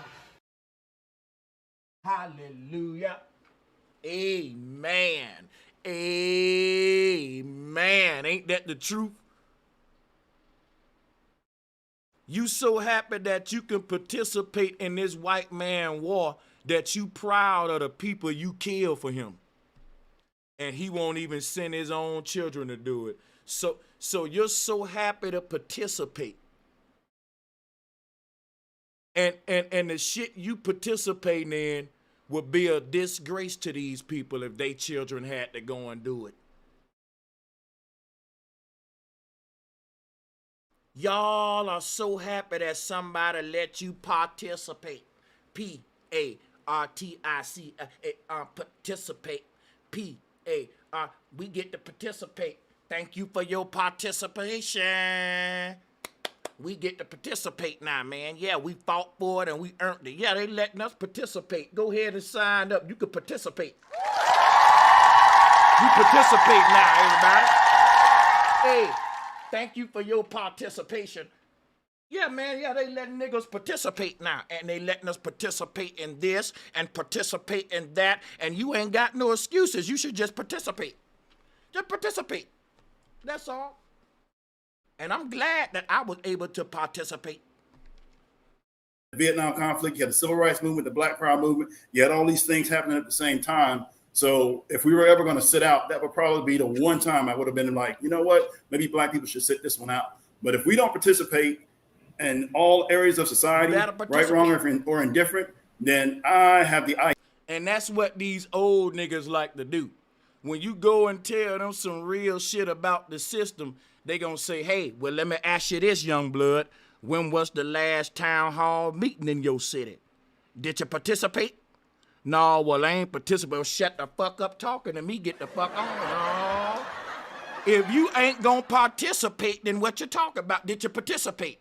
Did you participate? Sign right here if you participated. Them the only ones I'm listening to. This man got me fucked up. He got me fucked up. He didn't participate, Claudius. No, none of them participated. Him neither. Did you participate? Oh, he participated. How long did you participate? Like all this participating and shit. And I participated and you know all this, they like that participate talk when you fuck with these old niggas, isn't that right? But they don't want to participate in the truth though. When you tell they old ass the truth, they don't want no participation. They don't want to participate in the real shit. Idea. This is just my theory that everybody else can look at that and go, well, you guys don't have a say in this because you didn't participate when we should have been doing. Because you don't have a say because you didn't participate and you didn't participate and he didn't participate and she didn't participate and he didn't participate and she didn't participate and he didn't participate. Did you participate? And he didn't participate. He didn't participate. He didn't participate. But you didn't participate, so you can't say nothing. Ooh, I don't like these participate niggas, man. But you didn't participate. And you know they be quiet as hell and they listen to everybody talk. And then when they grab the mic, you think they gonna say something so deep and they go around a room like this. Now, I've heard everybody's complaints, but this is one thing that I wanna know. The last election that just happened at the city council hall meeting, who participated? Did you participate? Did you participate? Did you participate? Did you participate? Where he went. No, don't hide, I see you. No, did you participate? And they want to know who participated. And these niggas just wasting our time. Like the did you participate niggas. Man, y'all did you participate niggas got to stop now, man. I'm tired of y'all did you participate niggas. And if you not getting participated, if you're not participating in these things, right, then you have no voice, right? I mean, right? Because if you did you participate? Whatever. That's just kind of how what happened. Is it healthy to keep like in first off, I have not served everyone on the panel. You guys are that straight up. But like you said, like, oh, like maybe we should have sat that one out. So is it patriotism? Like, because like if we're American, why is it that like Black Americans specifically, like we always kind of like separate ourselves? Like it's kind of like what I was saying earlier. Like yes. Oh, sorry about this. No. Perry in the chat says chaotic truth. What happened? This military panel changed the topic. Well, Perry, gatherer, ancestor. I think that we mind that there are people. Figure out what region of Africa my ancestors were from. I would take pride in that. And, like, I would get into it, but like as far as I know, like I'm an American, and yeah, I know like man. Let me let my people on the call because we want y'all to participate. We 4 hours in, and my people gonna get mad if I don't let them participate.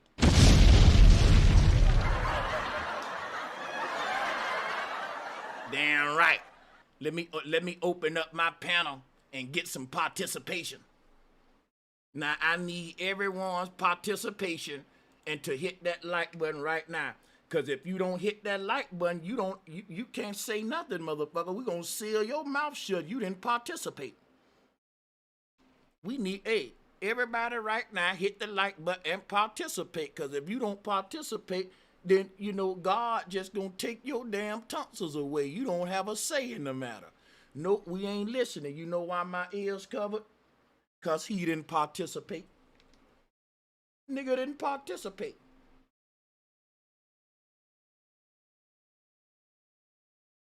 Yeah, these old cats love to, think little bitty pep rallies and little town hall meetings and, getting the people participated, and getting them out. You know what I'm saying? And just, did you meet the mayor? Right, there was a town hall meeting at the Chattel the other day at the our church, brother. And you can't tell me shit, young blood, if you didn't participate. Little niggas think they can talk to me and they ain't participating. You got me fucked up.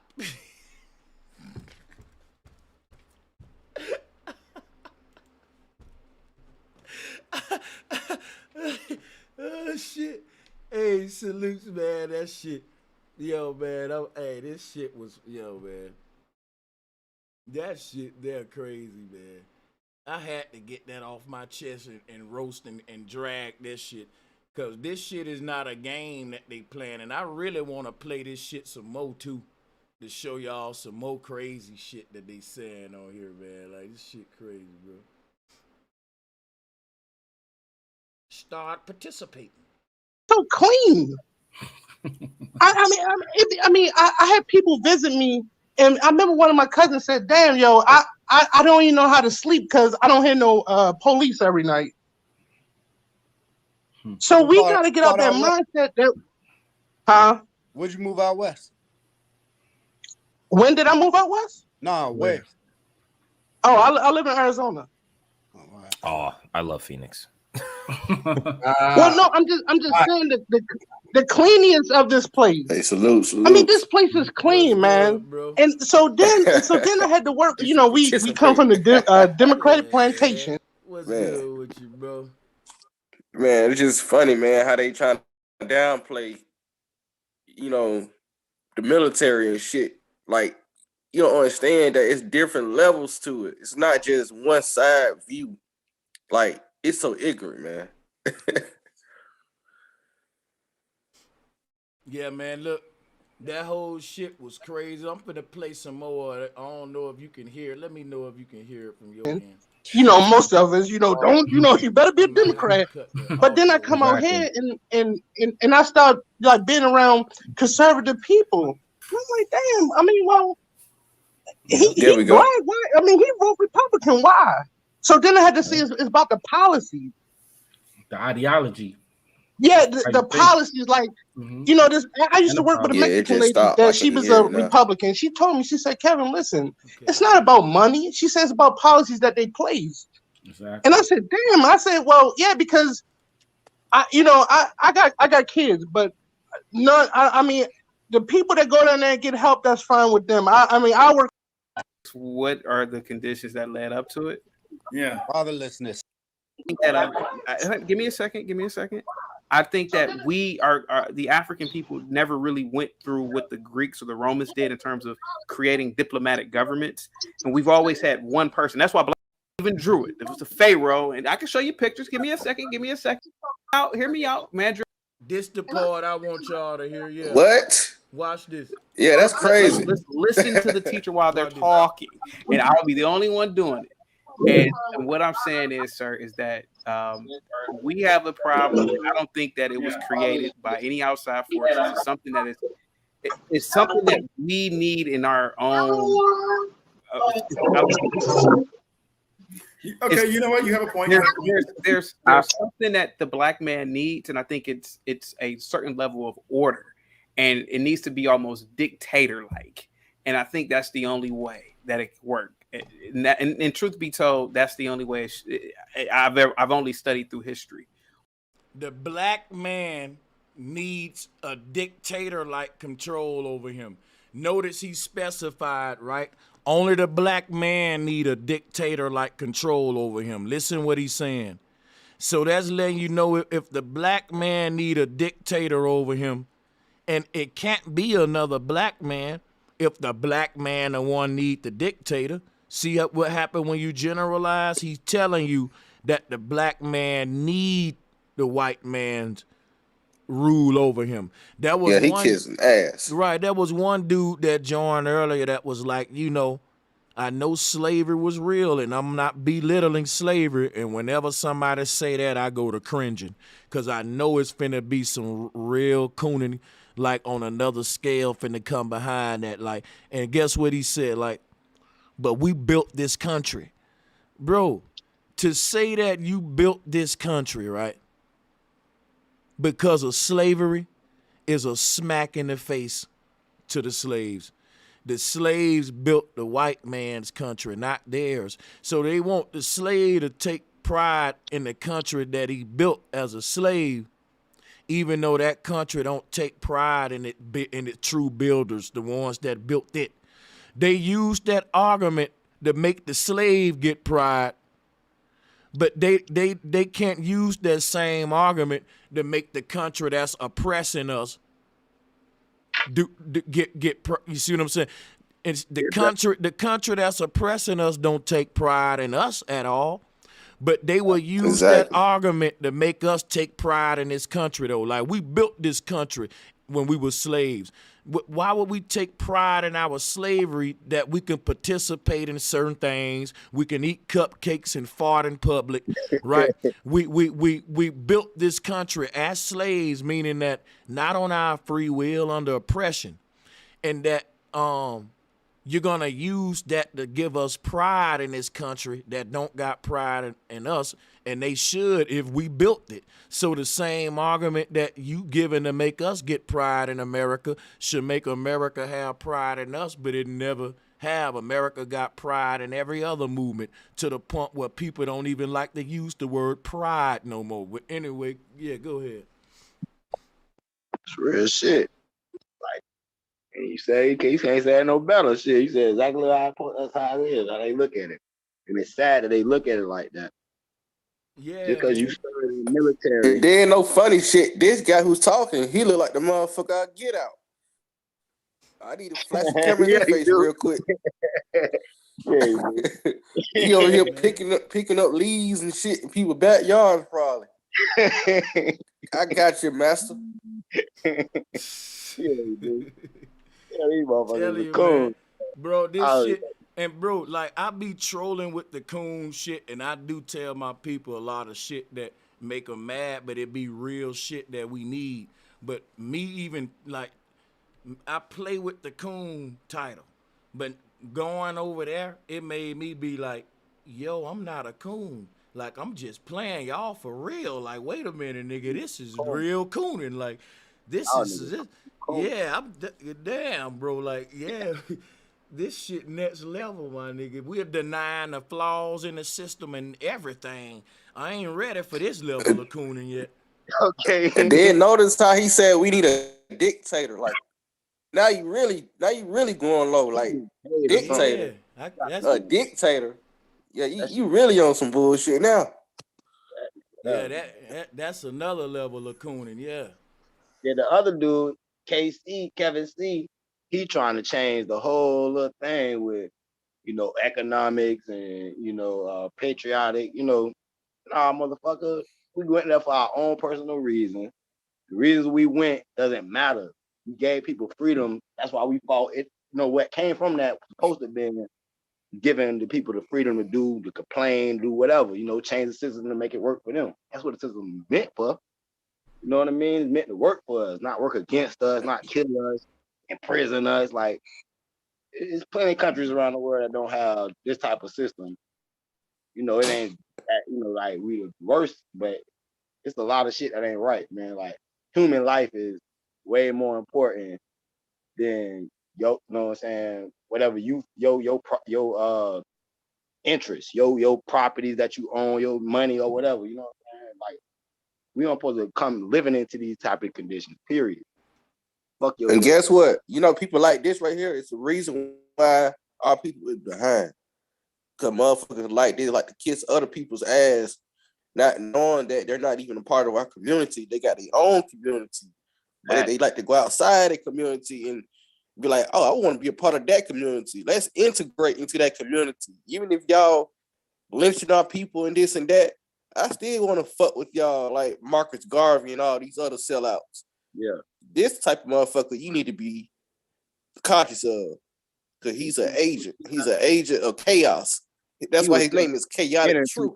He's an agent of chaos. This dude, Chaotic Truth, give me the African type vibes too. Like, I hate to do this, but I think you kind of on some non-FBA, non-NATO's, type. I don't know if he give me like the mitts. I don't know. Let me quit. I ain't gonna do him like that, but he kind of give me. You don't want no kind of smoke. That's just put it like that. He trying to. Well, there's like a whole panel just to me. They just trying to kick a narrative. Period. Except you, bro. You know, bro Sanchez, but they seem like they trying to kick a narrative and stick to it. Yeah, man, and I peeped that, and I'm gonna tell you what the narrative is, cause you on some real shit. I'm about to highlight it in blue. Look, hashtag Trump, hashtag MAGA conservative. So they got to stick to a certain bullet point, racist ass points and stereotypes about their people. Yeah, that's crazy. This whole, I'm telling you, bro. I told you I always had a problem with black Trump MAGA conservatives.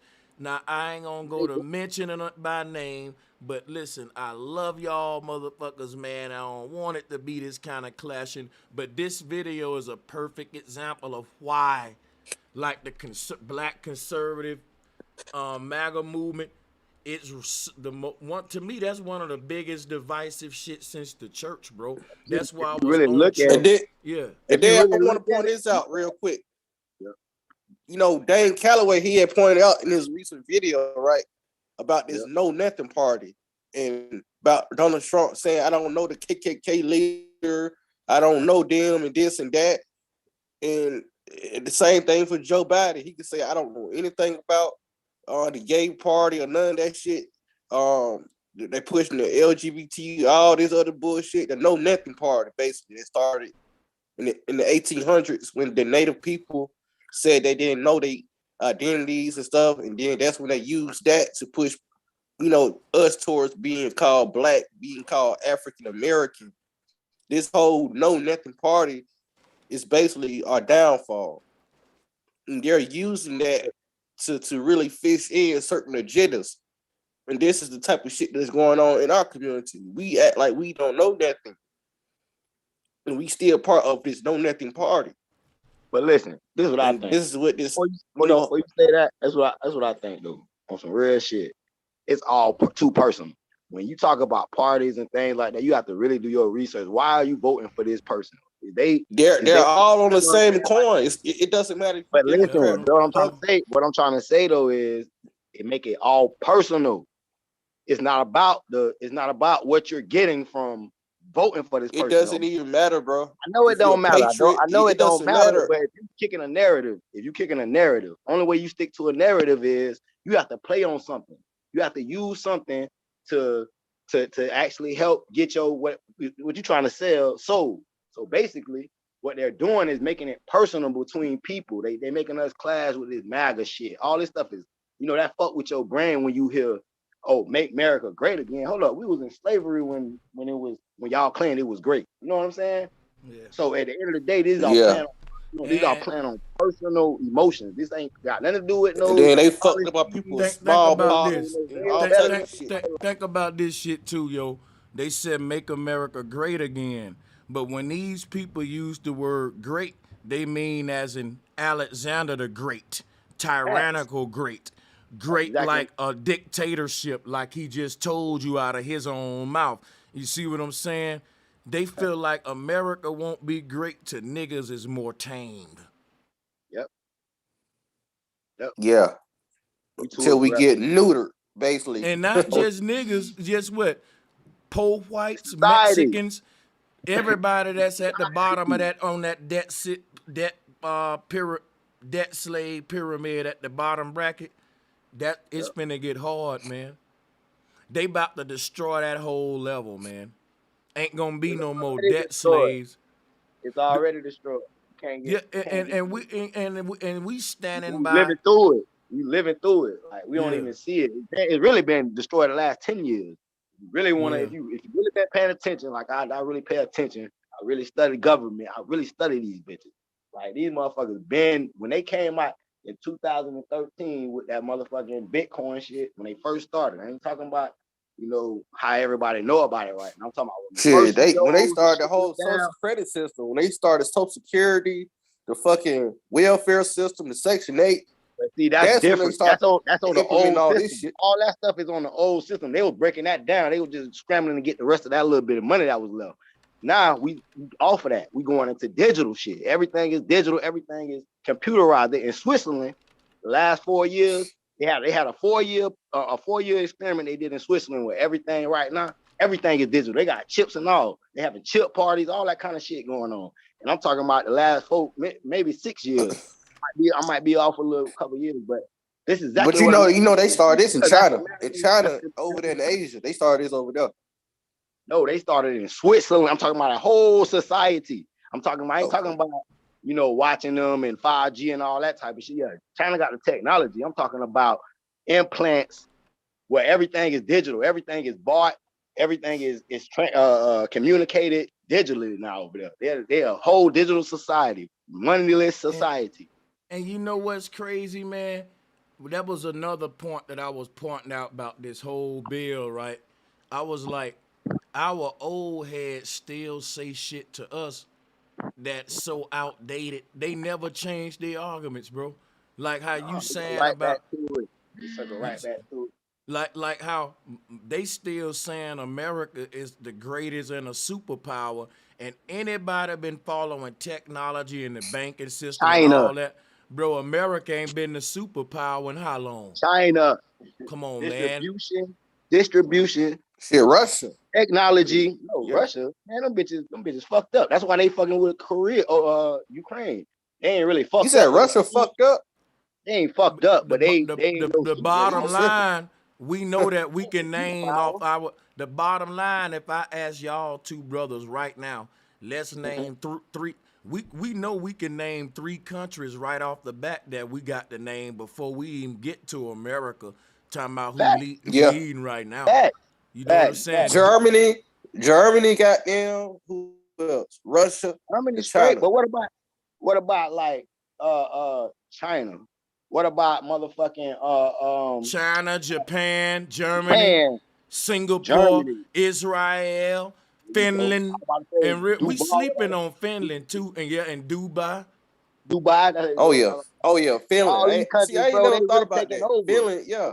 You got to really pay attention to this technology shit, bro. This is the new age, bro. Like what Bro Sanchez be talking about this thing when he said consciousness, like I watched hours and hours of lectures on these people for the last 10 years talk about this shit. They literally telling us what they was gonna do, bro. And they really is doing this shit. They been doing it. They gotta put it in the movies before they put it out into reality. Fuck the movies. I'm talking about the professors. I'm talking about the scientists. I'm talking about the astrologers. I'm talking about the motherfucking mathematicians. I'm talking about these motherfuckers had lectures, bro. I was sitting and watch these bitches for hours, bro. Literally for the last 10 years, I done read books. Yeah, we gotta stop saying America the greatest because America crumbling and it's so deteriorating. They don't produce right now, anything. We don't produce anything. We don't distribute. We don't have no companies or no more warehouses here. All the jobs are overseas. Everything is overseas. Everything. Only thing we have here is Silicon Valley in California. That's it. And people think because I was in the military, I post a lie. Like I post a lie that the world, right, bro? Like technological wise, we can't even say America competing like they used to. So why you think they ain't going to war with Russia like they supposed to head on like they did every other motherfucking country? Because they not what they say they is. They get all they get their technology from the country. I'm gonna tell you this: they all working together. They all working behind closed doors. Facts. Simple as that, bro. Facts. There you go, bro. That's real shit. Yeah, they just move. War is theater, and that's facts. all that is. All it is. And guess what they doing? They just control every couple of years which country they want powerful. Like in the NBA, what team gonna be winning the most? What like NFL, like sports and all that red, politics and nations red. Like they could, the royal families control what, when motherfuckers who powerful or not, and when they powerful and shit. Yeah. That shit is just coming about from who creating, Montreal, all who this other creating, shit and who that's inventing. Jewish, like Thing. That's what gonna always lead the next and next 10 to 30 years. You know what I'm saying? And these folks think we trip. Look, OG would tell us young guys now, y'all, we tripping for thinking that war is rigged, for thinking that it ain't the same people funding both sides. Yeah. Bro, they know this. They put the information out there right in your face. And people don't really care because the way that they live, they feel. The ones that are like these motherfuckers on this panel who like, in the house, different communities, they got different lifestyles, they done been brainwashed. You know what I'm saying?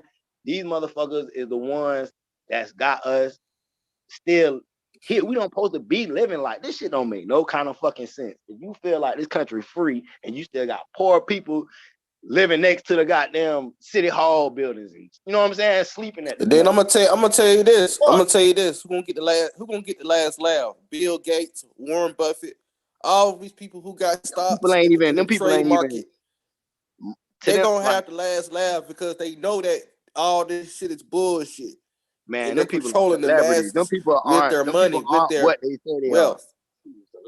Hey, See, listen, let me do one thing real quick, and then we're gonna build some more. I want to take this screen share off, so let me let you finish. After you say what you saying, let me play a little of this, and I'm gonna close this screen here. Go ahead.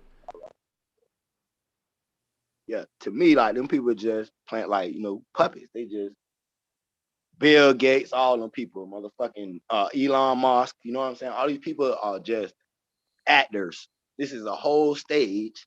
These are actors playing out a role so they can keep perception going, to keep them in control, and us not knowing what the fuck going on. Period.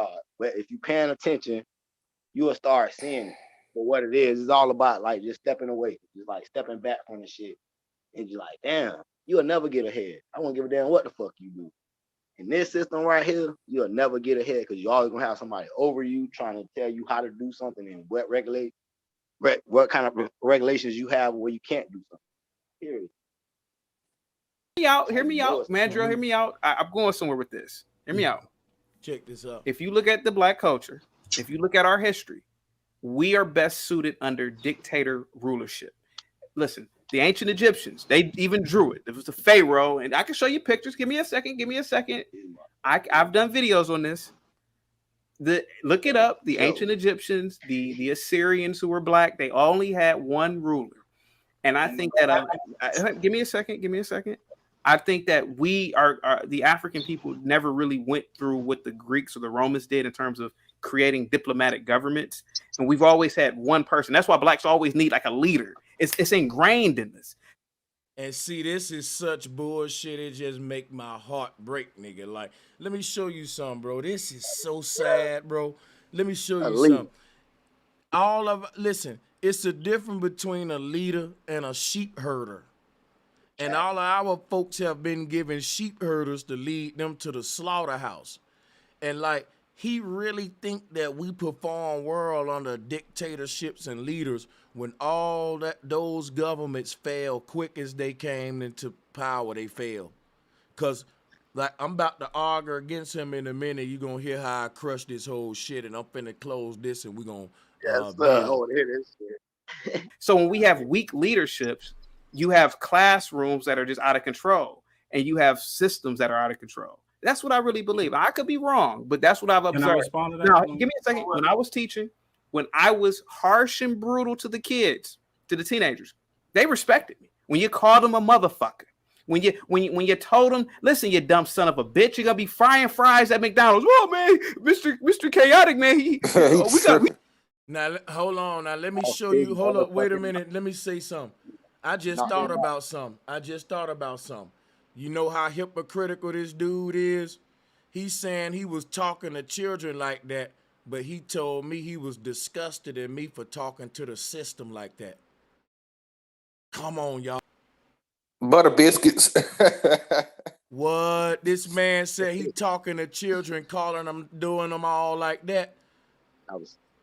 Oh, wow, man. Hold on. My stream kind of messing up. Let me do something real quick. Yeah, he give me Get Out vibes. For sure. Yeah, man. This dude here hypocritical.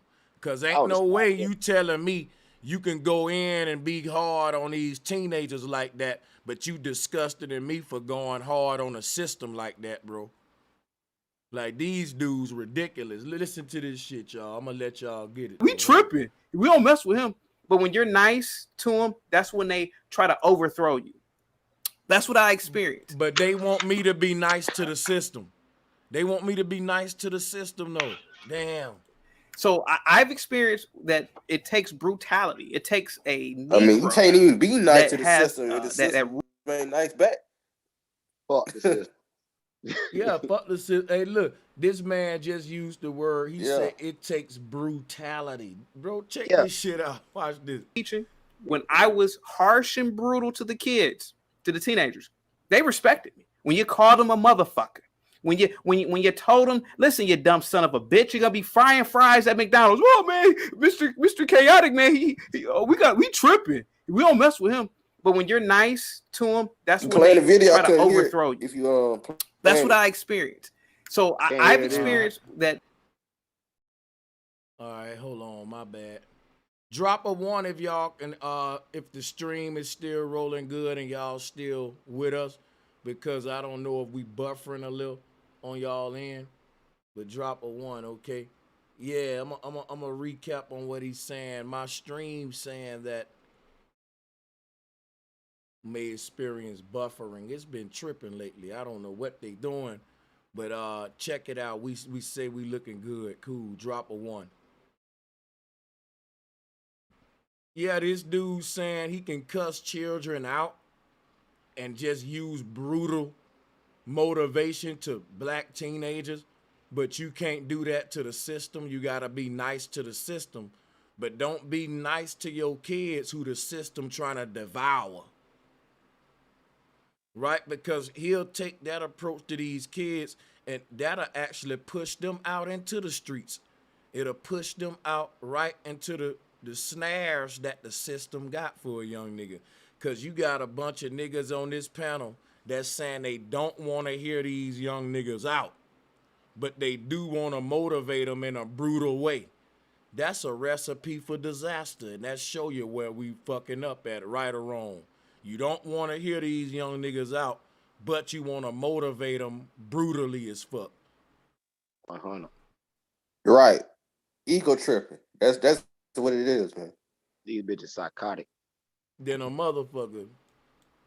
It takes Let me share this with y'all. He said he couldn't hear it. Brutality. It takes a Negro that has that rules with an iron fist, and that's what I've observed, Kevin C. That's what I observed as an educator. Well, if I may, here's the thing: you're not wrong. I know I have my reaction, but here's the thing. Let me say this real quick, man, Drill. Guys, don't take my word for it. Google it. Go to Egypt. They have hieroglyphs. The black man drew himself beating other niggas. And this dude in the bottom right corner, like, look at his face, like he like that, like, listen to this is fucking crazy. To do it, dog. That's crazy. Here's the thing. What you said. Hold on one second. One second, Sanchez. It's the truth. You gotta be.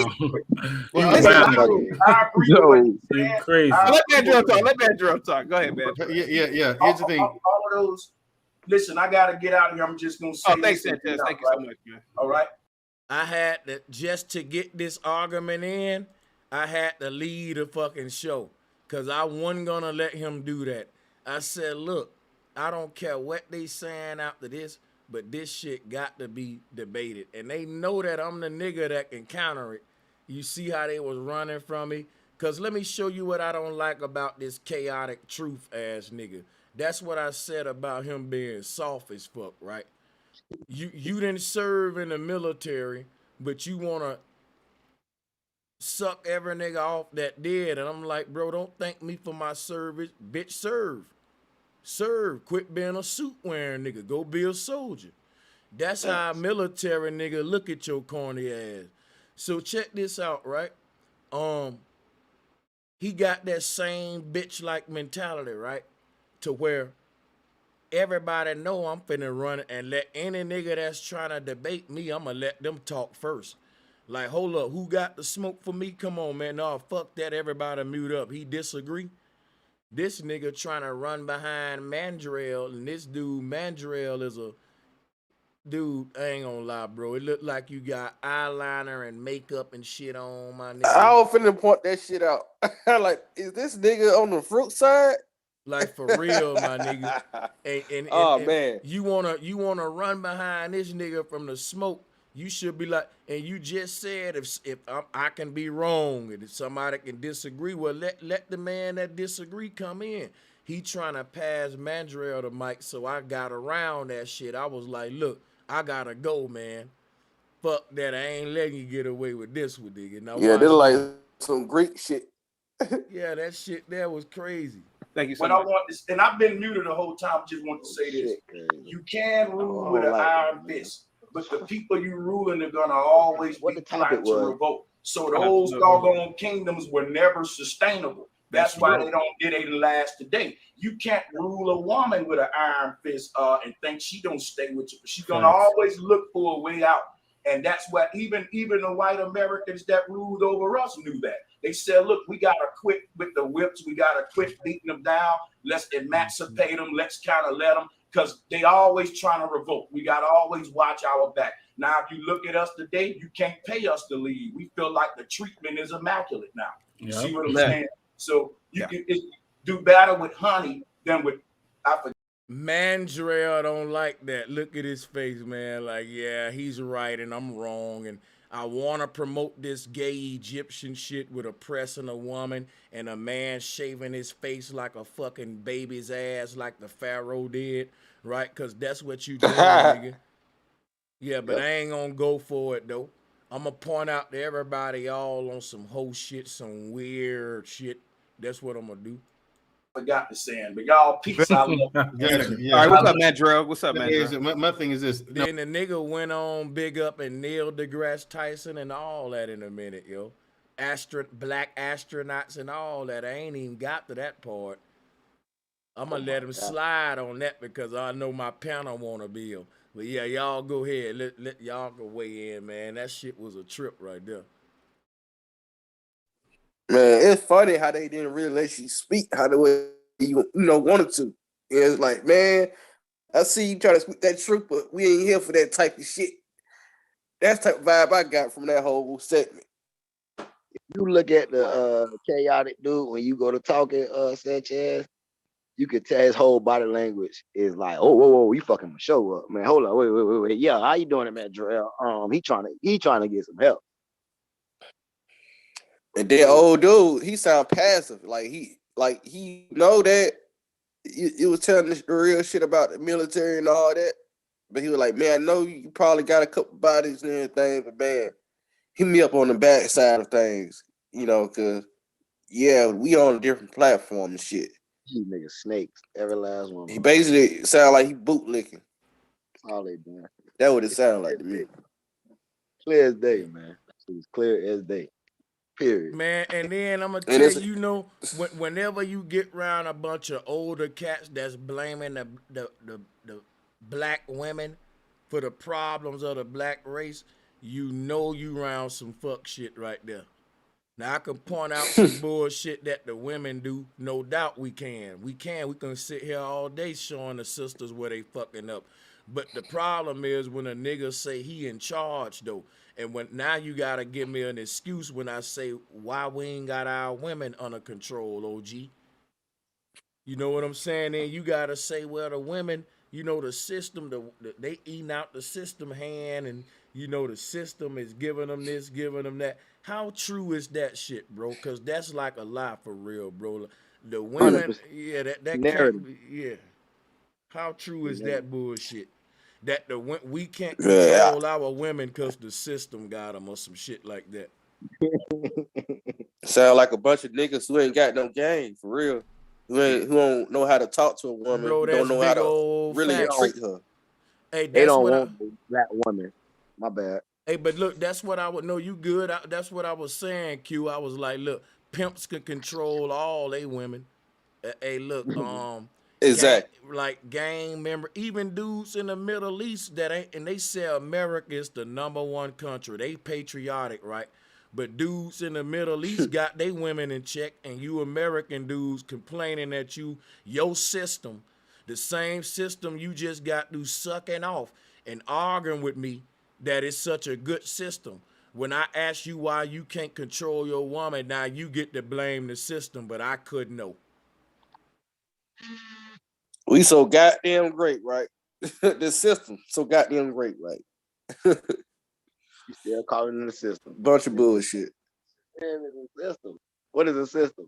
You can only blame the system when you saying why you can't get your woman in check. That's the only time we're gonna allow you to blame anything on the system. That's it. And if this and let me show you how sad that is. Even if I give them that one argument, you know what I can then turn around and say, well, if the system pimped your woman, he pimped your man first, which means you niggas went to Uncle Sam military for handouts. You niggas ain't never built nothing on your own, black man, and our forefathers ain't either. Our forefathers was fighting and using all their energy to join the other man army and join the other man shit in his companies. They was never thinking, let's build our own. So now, so yeah, and when the young niggas gonna say that, y'all failed us. This generation of young folks still shouldn't be trying to build basic infrastructures while all these other folks moving on to nanotechnology, drones, AI, and all that shit. Mm-hmm. Yeah. We need to have mechanical engineers, all types of engineering degrees. Fuck the military. Go where you'll fit in. Don't try to go where you trying to fit in. What happened to the trade schools? You know what I'm saying? Man, these young folks said, look, we built the fire-ass infrastructure with drill music and cutting our coat with fentanyl. So guess what happened? The chickens came home to roost. The same generation that you didn't provide opportunities to started selling dope to y'all goddamn aunties, you goddamn, look, think about this. The old niggas that came back from the Vietnam War, they was getting strung out and shit, and the young niggas was giving them they shit, yeah. The same niggas that you didn't give an opportunity for, it came back as karma, and they end up being a dope dealer selling dope to all y'all veterans and shit. What about and it's crazy, like, cause I was watching a Jay Prince interview today, and he was talking about how he came up and everything. He was real like hustler, like, and he learned how to save money and stuff like that as a kid. And then when he got a little older, he found out like some of his people was really talented in music, and that's how he said, "Oh, okay, I'm gonna start a rap company, call it Sir Rap-A-Lot, and I see $1 million in this, so I'm gonna keep hustling with this rap because it's making me money." It's the same shit that they trying to stop. They trying to stop people like that from really developing further than just, their own brand and build a billion dollar industry to help the whole community. Man, fuck the rap. And I kind of seen what. Let me tell you some real shit, bro. And this on everybody saw Dead Presidents when the nigga got out the military and was on that shit. Now let me tell you some real hood stories. I'm gonna pass the mic because I know y'all talking. This dropped on me. Think about it. This scenario.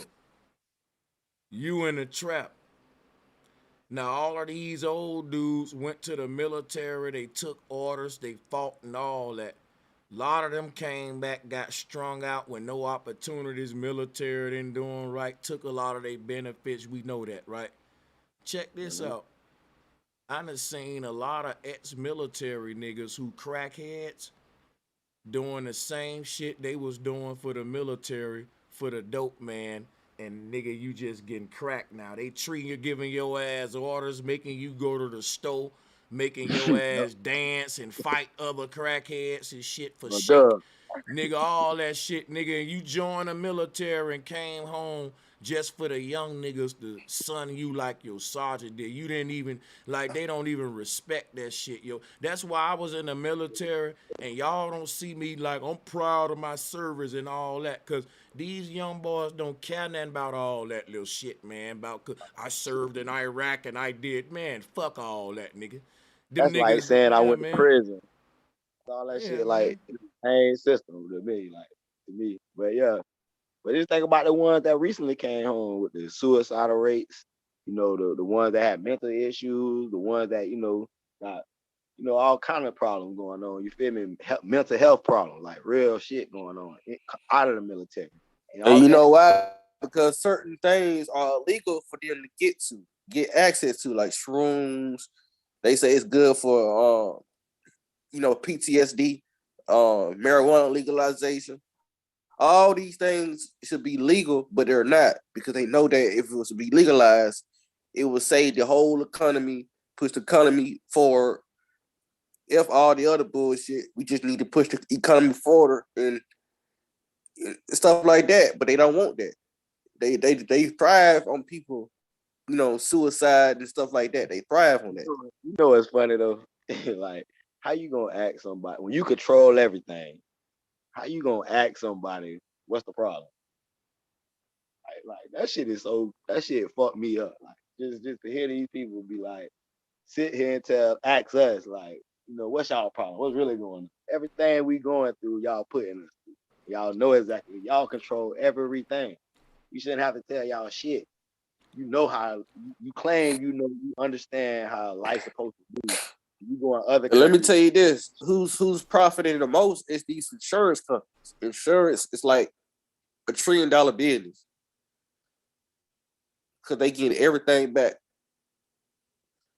off your death, off just living. They profited off that. And who backed them? The government.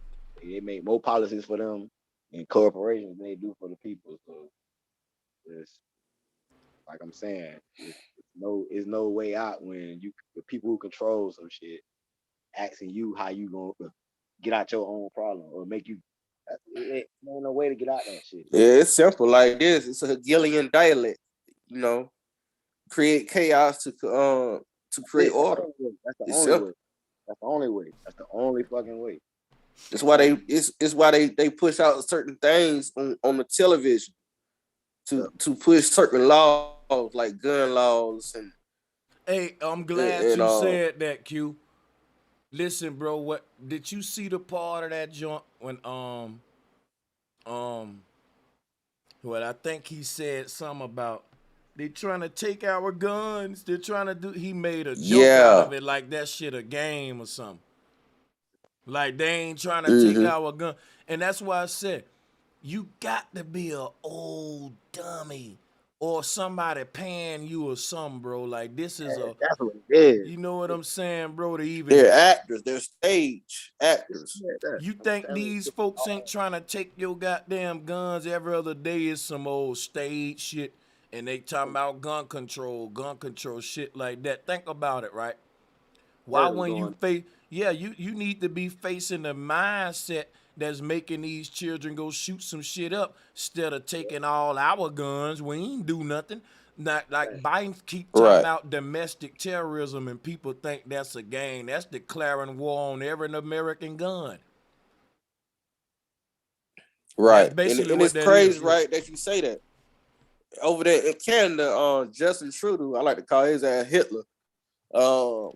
He already got it right now that they pushing. You can't even have handguns. You gotta have a certain clearance to get a handgun. You gotta be in the military, a police officer to even have one.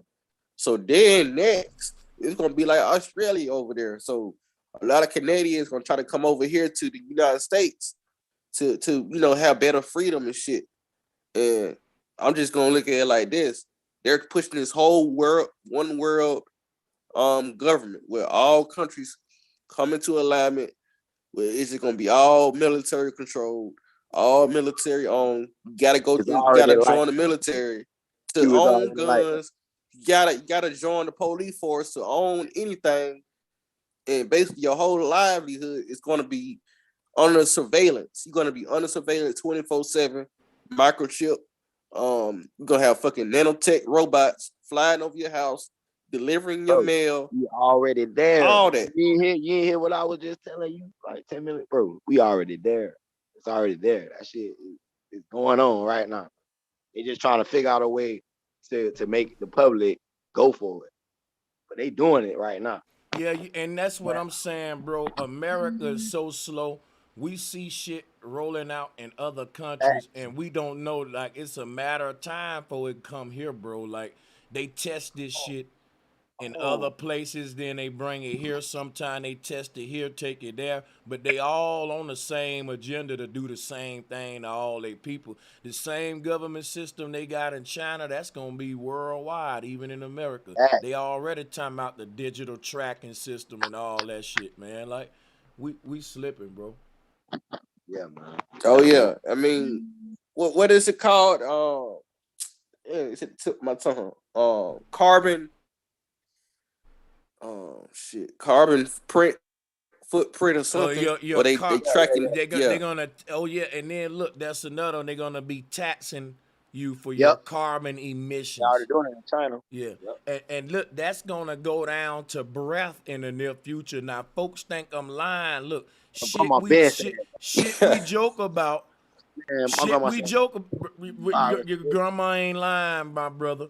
She know she can give, and our older folks can sense shit when they on a They done lived through it already. Yeah. They done lived through it already. Remember, they was joking, my brother. Guess what they was saying? They was saying, what if they start charging for water? And they was digging wells when they was saying that. They was digging wells. They was saying, you know what, if we got to pay for water, right? Now we fucking paying for water.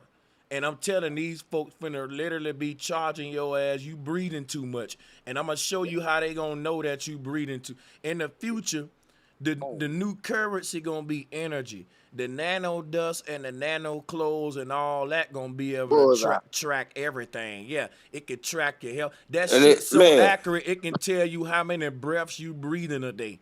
So with that kind of shit, they gonna say, look, the people that's doing the most breathing, putting out a lot of carbon emissions, but they ain't giving back to the earth as far as labor, then them the ones we gonna be shortening their lifetime somehow from a remote control, because you already got the nanotech in you. They got a movie like this. It's called Time. The new currency just gonna China, be time. bro, Yeah. In China, I swear to God, bro, they already hitting them people with like credits. It's called credits. Like, they lose credits. They, you know what I mean? Like, if they do certain things. Oh yeah. If they ain't washing their hands, it can tell. Like, they got everything. They got their carbon emissions. They can tell when your credit bad. When you know what I'm saying, they can tell everything about you. Like, they literally monitor every moment of people's life. Like, and it's documented. And they're a dictator, so they get points taken off and in prison for that shit. That is so facts. And look, people, I'm gonna show you how they gonna roll it out, and you ain't gonna be able to stop it. It's just gonna come out so fly that you ain't gonna see it. Watch how they gonna roll it out, right? When they was in China promoting this shit, they was doing it like, bro, this is like the fanciest technology, right? Motherfucker showed a toilet right at the convention. This toilet look immaculate, bro, and it's saying, look, this shit can track certain health things about you, it can tell you this, it can track you and shit. Then China was coming out with like refrigerators that's telling you your weight, tracking a lot of your information. And they was rolling it out like, oh man, China's so smart, they so technological. And look, that turns into, they gonna roll it out the same way. Like, look, we getting the new technology, but it's the IoT rolling out in real time. All of the new technology that's gonna allow them, your toaster gonna be able to spy on you in the future. The cup that you holding, if you move it from one place to the next, they can track you with that cup. And when they start spraying the air with the nano dust, if you got the nano dust in you, nobody can run, nobody can hide. You can run, but you can't hide. And the drone gonna find you and shoot. Like, this world finna get literally that tyrannical on us on some medieval shit.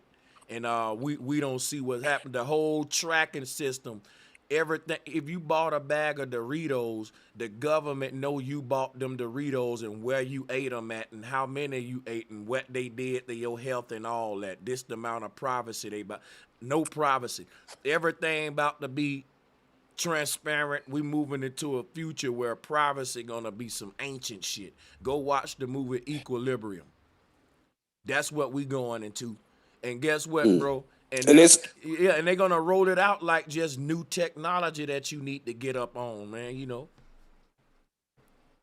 It's crazy, right? That you saying it confirmed what I was reading lately. Like the president in Mexico, he's pushing, for the United States to open their borders and basically create an open border where citizens can come through and everything, do whatever they want to do, come through here if they want to stay over here.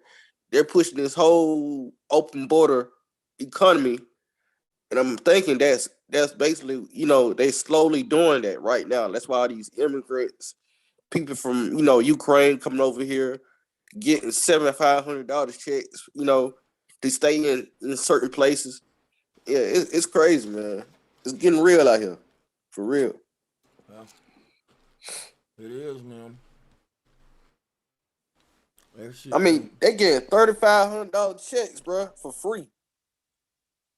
And then in the same breath, they shitting on us. They shitting on us, basically. I'm gonna tell you this. I'm gonna tell you this, man. Y'all brothers ain't saying nothing but the truth. And it's crazy, bro, that like I said earlier, what y'all think about this, right? If some shit popped off now, well, we had the people versus the powers, don't you know how many elders you gonna clash with, bro? Yeah, I already know. Gonna clash with them the hardest. Hold up, but how many? Hold on, bro, Sanchez. But how many young niggas you gonna crash with at the same time? The young niggas, the ones saying they tired of this shit though. They tired. See, the young niggas. If you look at 2020 but you protest, right though.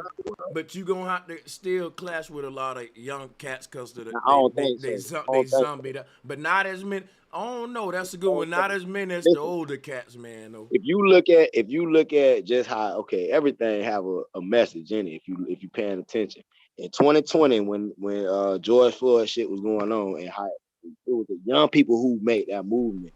See, the young people is really. I was protesting, so I know I was running a protest in my city. So I know they mentality. I know they frustrations. You know what I'm saying? And them people, the young people here, they inspire me, bro. Like to see, like they ready for a real revolution. You know what I'm saying? And if you look around the world, they show you the same thing. It's the youth that's gonna have to change this shit. That's what I'm saying, bro. We just had and everybody know that the youth is gonna change it, but our elders be want to compete with the youth. It's sad, man. Go ahead, my brother. Go ahead. No, bro, Sanchez. I got smoke with you on that.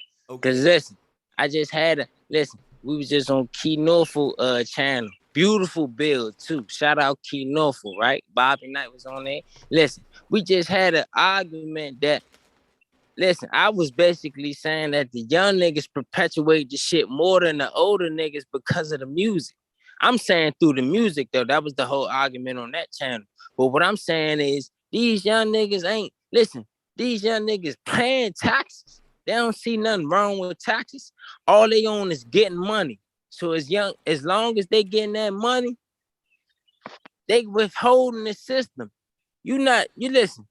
Everything they worship is about $1. So you think you about to come in and try to? Whose fault is that? The elders. See what I'm saying? Nah, the system. It's the system fault. The system. Who world is? Who world is? Our world, nigga. It's supposed to be our world. The young niggas, they can't protect. They only thing they could do is rebel, bro. Like on some real shit. They understand their conditions more than anybody.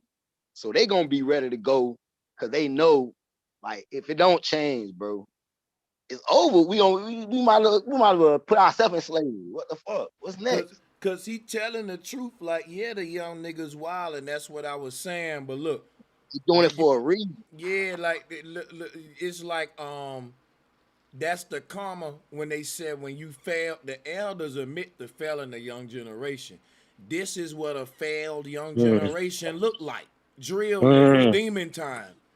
But you gotta understand. Nah, Young for people real. are brilliant. Young people Yeah. are crazy. Like they have more wisdom than anything on the earth at certain points of time because of their innocence and their imagination.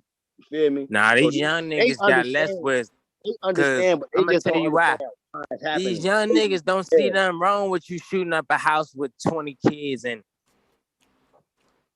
that's that That's an bullshit. effect. And That's an that effect, bullshit. though. You Yeah, it's bullshit. right though. Yeah, that is that bullshit. Okay, we gotta start looking at what the young people do. We gotta look no, at you why can't are they doing stop it. looking at yeah, No, okay. you have to, in order to prescribe something, right? To prescribe a problem, you have to look at what's going on, right? We Why? see it every day. But you have to look at why is a human being could actually do this? Why would a human being do this? The music. The music is one part. It's not just the music, it's the condition they living in. The music resonates so good because of the fact, damn, this is my reality. You feel me? I can't go with that. I can't go with that. Listen, I'm gonna tell you why I can't go with that. Cause y'all generation was in the same predicament, the same 8 people bedroom condition that we was living in, the same Section 8, the same welfare check that we was living in. The only difference was the music. Y'all was taught to be hustlers. We was taught to be drug abusers and suicide. You see what I'm saying? You right about that now. Now that, but let me dig a little bit into that. What I'm saying though, you right. But what I'm saying is, the person that's listening to this music is in a living condition. The only thing they understand is what I'm living in. I don't understand why I'm living in it, but I'm here and I gotta survive. So the music, yes, that's another influence, but it's still the condition, bro. Like if you don't change the condition, when a baby come out of their mama and they don't have no kind of opportunity, but the projects, you know what I'm saying? That's all they see. Their world is what they see and what they live. The projects won't always be around, but the mother that's in the project can also change her mind. The project is a project, bro. It's not no fucking apartment. I don't think it's that if you can change the conditions. I think it's if you change the mind. Why do a project have less property than value? The super mall? Not the value. No, I'm talking about land. How much land wise?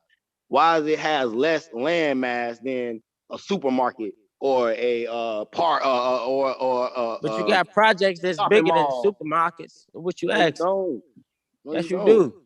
Nah, bro. Yes, you do. What city you from? So you telling me a Walmart is bigger than a hood project? A Walmart property? Hell, fuck yeah. Hell, on, fuck yeah. Walmart got motherfucking super Walmart. Hell yeah, they got more property than goddamn. They take up on my where I live at, bro. They take up half. Where you live at? Yeah, you tripping, bro. You tripping. Hey, where you live at? Who, me? St. Pete. Yeah, you ain't from no hood. You ain't from no hood. You think it's right? bigger? St. Petersburg, Florida, bro. What the hell y'all talking about? I ain't from no hood. You want what the fuck you mean? Bro. St. Petersburg, Listen, Florida? these hoods be bigger than the Walmarts. We not even gonna argue that. You know Rod Wave? Yeah. You ever came to St. Pete? You ever been here? Bro, we ain't got no side of St. Pete that's All right, let's take 2 hoods then. Fuck it. 2 hoods.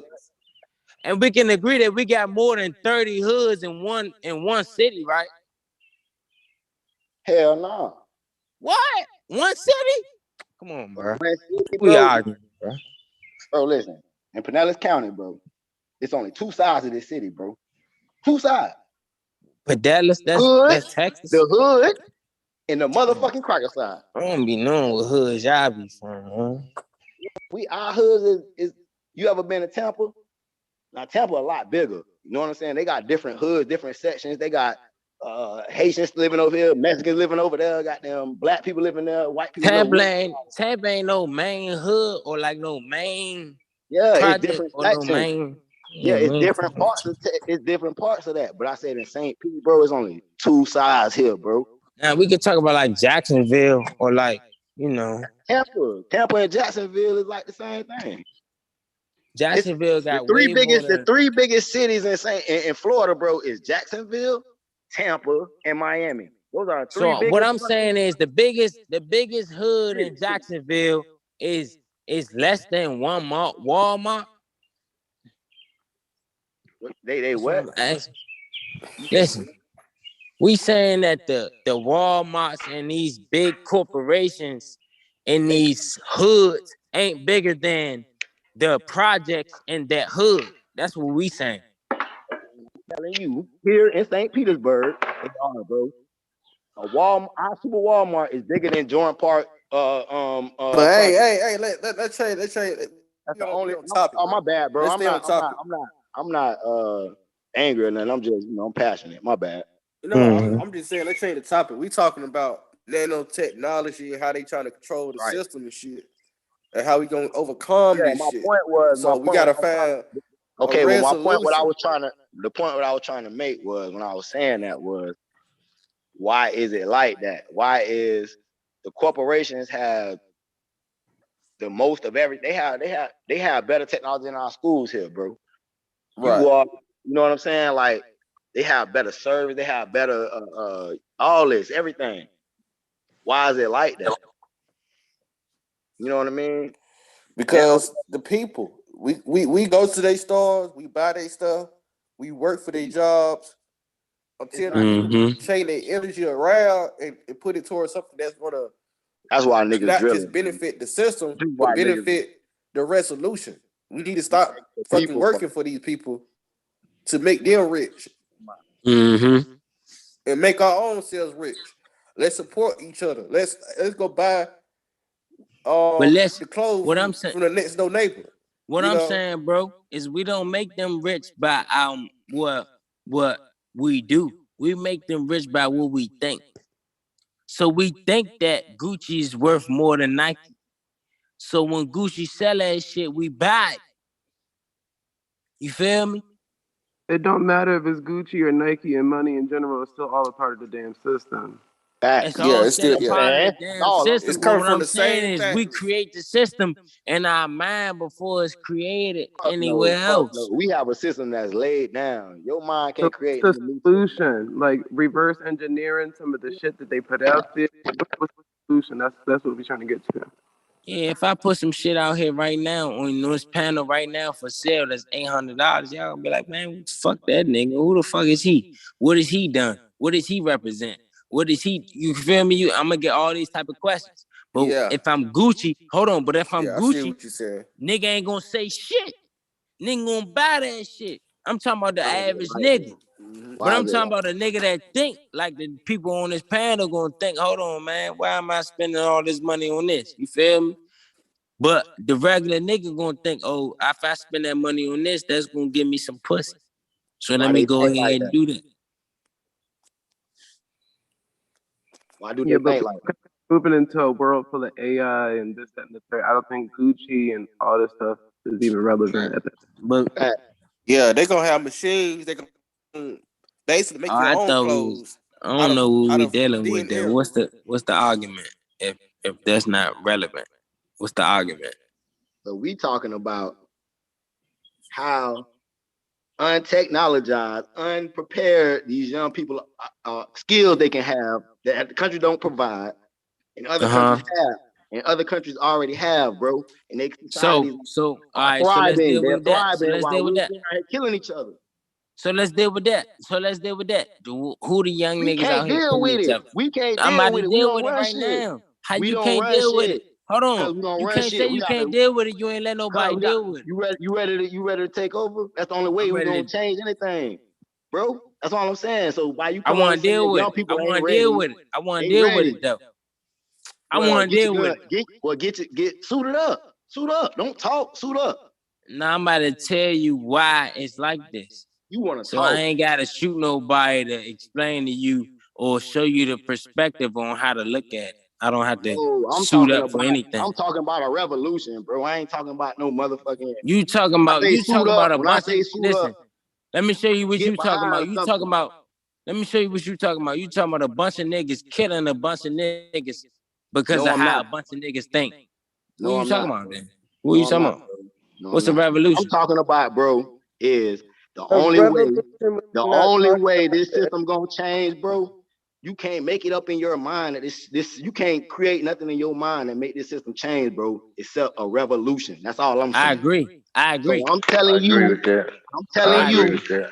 So what I'm saying is, instead of saying what a young nigga won't do, suit up and let's go see. And the ones that don't participate or Nah, whatever get in the way, you nah, feel me? nah. Can you That's agree on that them. you can? Nah, can you agree that you can make a young nigga put down a gun and pick up I can't make a nobody do Hey, yo. nothing. I can't make nobody. It got to be in them, whatever Hey, it y'all. is. I can't make nobody do nothing. Hey, look, Period. I'm gonna say I'm this, just right? saying, if you Hey, want your look. condition, my bad. No, good. No, y'all cooking, man. Go ahead. I'm Yeah, saying I'm saying, do you think you can't make a young nigga put down a gun and pick up a microphone I'm or a pretty sure tool that's we that'll all help not another like. can. nigga Bad. Look, rather than destroy another nigga? look. I just want to say this, right? I gotta shut down here, man. But check it out. I think y'all on some real shit. What I was gonna say was, the system gets its power from the people, and what the people are being told that the system is don't have enough power, to circulate amongst everybody equally. Basically, that's the big complaint. Like, the system get its power from the people, but the people are being told that the system just gets his power from money, from all this other shit. But my thing is this: when we find out we power the system, all we got to do is come out of the system like batteries coming out of a fucking robot, and that shit'll drop dead. That's why they keep asking us for our participation. That's what I was talking about earlier. Participate. The system cannot power itself without our participation. And that's what they sell you, the American dream, to keep you participating and sleeping and dreaming and shit. You know what I'm saying? Thinking that I'm one vote away from changing things and making it the way it should be. I'm one politician away, and we can get that one guy in office, right? And that's what keeps the system going. Like, all these other places that turn things around, they actually overthrew their government. This recently happened out where the people had got rid of their fiat government. I think that was in Finland or Sweden. But they overthrew their government. The people actually took them to court, with whatever they whole system. Now, our system a little different. The Brussels in that was in London. Talking about with the Brussels and what's the name now? They overthrew their shit. Made But them break. every citizen on that land came together like an army, on the same page. I don't know what it's gonna take for that to happen in America, or even if it's possible. I doubt it, because they got so many buffer classes in America, and different, like, guys from the islands, different coon niggas that's saying, look, we ain't trying to overthrow the system. Y'all on y'all. Like, it's so many folks that wouldn't participate because they want you to participate in the system, in the town hall meeting, in the Marines, in the Army, and all that shit. You know what I'm saying? But that's, I want to say thank y'all, brothers, man. We power the system, y'all, and the people just need to stop participating. But when you say that, the old heads be like, that's dumb talk. You need to participate. You need to vote. You need to go to your town hall. You need to get to know your mayor. And if you can, lick his boots a little bit, Yeah, a bunch of bootlicking going on. Yeah, man. Man, Hey, look, all appreciate of that, that bro. shit bullshit. I'm saying, listen, we had a discussion where there was a difference between a street nigga and a hood nigga, but it's all the same thing. You know what I'm saying? If you a hood nigga, you a street nigga. If you a street nigga, you a hood nigga. But all of y'all niggas ain't no real street niggas or no real hood niggas, because when the police draw down on y'all, y'all all put y'all hands up and get on y'all knees and go to jail from years away from your family. So it's all a myth. That's what I I'm was gonna put it saying. like this. You right. Jay-Z said it best, man, with the OJ song. You still a nigga. Still It nigga. don't matter. You still a nigga. You still a nigga. That's it. But you know It what? don't matter. With everything y'all saying, I'm gonna close on this because this some real spill, right? It's proved what I said earlier. We only willing to get radical when it's against ourselves or foreign people in other countries that we don't even know when we join the military and shit. Or we'll turn up against, but we ain't gonna turn up against that system, man, and that's facts, bro. We're gonna continue this though, guys. I appreciate y'all for joining. Salutes to all of y'all, man. Appreciate you, bro. Salute Oh y'all, yeah, man. much love, man. Much love, my brother. Hey, man, I appreciate y'all for real though. Like, y'all know we do cosmology. We go deep over here. But over here on Sit Down with Sanchez live podcast, man, we touch a lot of this kind of shit, man. Hit the like button if you like it. You know, I was over there on the Lapeef network, man, and I swear it was getting under my skin. The shit I was saying, like all of these platforms is controlled and shit, and got this little control. Like, man, hell yeah, bro. I ain't against the Trump MAGA conservative people, but I swear I'm telling y'all that the reason a lot of people ain't fucking with y'all and that shit, a lot of these arguments gotta change, man. And the real talk, these old heads know they need to step their game up, bro. Let me get out of here, man. Hey, salutes to Tory Charlton, man, and salute to Zay. And salutes to Teardrop Hall. Much love, Teardrop. And salutes to Awakening Minds as well. Much respect. Salutes to Money and to Paul Baldwin. And salutes to Netta Girl. Hey, Money got that money avatar too, man, with all that money on there. His brother balling, huh? Let me quit, man. Hey, salutes to all of y'all, man. I appreciate the love. And salutes to the PayPal donors and my Patreons as well. I appreciate y'all and I love y'all.